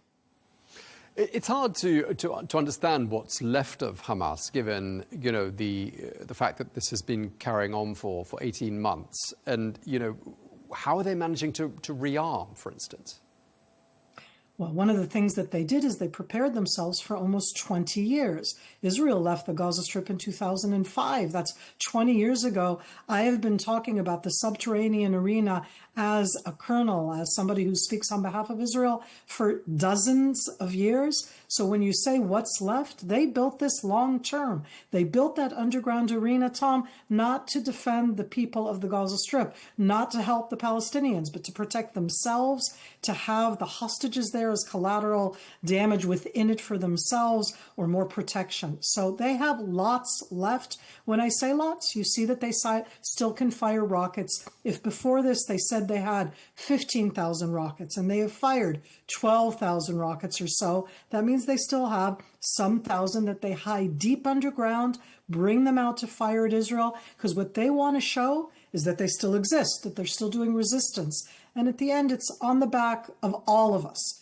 It's horrific what it's done for the Palestinians, to the Gaza Strip, that we did that. And I'm very aware that we did that. It is Hamas that built themselves to do so. And they still have capabilities, especially that subterranean arena. It gives them the capability to move around the Gaza Strip underground, protected, and then pop up where they want to fire or be in their presence. I mean, you make the distinction between Hamas and the Palestinian people. And yet it's been 7 weeks since any humanitarian aid was allowed into the Gaza Strip.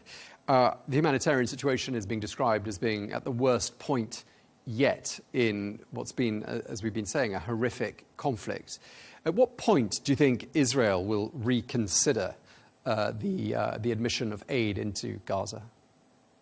So let's distinguish here in that sense between both the government, the military itself subordinate to the government. And within that, there's a unit called the Coordination of the Government inside the occupied territories, in this case, COGAT, who have constantly said we should never have stopped the humanitarian supply. Here, Tom, I'm going to be openly critical of the decisions of the Israeli government. I'm allowed to be critical of it. That doesn't mean that I think everything they do is both great or bad. But in this case, I do not see the impact itself of stopping the humanitarian help. What the Israeli government will tell you, and I'm not a government spokesperson, is that they will say that that's the only thing that actually really pressures Hamas.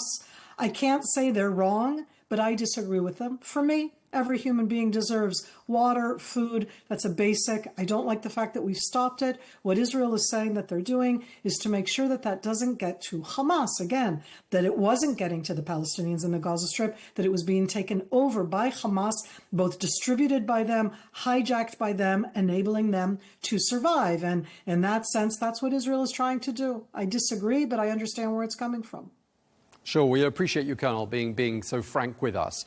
And you know, there's been so many adjectives, so many ways to describe the situation in Gaza. I mean, it's sort of as though we've all run out of ways to describe it. But the medical charity Doctors Without Borders described Gaza today as a mass grave. I mean, clearly the situation getting much worse. And I'm just wondering, you know, whether you, as an Israeli citizen, feel that, you know, the treatment of those 2.4 million people living in Gaza represent a much longer-term problem to Israel's national security, in the sense that there will be 2.4 million people whose lives have been severely affected. They've endured tragedy and great hardship. And I'm not marginalizing or trivializing what happened on the 7th of October. I'm just talking about those 2.4 million people. Do you think they could, in the longer term, pose a threat to Israel's national security, given the pent-up hatred? The pent-up hatred was there before October 7th, Tom. That's why they could stand up and do what they do and do it gleefully. And in that sense, I'm going to say I am one of those who most definitely want to reach out, want to talk, but it can't be with Hamas, because at the end, here I am sitting in Hamas before October 7th, very openly. And since then, Hamas, not the Palestinian people inside the Gaza Strip, call for my annihilation. And they still claim to be in control. I don't think they're in control. They still want to show that they're the ones that you have to talk through. Excuse me. And I think that what we need to be looking at is at the 2.4 million people, and to hope that we can all together get rid of Hamas, not just for the Palestinian people, I would say for all of the greater Middle East. The example of what they did, of investing in building, as you've said yourself, how are they still there? Because they invested in building something for 20 years that benefited Hamas, not the Palestinian people inside the Gaza Strip. That isn't about excusing Israel for what we're doing. This is a war. It is ugly. It breaks my heart. As you said, it's a tragedy. Having said that, I want it to be over. I will remind all of our viewers right now that today Hamas put out a clip of a young man that they took on October 7th, that we didn't know he was alive until today. They've held him for the last 558 days without ever saying if he was alive at all. And I say that as one example because last week they did the same thing on a different young man. And that's about Hamas. It's not about the tens of thousands of people. It isn't making it better. I'm just saying there's a very easy resolution. End it. It's called Hamas. Stand up. They can say that they recognize us. They can say that we're here. They can bring back the hostages. There are lots of things they could do. And I don't know how to get out of it. As I said, it's a tragedy, and I wish it would end today, not tomorrow. Colonel, there are some signs of some progress, potentially. We've had some false starts, lots of them over the last 18 months. But there is this new truce offer from Israel. Release 10 living hostages, and in return, you'll get a 45-day ceasefire. That's one offer. Hamas has also put an offer out there saying, you know, if there's a serious prisoner swap, they will consider releasing all the hostages. Do you see any cause for optimism with those sorts of offers being discussed this week? I think that there will be a deal. The issue is that here, Tom, inside Israel, that deal in that sense is really Solomon the Wise didn't know what to do with two mothers who came and said that the baby's there, and he said, cut the baby in half. Would you want to be the person who gets to choose Who are the 10 live hostages who have been held since October 7th who get to come home and go talk to the mothers, the families, the children of the other 14 who aren't going to come? It's most definitely benefits Hamas to prolong it, to do it in that way. It's tearing Israel apart. So yes, I do think that there is cause for a deal. I can't use the word optimism because as long as they hold any number of live and the dead hostages themselves, they're using it to fragment Israeli society. And I don't want to blame us for the fragmentation of Israeli society. If you saw both the clips that they put out are so horrific, but what people don't realize is that until today, we never saw that young man for the last 558 days, and the way that he talks tears our heart out. And so I understand that there will be a deal. I think it's better to have some deal, but I wouldn't want to be the mother, the child, the sister, or the brother of the other people who are not going to be coming out in such a deal, because Hamas will continue to hold them.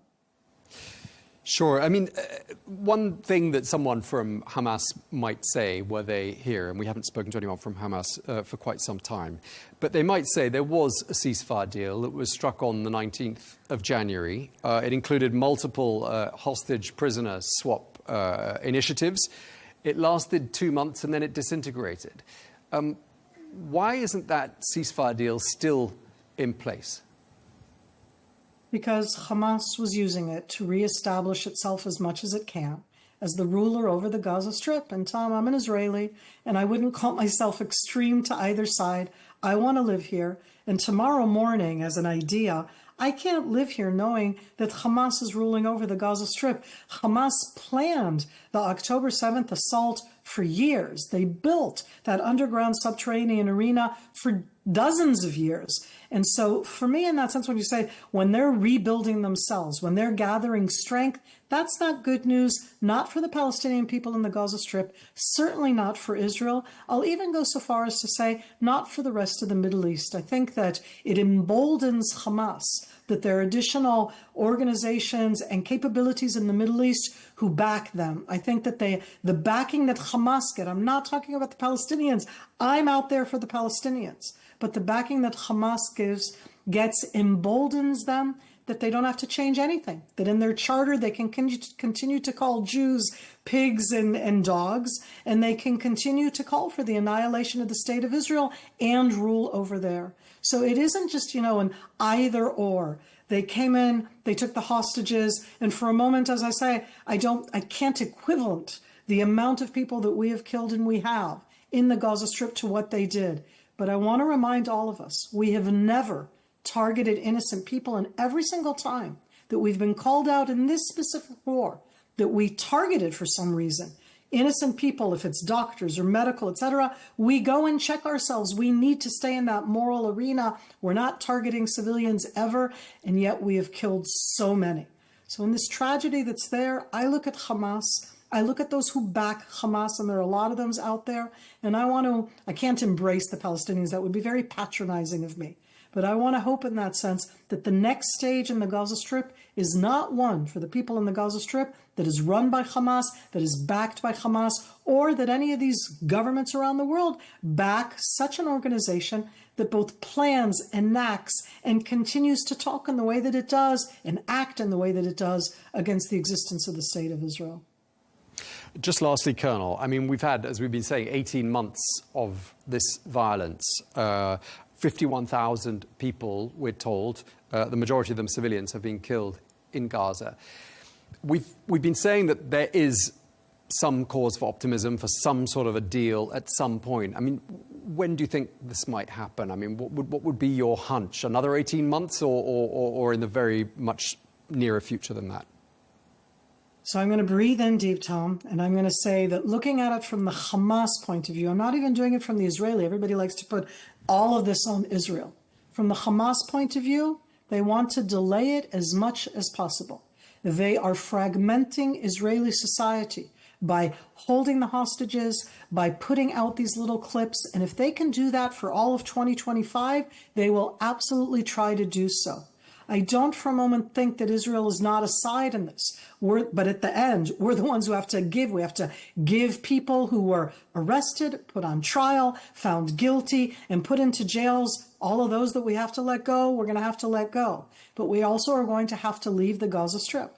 And to do so, knowing that Hamas is going to take over, that's a pretty big step, even for me. And I want every hostage back immediately. So I don't think that this is going to happen soon because of Hamas, not because of Israel.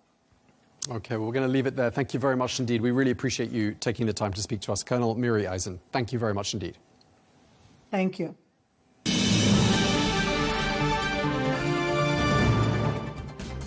That is all we have time for on Global News today. Thank you very much indeed for watching. Be sure to join us again tomorrow for more exclusive interviews. Until then, bye-bye.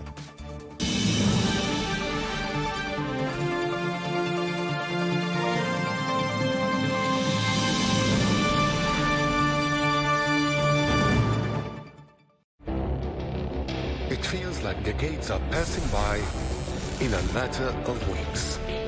Seismic shifts in the world order. Never, ever will be part of America. With so much happening and so much noise. Whether it's political upheaval, Canada has been ripping us off for years. economic shifts or social movements. And no one wins from tariffs. I think America can be more friendly to the rest of the world.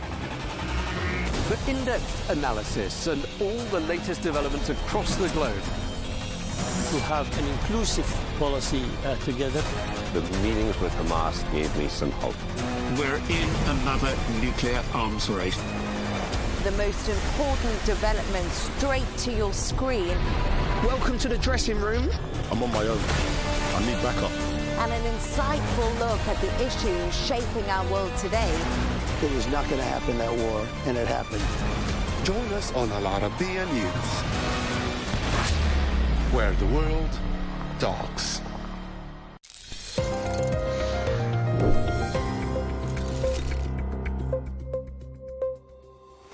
Imagine this. The world faces a massive disaster. Climate chaos, nuclear war, a global crop failure. Civilizations crumble, infrastructure collapses, and yet, far in the icy north of Norway, deep beneath a frozen mountain, lies a vault that could restart agriculture for the entire planet. Yes, this place actually exists. It's called the Svalbard Global Seed Vault, and it might just be the world's most important backup drive. So what is it exactly? Let's take a closer look on Pixel with me, Joanne Syria.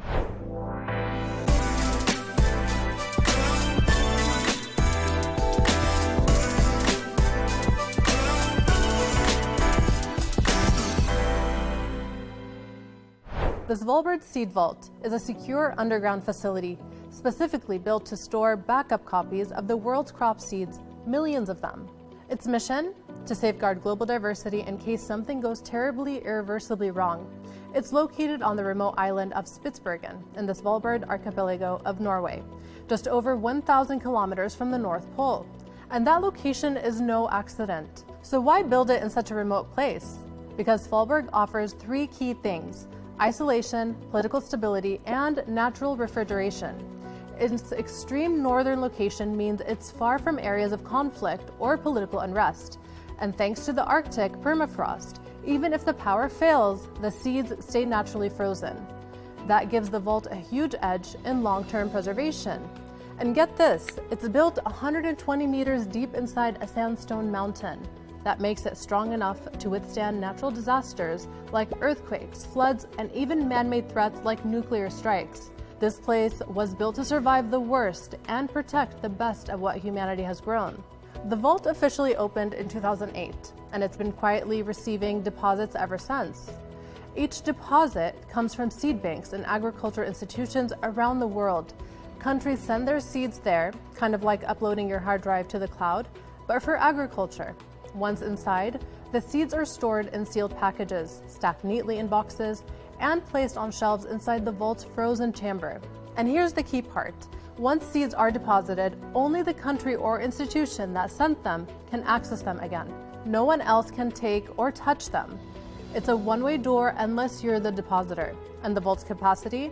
It can hold up to 4.5 million seed varieties. That's more than 2 billion individual seeds. And no, it's not for just some far-off apocalyptic future. The seed vault has already proven its worth. In 2015, researchers withdrew seeds from the vault to help rebuild a gene bank in Syria, which was damaged during the country's civil war. And that's not science fiction. So why does all of this even matter? Because crop diversity means survival. Diseases evolve, climates shift, wars disrupt supply chains. And if we rely on just a few staple crops like corn, wheat, or rice, we're playing a dangerous game with global food security. The Svalbard Seed Vault protects thousands of varieties of those crops and much more. Ancient grains, drought-resistant beans, heat-tolerant vegetables, every option we might one day need to keep feeding the world. And what does this ultra-secure vault look like inside? Surprisingly, it's a bit underwhelming. No flashing lights, no hazmat suits, no dramatic security doors. Just a long, icy hallway with metal shelves and plain seed boxes, each carefully labeled, quietly waiting for the future. But in many ways, it's one of the most hopeful projects on Earth, a silent promise to future generations that even if we fall, we've saved something that can help us rise again. They call it the Doomsday Vault, but maybe it's not about the end of the world. Maybe it's about beginning again. I'm Joanne Syria. I'll see you next time on Pixel.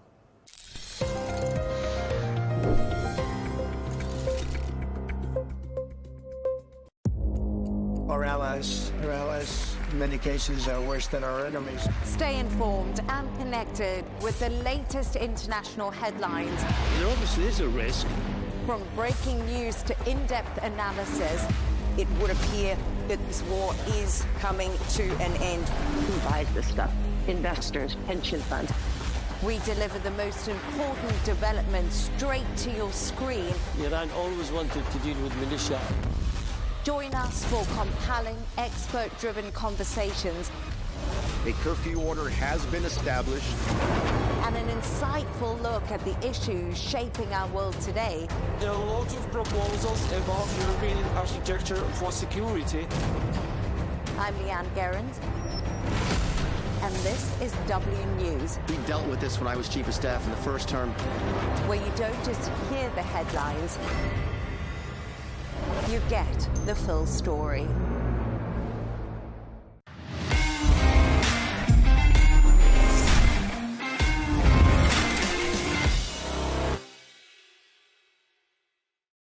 Welcome back to the dressing room with our Arabiya news. Straight onto some football. Man City's comeback against Palace went 2-0 down. Standout performances from Kevin De Bruyne, who scored a free kick, some key assists.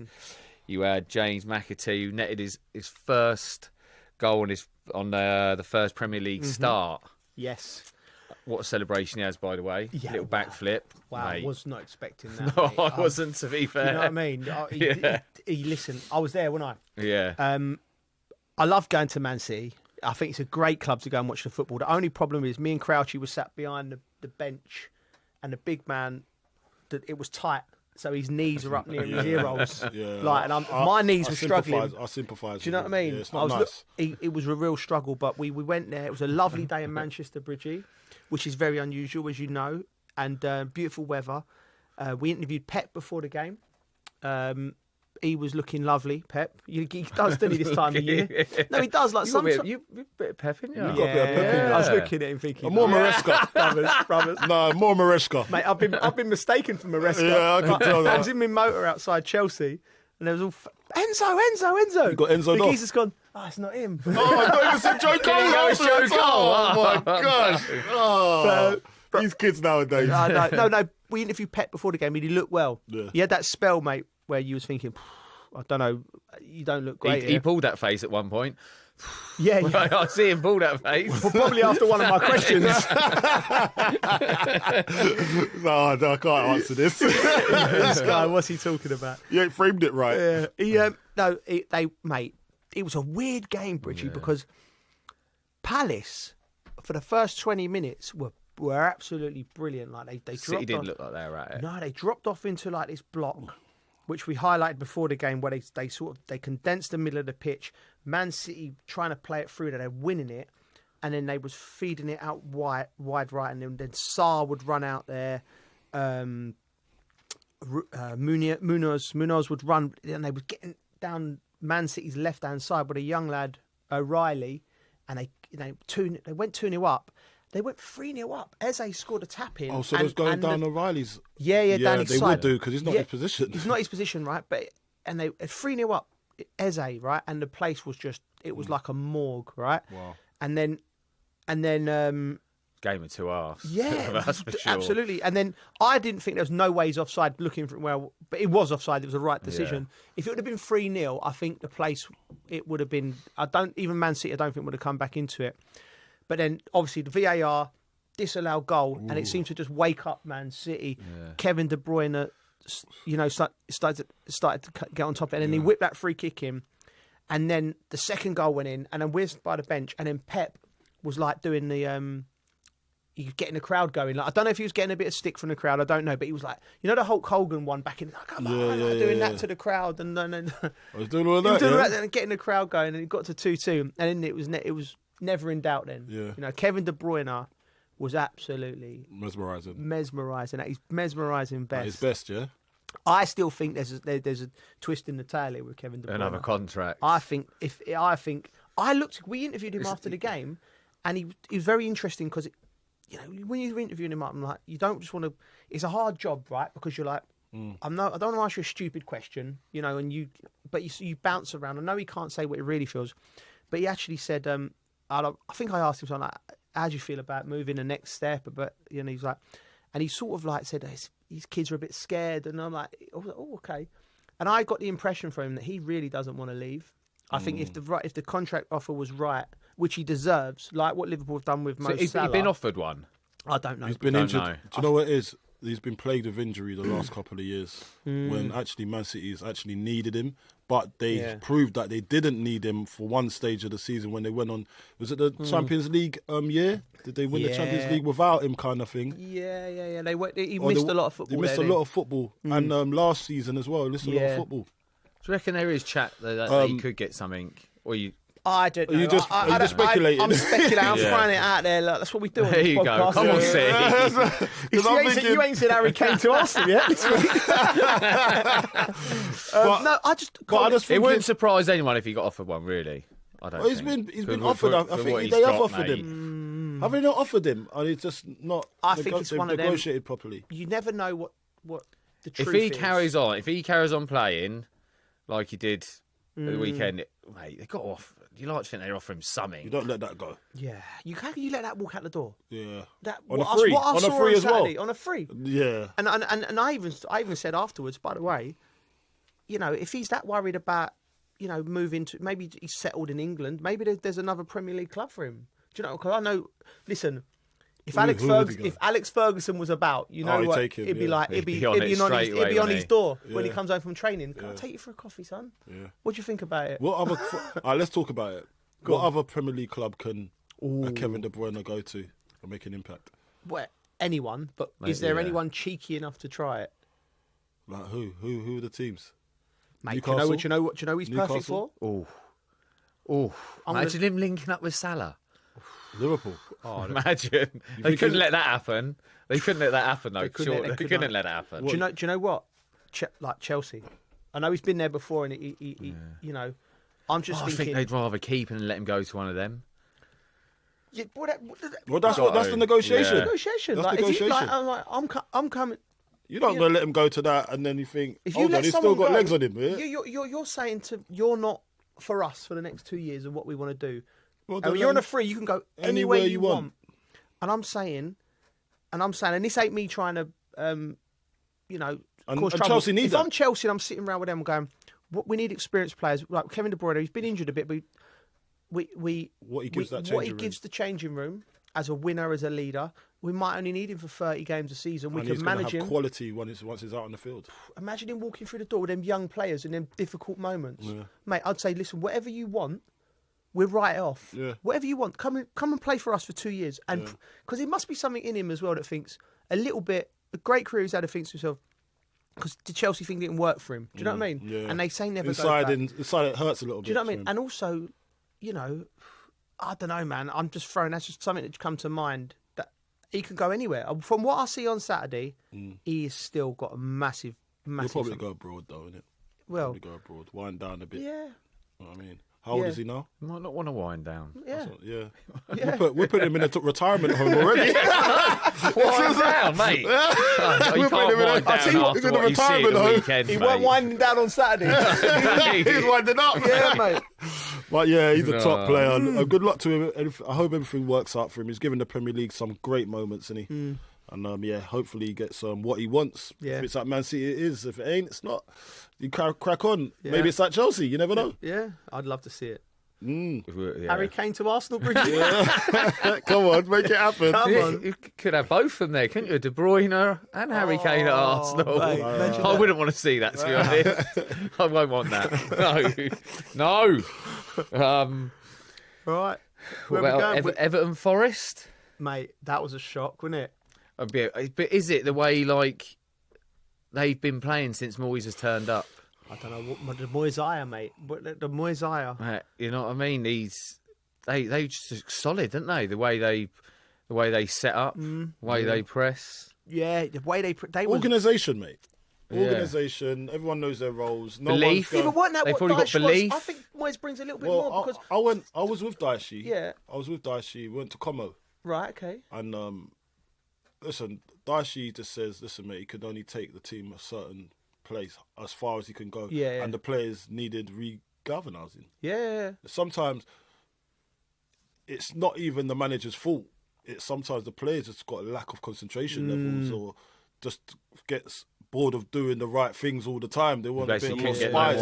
Couldn't get a lot more out of him. And I felt for him as well because he was really hurt by it. Yeah. But Daesh is a really honest man. You can see everything he does, he's very honest. He'll talk to you straight down the lens. Yeah. And he'll talk to you and say, listen, this is what I think about you. Yeah. And he's not going to sugarcoat it. Yeah. And sometimes these players want it to be sugarcoated. But you're at the bottom, mate. You can't. This needs to be raw as possible so you can get out of this mess. But he's obviously done that. And some of these boys are not taking. Yeah. So someone else has to come and say the same message because it's better when it comes from somebody else. Maybe they're just bored of that tone. Yeah. So and I think that's all that's happened. It seemed like the old Everton for a place where you hated to go because it was hard. It was a tough place, wasn't it? They was at the City Ground. Good. I never got sorry, City Ground. There you go.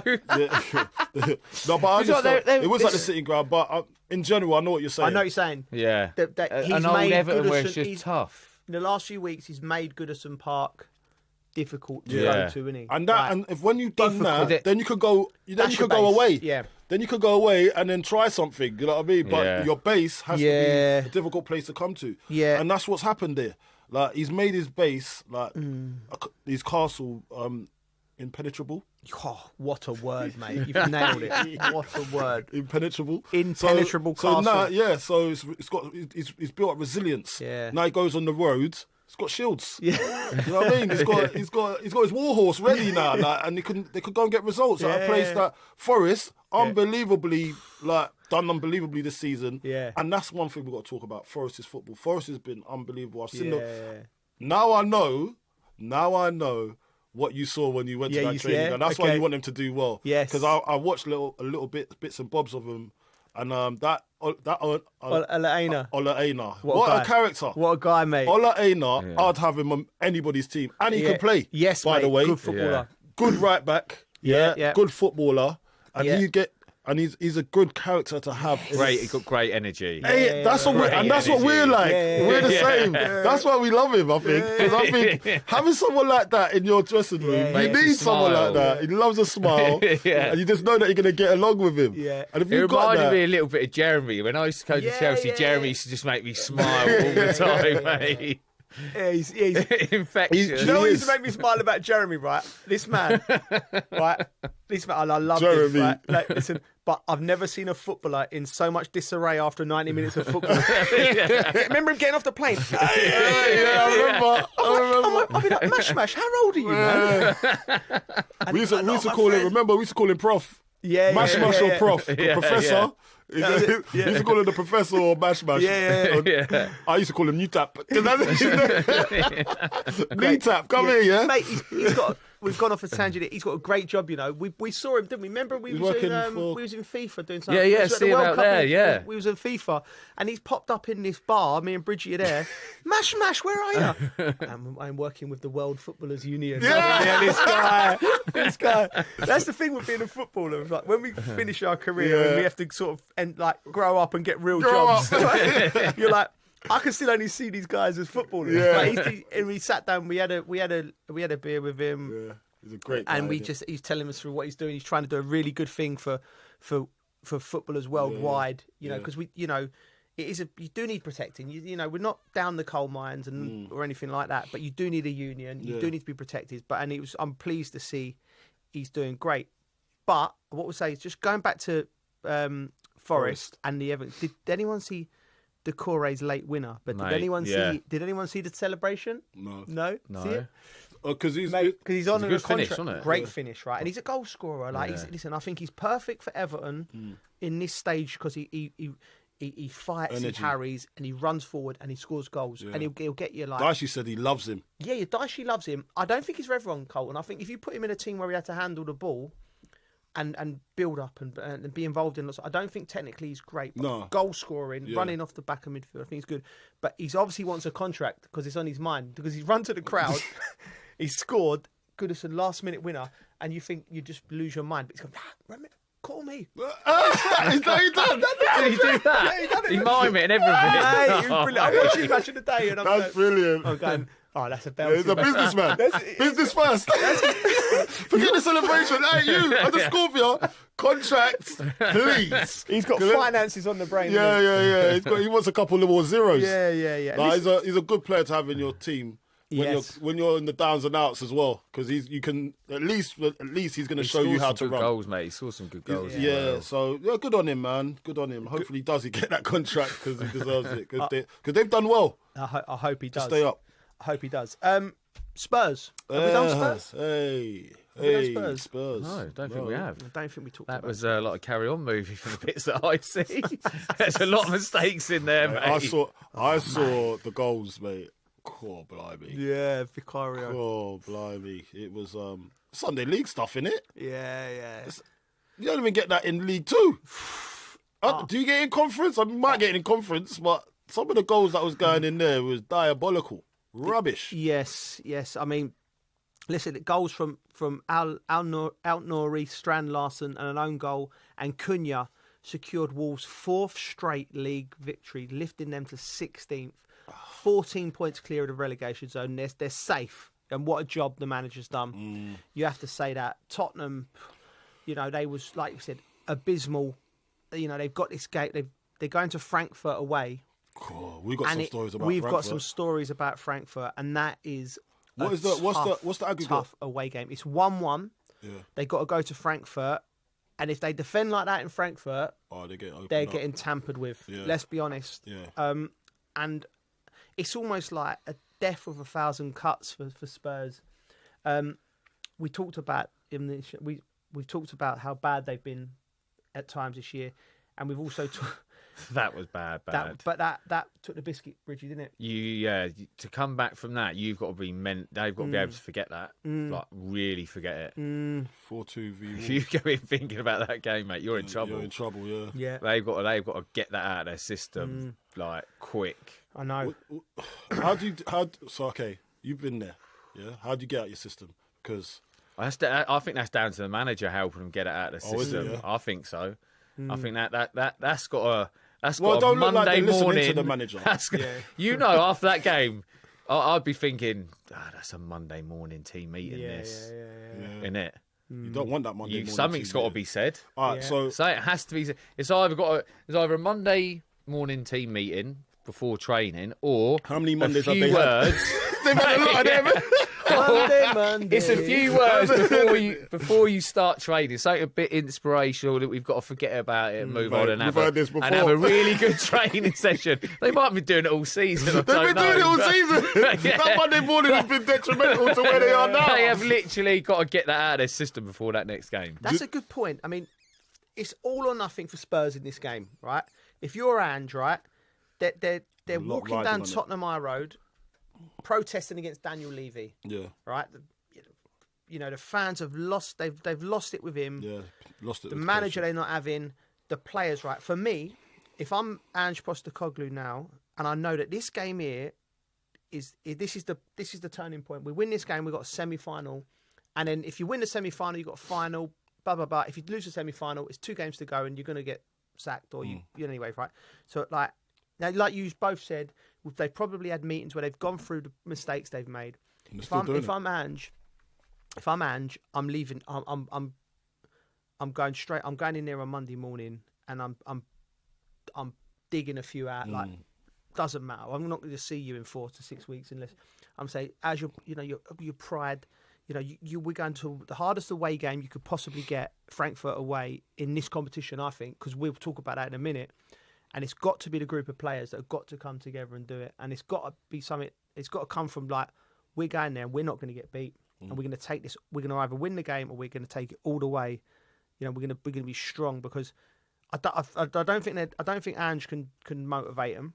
I don't. I think it's got to come from the players. It's got to come from the players, and you've got to leave them to it. You dig a few out and say, listen, you sort of not good enough, not good enough, not good enough. You boys come together and work it out, because man, how many times would have had this meeting this season? I don't know. They've had loads of these meetings, and well, maybe they ain't. Maybe they haven't had the meeting. Maybe they haven't. Yeah. Maybe this is the critical time when they need to have that meeting because they probably their approach hasn't worked so far this season. Sorry, Cole. Owen Hargreaves, who covers Frankfurt, we watched the game. He made a good point. He said, "Why don't Tottenham just go from now to the end of the season with their pace, with Brennan Johnson, with Solanke, with the boys in Saab? They got runners in midfield. Why don't they just go? You know what? We're gonna counter attack. Imagine Frankfurt preparing for Spurs, pressing, playing out the back, and all of a sudden they go." Spurs just drop off and we didn't prepare for this. You might catch them on the hop. Yeah, but that's not what we do, mate. Yeah, it's not what we do. Is he Welsh? That's supposed to be Ange Postecoglou's accent. That's who we are, mate. It's who we are, mate. You got to change, don't you? You got to be able to. Well, that's his fault. It's his fault. At the elite level, you can't just be, this is my way and the highway. You got to try something. Be adaptable. You got to try something different. You got to try. It's not worked, mate. Come on. Listen. Insanity. It's Spurs. This is not Burnley. Like how Company can get away with it and go to Bayern. Yeah. This is Spurs. Spurs have a standard. Yeah. And if it's not working, come on, adapt, man. Just say, all right, this game will. I heard that he's been changing personnel when he didn't need to because they was on a roll. They just started to hit good form, and he changes it. Yeah. And I'm like, do you want to get the sack or something? Maybe he does want the sack. He wants out. Maybe. You know, there's other things sometimes that people are doing behind the scenes, and he's probably that does happen in football. That's so he's just saying, do you know what? I'm going to do everything for me to get the sack here so I can get paid. Have you ever seen it? Have you ever seen it with managers where you think that they've given up? Oh yeah. Behind the scenes, they're waiting for the sack. Just waiting for it, and it's like, I just want out of here now. I'm like waking up in the morning and then thinking, another day. Yeah. These players are not good enough. I don't even want to. They're not buying into my system. I just want the sack now. Yeah. Or is this going to be a painful death? Yeah. Do you know what I mean? And maybe that is what it is. But one thing he has got going for him is this European thing. Yeah. Remember, and it's going to Frankfurt is so hard. We went there to do coverage for West Ham, mate. That was I was intimidated. I felt when I saw the dogs run onto the pitch here, I was like, these lot are nutters. Why are dogs here? Yeah. Not just the dogs. Alsatians. Yeah. And what was it? Not a herd of dogs, an array of dogs. An array of dogs. Dogs. We've gone like it was rocking, right? And then we've gone. West Ham are about to lose, so we're pitch side about to come on and do our thing. All of a sudden, about 300 Robocops with dogs walk past me and him. Dogs. What's going on, mate? This guy was so shook. Mate, I was shook a fella. He was like, he started backing off like this dog was. I was like Homer, you know Homer when he goes into the bushes. Mate, and that was me. I was like, this is not for me. This. We going, what's going on? And he going on, and the guys going, no, the fans are going to come on the pitch after the game. I went, what? Why are they coming on the pitch for? Did they buy a ticket? But they're coming on, and the dogs are there, and we're just like, oh no. And then the guys from BT or just like saying, well, yeah, we'll just put our thing up, man. If this kicks off and there's dogs biting people, mate, and I've got a mic, and I'm gone. Flares, I'm sorry. the flares, the lot, and everything. I was so scared. Yeah, mate, I'm gone. I'm not doing the. I said, I'm in Germany, bruv. I'm in Germany. There's me and him trying to talk about the goal that might have been offside. There's dogs biting West Ham fans. I'm just like, no chance, mate. They paid danger money. So yeah, it's a very, very intimidating place. So if they think they ain't gonna get their work cut out for, they got another thing coming. They have to win this game. They have to win this game. You know what you were saying about you'd put it on a few of the players and you'd leave it up to them. Yeah. But that would be hard if you look at that team and you go, well, he ain't gonna. He ain't up for it. He ain't gonna do it. Like I've if you're in like, I don't know, like I've had some meetings before. Like a couple at West Ham, and they've done some team building things to help. Didn't work. I've had a couple at Southampton, and it's like, and you're just You've been like, in these rooms and, before, Reggie. And then it's just like there's players, and you just think it's going in one ear and out the other, and they don't care enough. I think you got to go right. There's none of this like trying to keep players on side. There's 6 weeks to go before the end of the season. I'd go right. Just go right. Let's look at the last 10 games. Which players have cost me?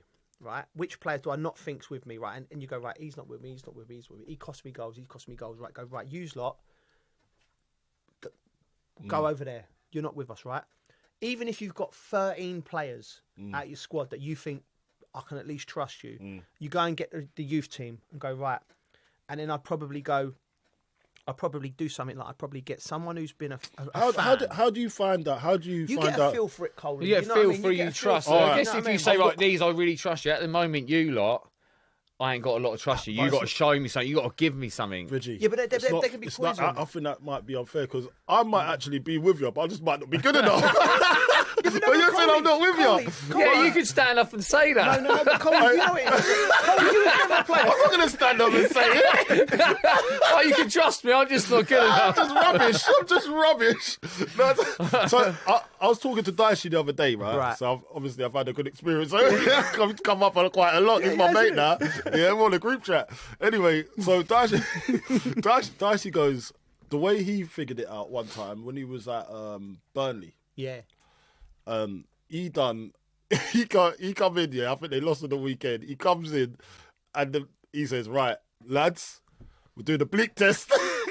Yeah. So, obviously, the bleep test separates the men from the boys, isn't it? Yeah. You can see straight away. Yeah. So, but the ones that questioned him and started sulking, he knew straight away, that's not for me. Yeah. So they start the bleep test. You can see the ones that are messing around straight away, the ones that weren't doing it properly, because his heart's not in it.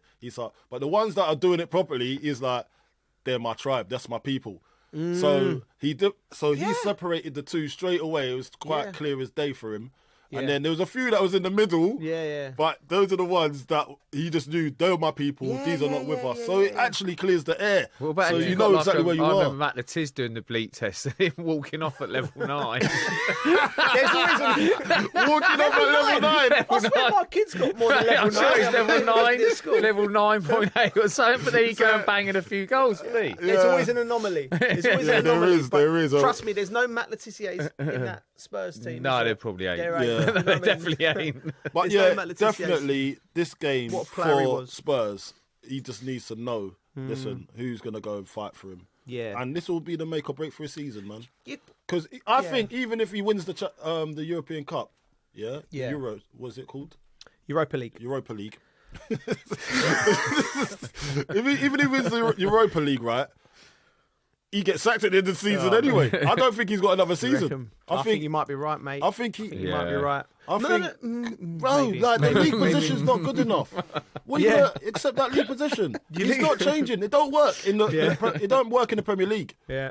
So what we doing here? That's true. It don't work in the Premier League. You just hit me with logic again there. It's true though. It's true. Don't work. So they might have to have a change by force. Right. Yes. Should we go from there to Champions League? Yeah, let's start Champions League. Yeah, that's perfect. Yeah. Like we'll talk about. Where should we go? We'll talk about Barcelona. So much to talk about. There's Barcelona. There's we could talk about. Oh, we didn't even talk about who is it? Real Madrid. Ooh. Arsenal. No, we did. We talked about the goal, but we didn't talk about what's going to happen over there properly, did we? A little bit. Yeah, we did. Yeah, I remember we did. I thought we did. Yeah, we definitely did. It wasn't enough for me. What are you got to say? Go on then, Carl. What are you saying is happening? Go on, tell us. No, I'm not going to talk. No, go on. No. Please. Let's Please, Carlton. Let's move on. Please, Carl, come on. Let's move on. No. What do you think's going to happen? I think. I've already said it. We did talk about it. I said. So I got memory loss. Real Madrid. I got memory loss. I get it all the time. I got memory loss. Well, mate. I got memory loss. Sorry, mate. All Sorry. the time. Yeah, but I think old age, mate. Champions League. Villa. Yeah. Villa. Wow. Listen, great performance from them, but I think PSG is like that's a step too far. That's the step too far. I mean, they started well though. They started well. Has there been a game with 3 goals as good as that in? I can't remember. But do you know what I mean? Because they were 3 great goals. Chop. What about his chop? Mate. Kvaratskhelia. Oh mate, that guy. Central. Yeah, that guy's got something that others ain't got. Yeah. I love it. You can see it. I love the way he drops to show his body. His balance. It's the balance. Yeah. It's a bit of a Joe Cole in him, isn't he? Nah, but he's a giant. Have you seen him? Is he tall? He's Yeah. Huge. He's like this big, powerful boy. He's more like. He's got a bit of Grealish about him, a bit Chrissy Waddle. Yeah, I love him. Chrissy Waddle. Someone said that on that was Rio. Rio said he reminds him of a bit of a Chrissy Waddle when he scored that goal because it was like the way he moves. He's probably heard me say it. Really. I can't give it. Yeah, we can't give it to Rio. Yeah, can't give it to Rio. No. Yeah, Chrissy Waddle. Yeah. But first of all, please, youngsters, please YouTube him, Google him, whatever you do. For his chop. I do know the best chop in the game. Who do you think ever had the best chop in the game? Ooh, let's go chops. Figo had a chop. He had a great chop. Yeah, mate. but yeah. All right, okay. Let's go. All right, we go. Chops. Figo, great chop. Yeah. I'll tell you the best. Have you played against him as well? I can't remember. I don't think so. I would have known, to be fair. He would have turned me inside out. I played against him. Yeah, he has got a chop. I've got the best chopper in history. Go on.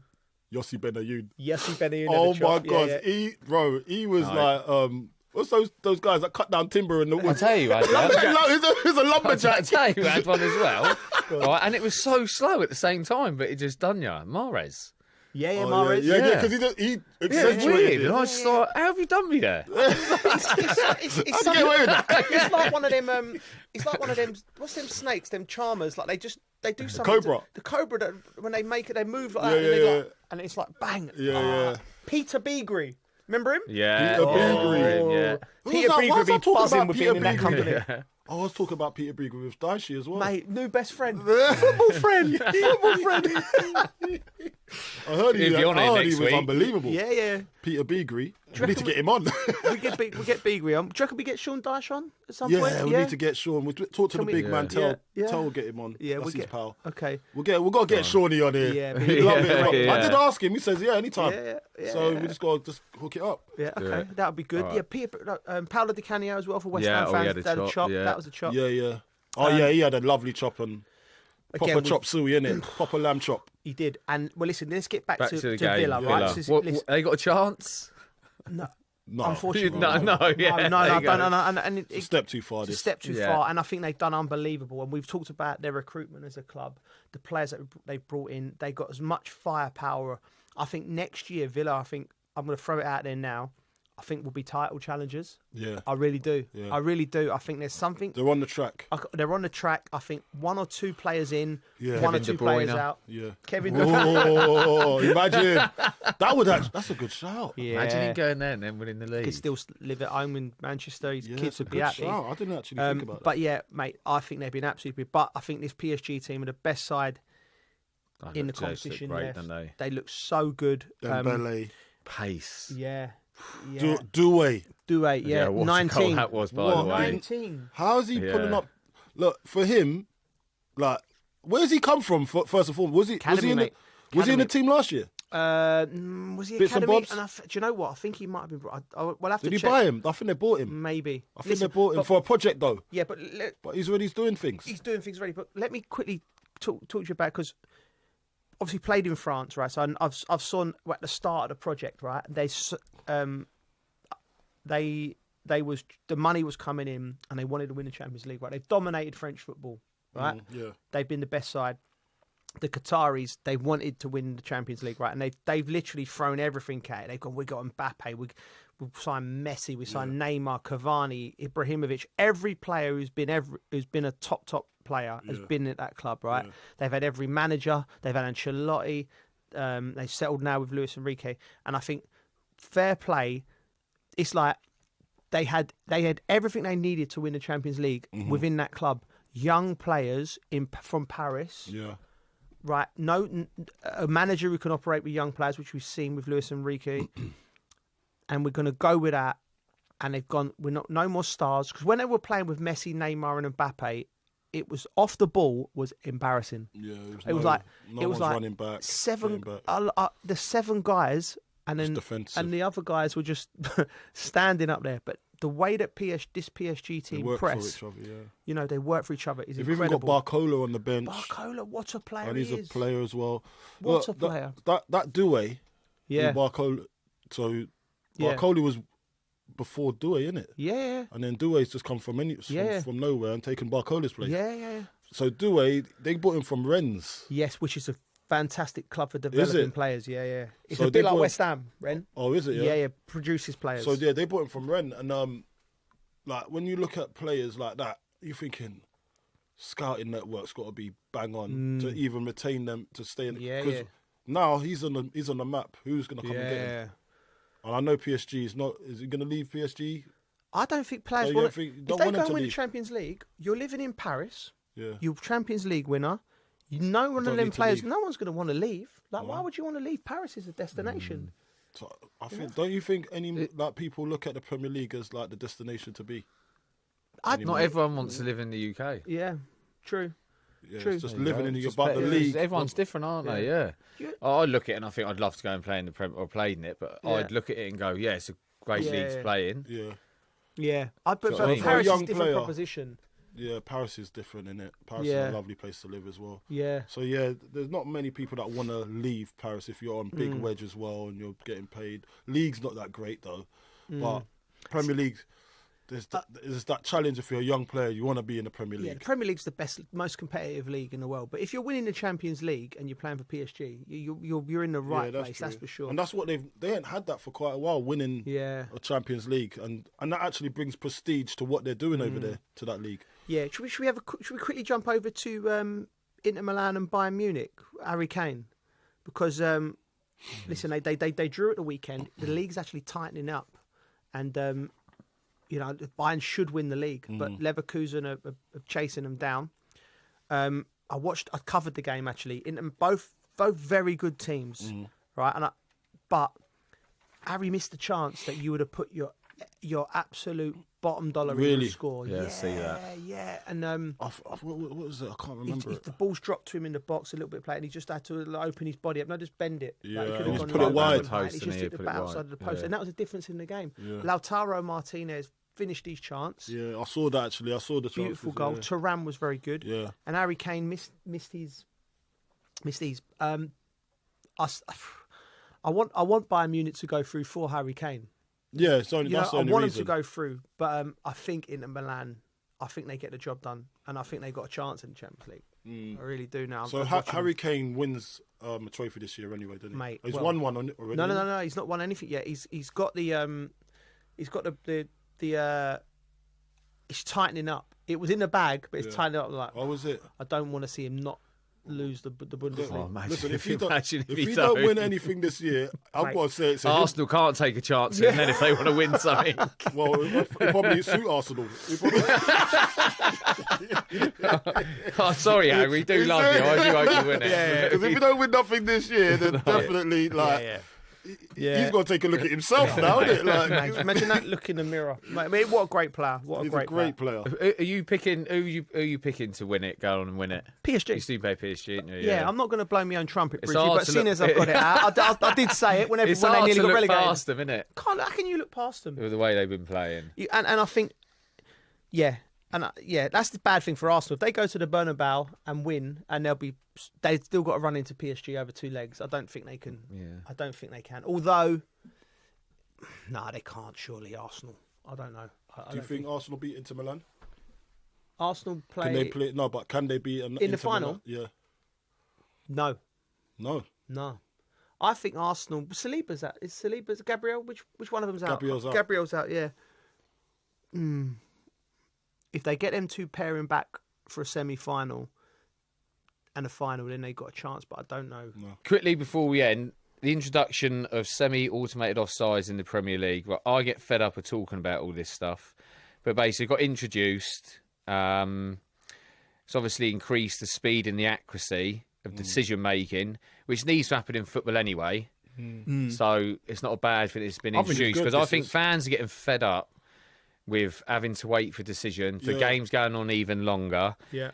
I personally think the game's got a bit boring anyway. And you're adding that on top of it. Yeah. Well, that's leading on. That's leading on to what my question is. Yeah.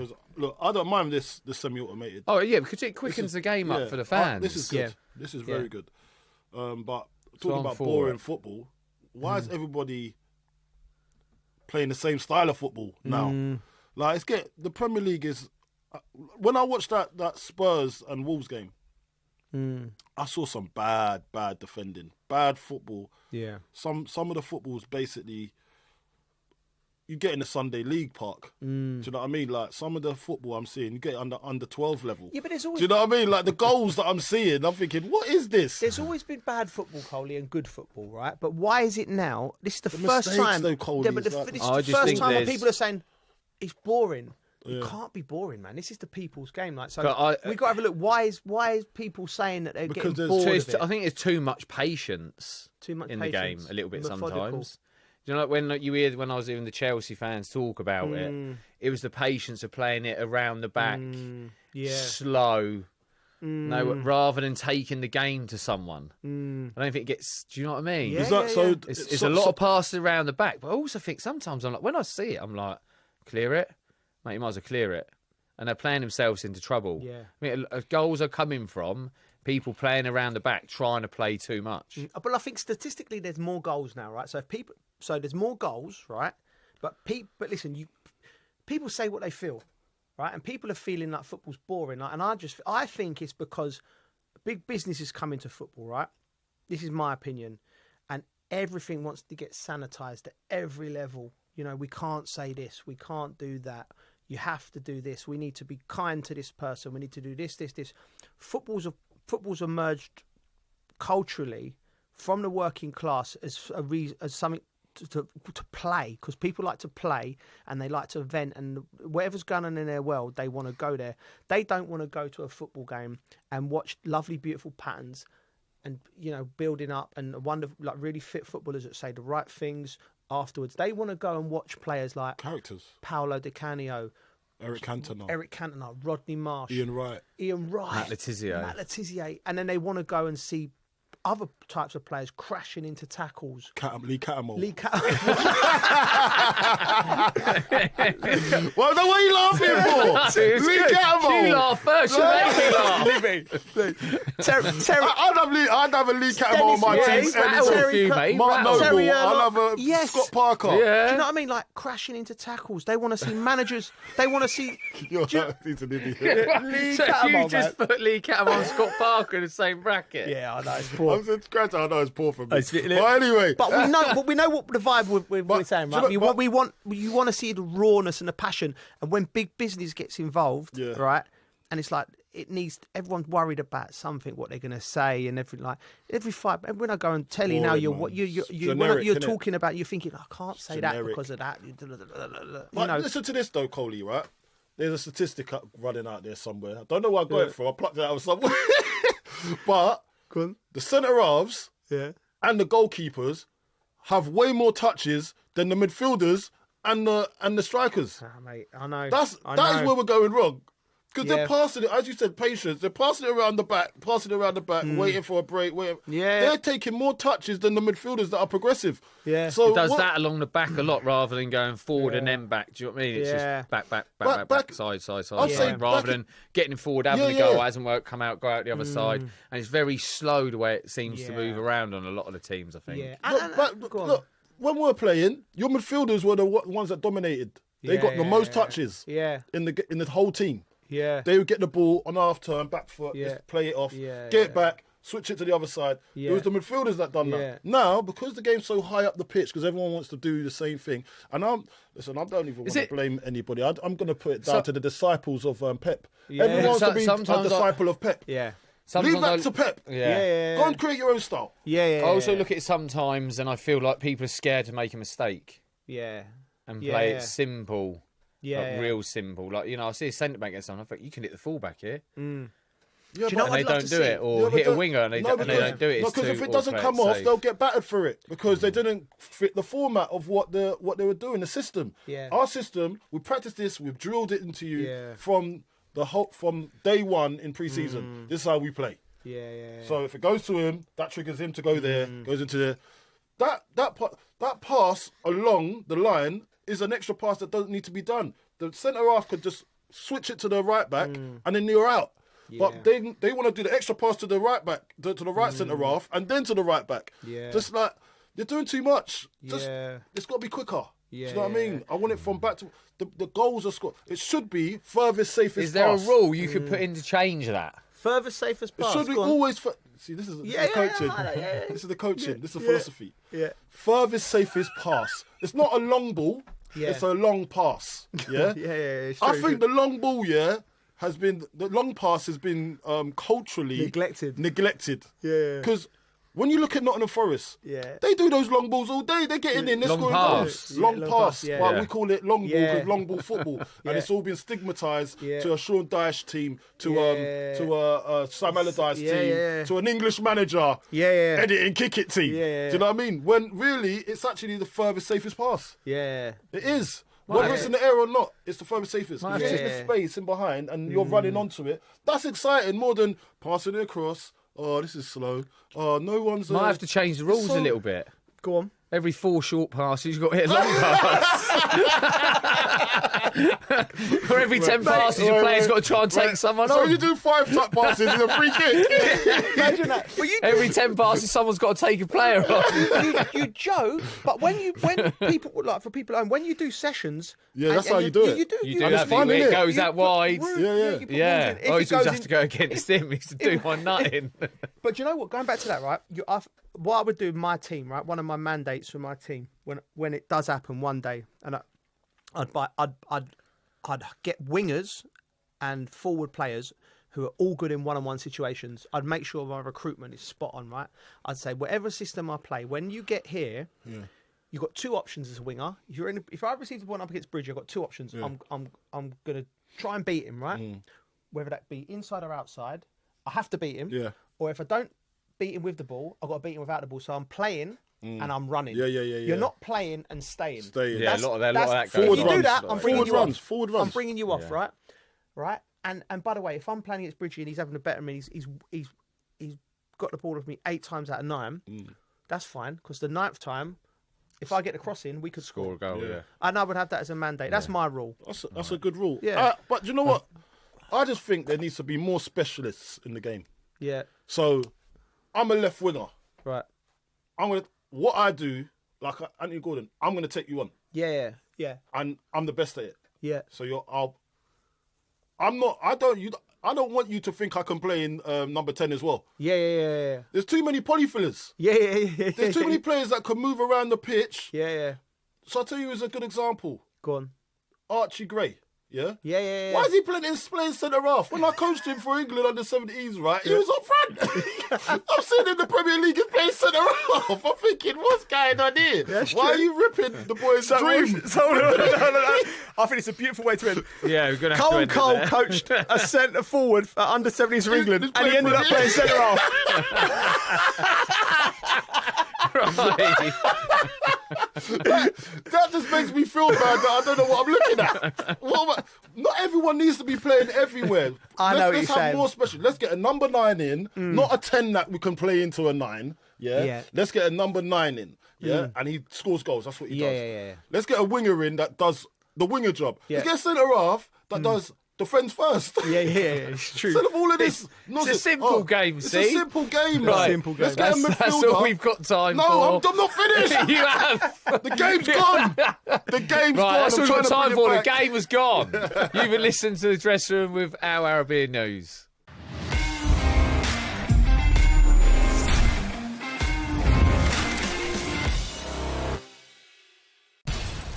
have to take care of our people, and we're going to take care of our people first. For in-depth analysis and all the latest developments across the globe, make sure you join us every weekday. President Trump is trying to negotiate a ceasefire. With so much happening, so much information, and so much noise, International law will have no part in his administration. it can be hard to keep track. Tariffs will just fuel inflation. We're going to fight these tariffs. But you can count on us to tell you what you need to know. We stand by your side. Join me, Tom Burges Watson, for Global News Today, right here on Al Arabiya News.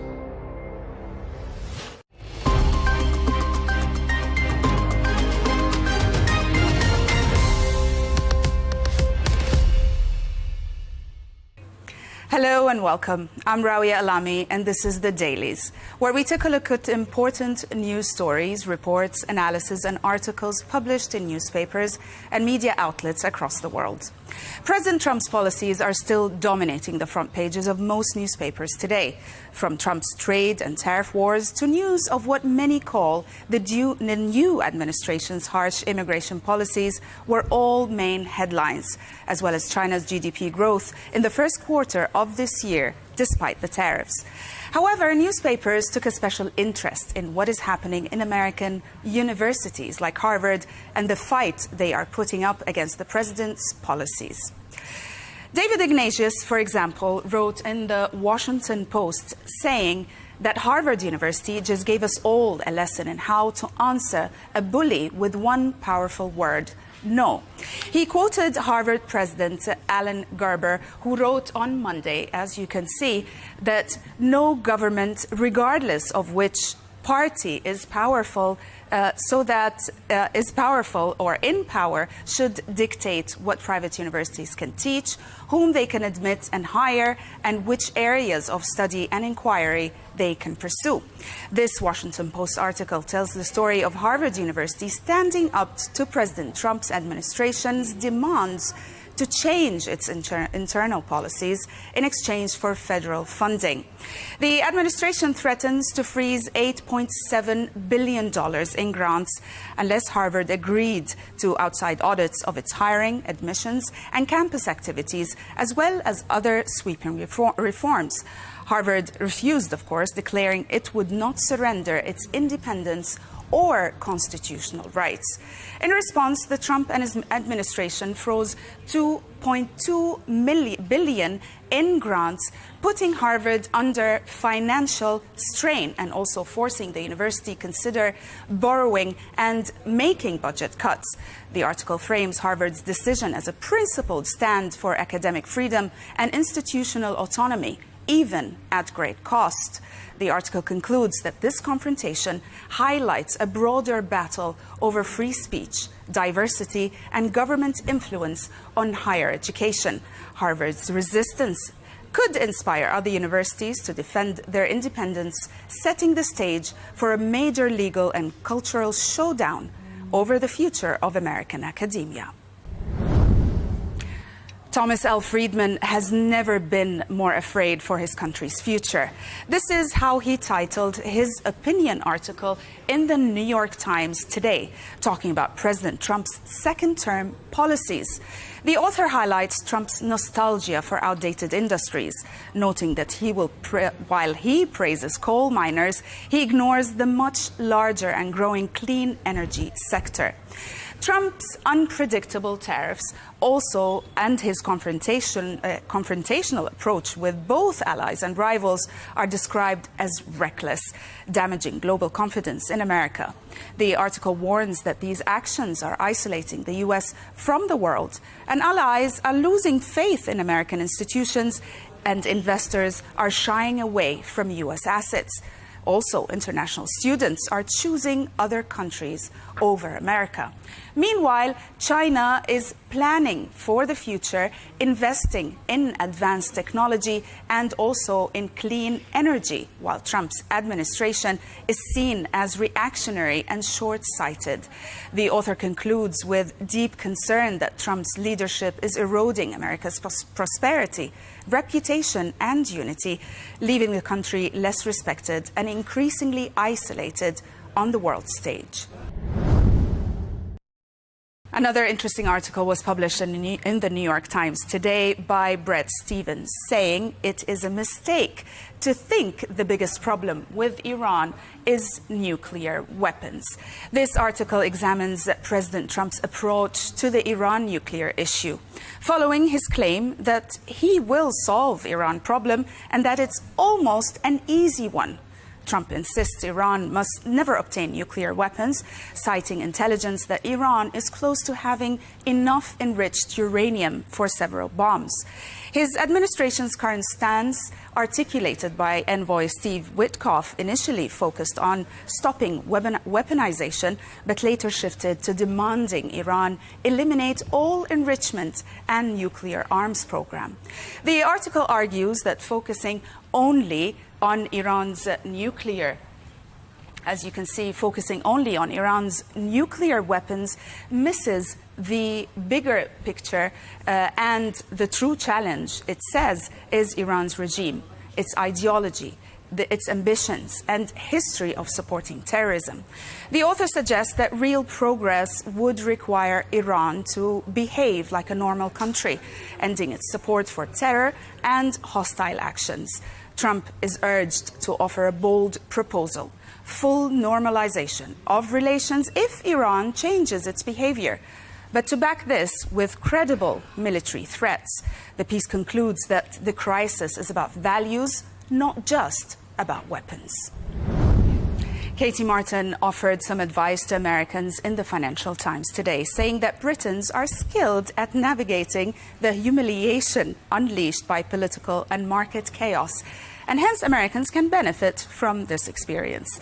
Martin uses wit and a British perspective to highlight the confusion and anxiety many Americans feel as President Trump's erratic trade policies and political decisions shake global markets. The author draws parallels between America's current turmoil and the UK's also own Brexit chaos and Liz Truss's financial missteps, noting that both countries became the punchline for international jokes. Americans, the article suggests, are now facing the same global ridicule and self-doubt that Britons experienced after Brexit.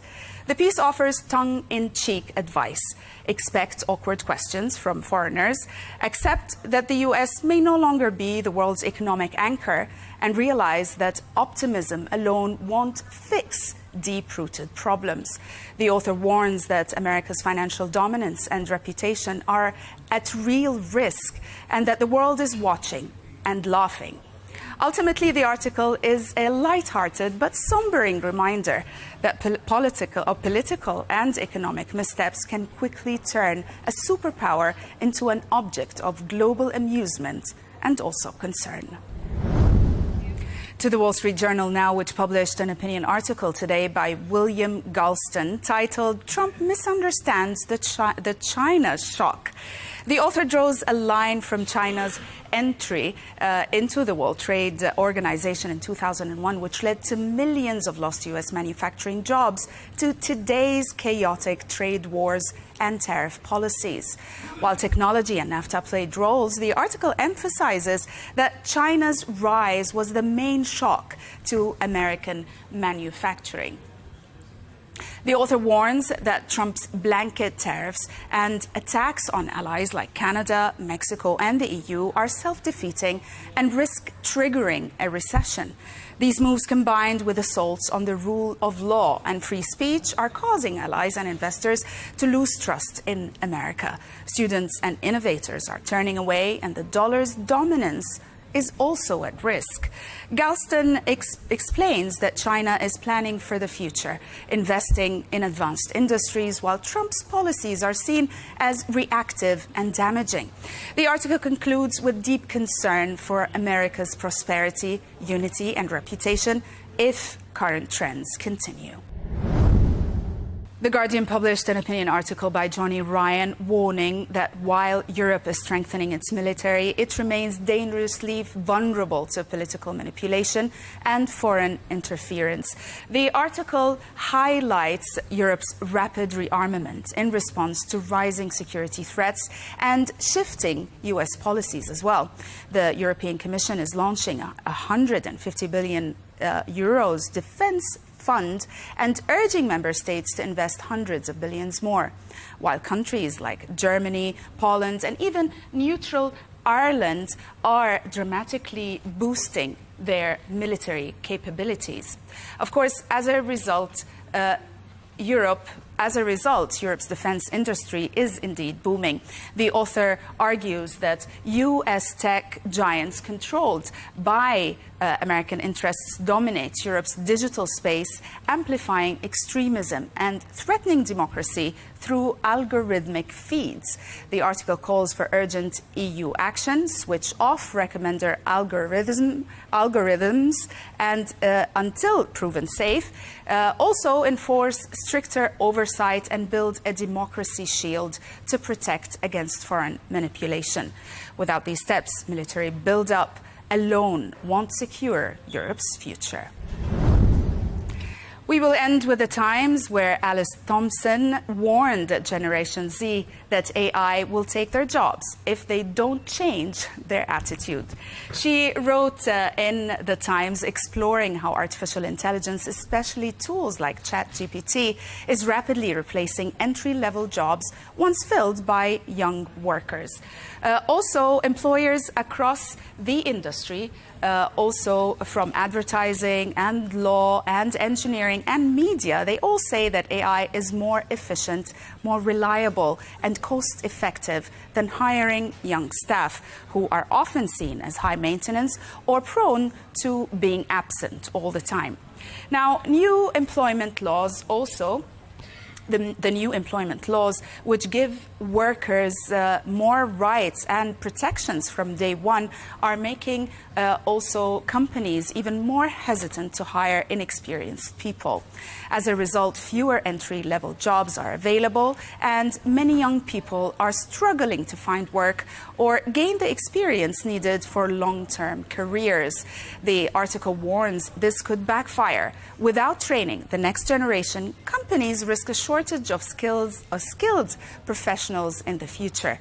Thompson calls for a renewed focus on apprenticeship and mentorship, urging managers to help young workers develop essential skills and for young people to approach work with more responsibility and more cooperation.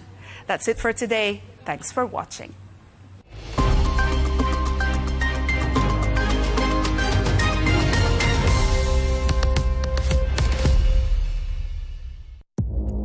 Our allies, in many cases, are worse than our enemies. Stay informed and connected with the latest international headlines. There obviously is a risk. From breaking news to in-depth analysis, it would appear that this war is coming to an end. Who buys this stuff? Investors, pension funds. We deliver the most important developments straight to your screen. Iran always wanted to deal with militia. Join us for compelling, expert-driven conversations. A curfew order has been established. And an insightful look at the issues shaping our world today. There are lots of proposals about European architecture for security. I'm Leigh Ann Gerrans, and this is W News. We dealt with this when I was Chief of Staff in the first term. Where you don't just hear the headlines, you get the full story.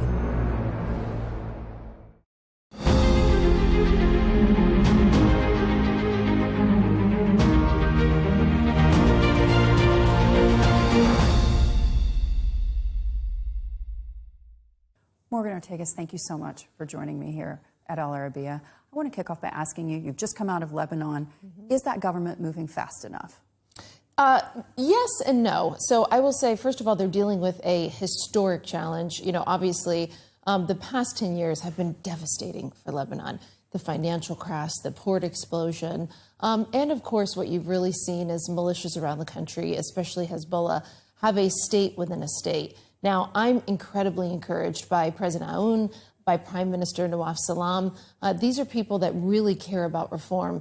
But, you covered economics for a long time. Lebanon's financial situation is as bad as it gets. I mean, they're in a hole. It's worse than Greece during the financial crisis.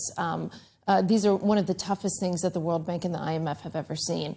So I think part of the reckoning is people really understanding just how bad it is. And it's not a good position whenever people in your country can't rely on the banks, right? Or they don't feel comfortable with the banks. So the parliament needs to pass the bank secrecy law, the bank resolution legislation, because ultimately what needs to happen, I mean, there's so much that needs to happen as it relates to economic reform, but you need people in Lebanon to feel safe and secure about putting their money in the bank, because what's happened, what's proliferated since that crash is a cash-based economy. And cash-based economy fuels bad actors, corruption, terrorism financing. And because of that, you did see, unfortunately, Lebanon was gray-listed at the FATF. So what I think the new prime minister has done is to put together an excellent cabinet. I mean, these are people, and I met them. First of all, everyone came in. They didn't have a party affiliation. And they swore not to run for the election next year in the May 26th election. So it was people that were coming just to try and help turn their country around. You're talking about Blackstone executives, HSBC, JP Morgan. I mean, these are Lebanese diaspora from around the world that said, I'm in a really lucrative career, but I'm going to put that career on hold to come back and try and save my country. So all of this is incredibly important. The government is working very quickly on these reforms. We've got IMF, World Bank spring meetings coming up where I know Lebanon wants to make the case. But what I said to their leaders, you can't make the case at the IMF Bank, World Bank spring meetings if you haven't passed the legislation in Parliament to show that you're serious about these reforms, that it's not just talk. So I'm really encouraged. I met probably 9 different cabinet members, the new central bank governor, while I was in Lebanon, in addition to the president and the prime minister, who I have a great relationship with. On the security side, we have something there called the U.S. mechanism, where we, as we have for decades, are supporting the LAF and trying to strengthen them to take on Hezbollah. Anytime you are trying to do something different, people get used to a certain way and it becomes the status quo. And shaking off the status quo is always a really difficult and challenging thing to do. There obviously has to be national buy-in into this. And that's why you saw President Aoun say in his inaugural speech that the only arms were going to be that of the state. The state would have monopoly on the arms. The state would provide security. The state would provide essential services in the south of Lebanon and not Hezbollah for those people. So we are asking and we are demanding and hoping for generational change in Lebanon. What we are asking of them is not easy, but if they don't do it, they won't save their country. And ultimately, decline is a choice. So they can choose to decline even further into the abyss, or they can choose this once-in-a-generation moment to take their country back. I think President Aoun can do it. I think Nawaf Salam can do it. They will have U.S. support if they make the tough and hard decisions, and they're on that road to do so. There are concerns that disarming Hezbollah quickly could lead to a civil war. What is the U.S. response to that fear? We've been hearing that for 20 years. When you have cancer, you don't treat part of the cancer in your body and let the rest of it grow and fester. When you have cancer and you want to be a whole patient, you cut the cancer out. In your mind, is that something that you're worried about? Of course, right? I mean, this is a designated terrorist organization with a lot of American blood on their hands. They've been degraded, though. Absolutely. Ultimately, this all comes down to the Islamic Republic of Iran. Remember that the devastation, part of the devastation that the Lebanese people face today, especially in southern Lebanon, was because of Iran and Hezbollah. The government of Lebanon didn't want to go to war with Israel. It was on October 8th, 2023, that Hezbollah and Iran decided to get into the war, which ultimately led for catastrophic consequences for the people of the South. And there's Shia villages, Christian villages down there. These people deserve a lot better. They were forced into a war that nobody wanted to be in, and their livelihoods and their homes and their communities were destroyed because of it. So I hope that they will make the choice to cast off people who only want war with their neighbors and instead to turn to a brighter future. And the Lebanese armed forces, how do you feel about their ability at this point to secure Lebanon, internally and externally? They have every ability to do so. I mean, the United States has provided support, training, and equipment for decades. We continue to do so. We've even added military advisors on the ground in Lebanon. It is not so a to capacity. those who say Hezbollah is needed to protect us, the response would be crazy, right? No, the LAF can do it. And by the way, if we've been providing assistance for several decades and they couldn't do it, then there's a problem with their U.S. assistance. So I've never believed the argument that they can't do it. They have the capability. They just need the political will. Talk to me a little bit about this part of the world. We're here in the UAE, Saudi Arabia as well. These are two countries that the U.S. wants to be involved in the stabilization of Lebanon. But can they do it when oil prices are below $65 a barrel? First of all, I think it's so great to be back in the UAE. I love being here. It's sort of, I exhale when I land in Abu Dhabi or Dubai. So I'm grateful that they have me back in here and speaking at an important conference. You mentioned the Trump administration. I should say that these are some of our closest allies, closest friends and partners in the world. And that's important. You know, one of the first call, I believe the very first phone call President Trump made was to the Crown Prince of Saudi Arabia. We've already had the UAE National Security Advisor visit the United States. We're in constant contact and communication on a variety of issues, Lebanon, Syria. Obviously, UAE made the groundbreaking and really courageous choice to be a part of Abraham Accords and to lead that effort. So the Houthis in Yemen. I mean, what's great about UAE and Saudi Arabia is there is not a challenge in the Middle East that we don't look to solve together. I mean, I never look, even in Lebanon, my first calls are to Saudi and UAE and Qatar, and I'm saying, where are you on this issue? Here's what I think. Here's where the United States is. Where are you? Can we do this together? Can we work on this together? In fact, we sent together UAE, Qatar, the United States, Kuwait, and Saudi Arabia. We sent a note to Lebanon that said, if you'll enact these reforms, we'd be happy to host something for you on the margins of Spring Bank Fund meetings. I say that to say that we're going to continue to move in concert together on all of these challenges in the Middle East. You know, in the Trump administration, we understand that we're putting Americans first. We're putting what foreign policy is best for the American people first.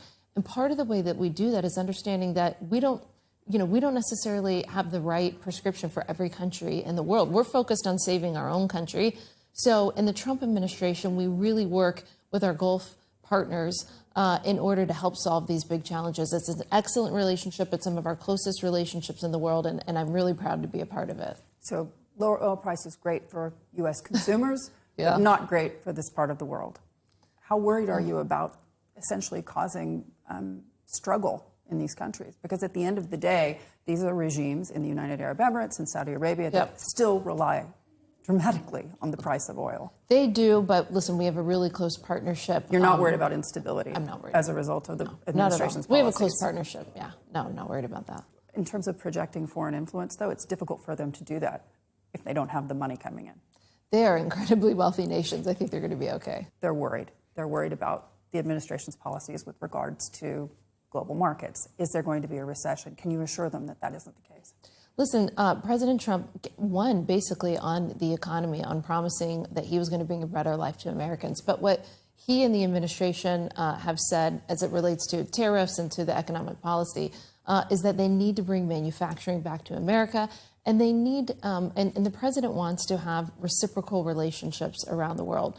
I think that's a very common sense thing. If you go to the average American and say, should we be doing business with X country who tariffs the United States way more than we do them? Reciprocity, I think, should be a fundamental principle of our foreign and economic policy. So, the president's been clear that sometimes, I think the way that he phrased it today was that sometimes you have to take medicine in order to fix the patient. And that's what the president's economic team feels like they're doing right now. But there's a lot of fear, for example, in Saudi Arabia, Vision 2030, that costs a heck of a lot of money. Lower oil prices, they've already had to tighten their belts and scale back some of those major projects. If this economy, this global economy, becomes a recession, that's bad for your biggest partner in the region. Yeah, we think that that we are right setting a lot of problems, a lot of challenges that the U.S. economy had. I'll certainly let the president's economic representative speak for his trade and tariff policy, but as it relates to our relationship here in the Middle East with our Gulf Arab partners, I don't think it's ever been stronger than it is right now under the Trump administration. There's a lot of cohesion, a lot of work together. if they have concerns on anything related to the president's export policy, tariff policy, economic policy, they will express that to us directly, because unlike the previous administration, we don't go, months or years without talking. We talk almost on a daily basis. So regional instability is not something you're concerned about?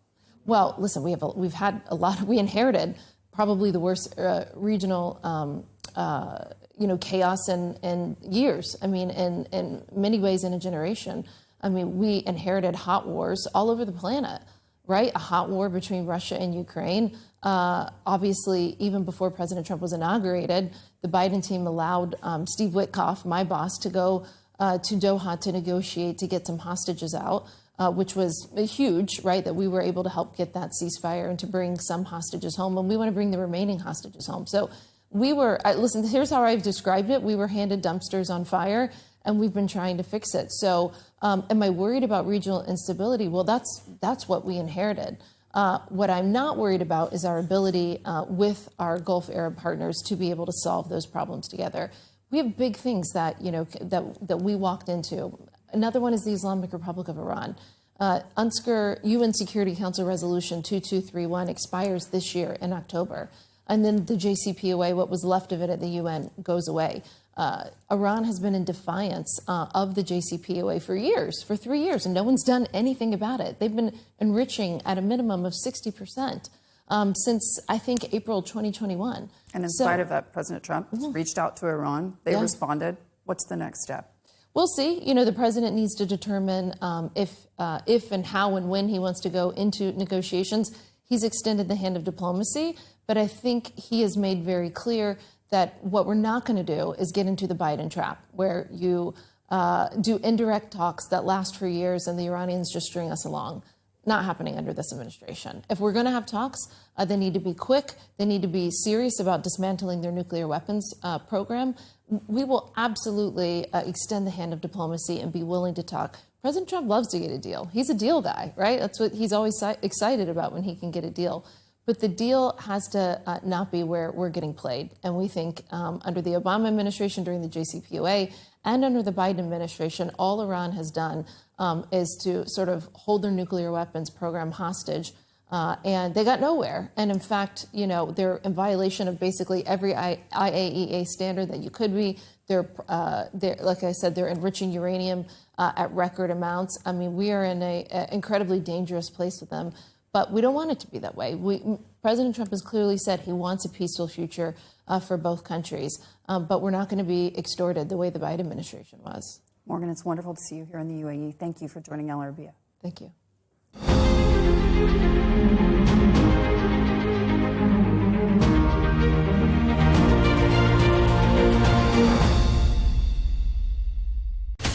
From the White House to Gaza, Kyiv to Beijing, elections, economics, and the environment compete with conflicts and other complex issues for our attention. In an age of fake news, deepfake, and artificial intelligence, they've got to have a vote and a say. It's important to look beyond the loudest voice to understand the truth. From newsmakers to groundbreakers, my campaign is going very well. Presidents, prime ministers, princes and peacemakers, and cultural tastemakers. As Arabs, as Middle Eastern, we're too emotional. Join me on the Riz Khan Show for empowering conversation. It feels like decades are passing by in a matter of weeks. Seismic shifts in the world order. Never, ever will be part of America. With so much happening and then so much noise. Whether it's political upheaval, Canada has been ripping us off for years. Economic shifts or social movements. And no one wins from tariffs. I think America can be more friendly to the rest of the world. For in-depth analysis and all the latest developments across the globe. To have an inclusive policy together. The meetings with Hamas gave me some hope. We're in another nuclear arms race. The most important development straight to your screen. Welcome to the dressing room. I'm on my own. I need backup. And an insightful look at the issues shaping our world today. it was not going to happen, that war, and it happened. Join us on Al Arabiya News.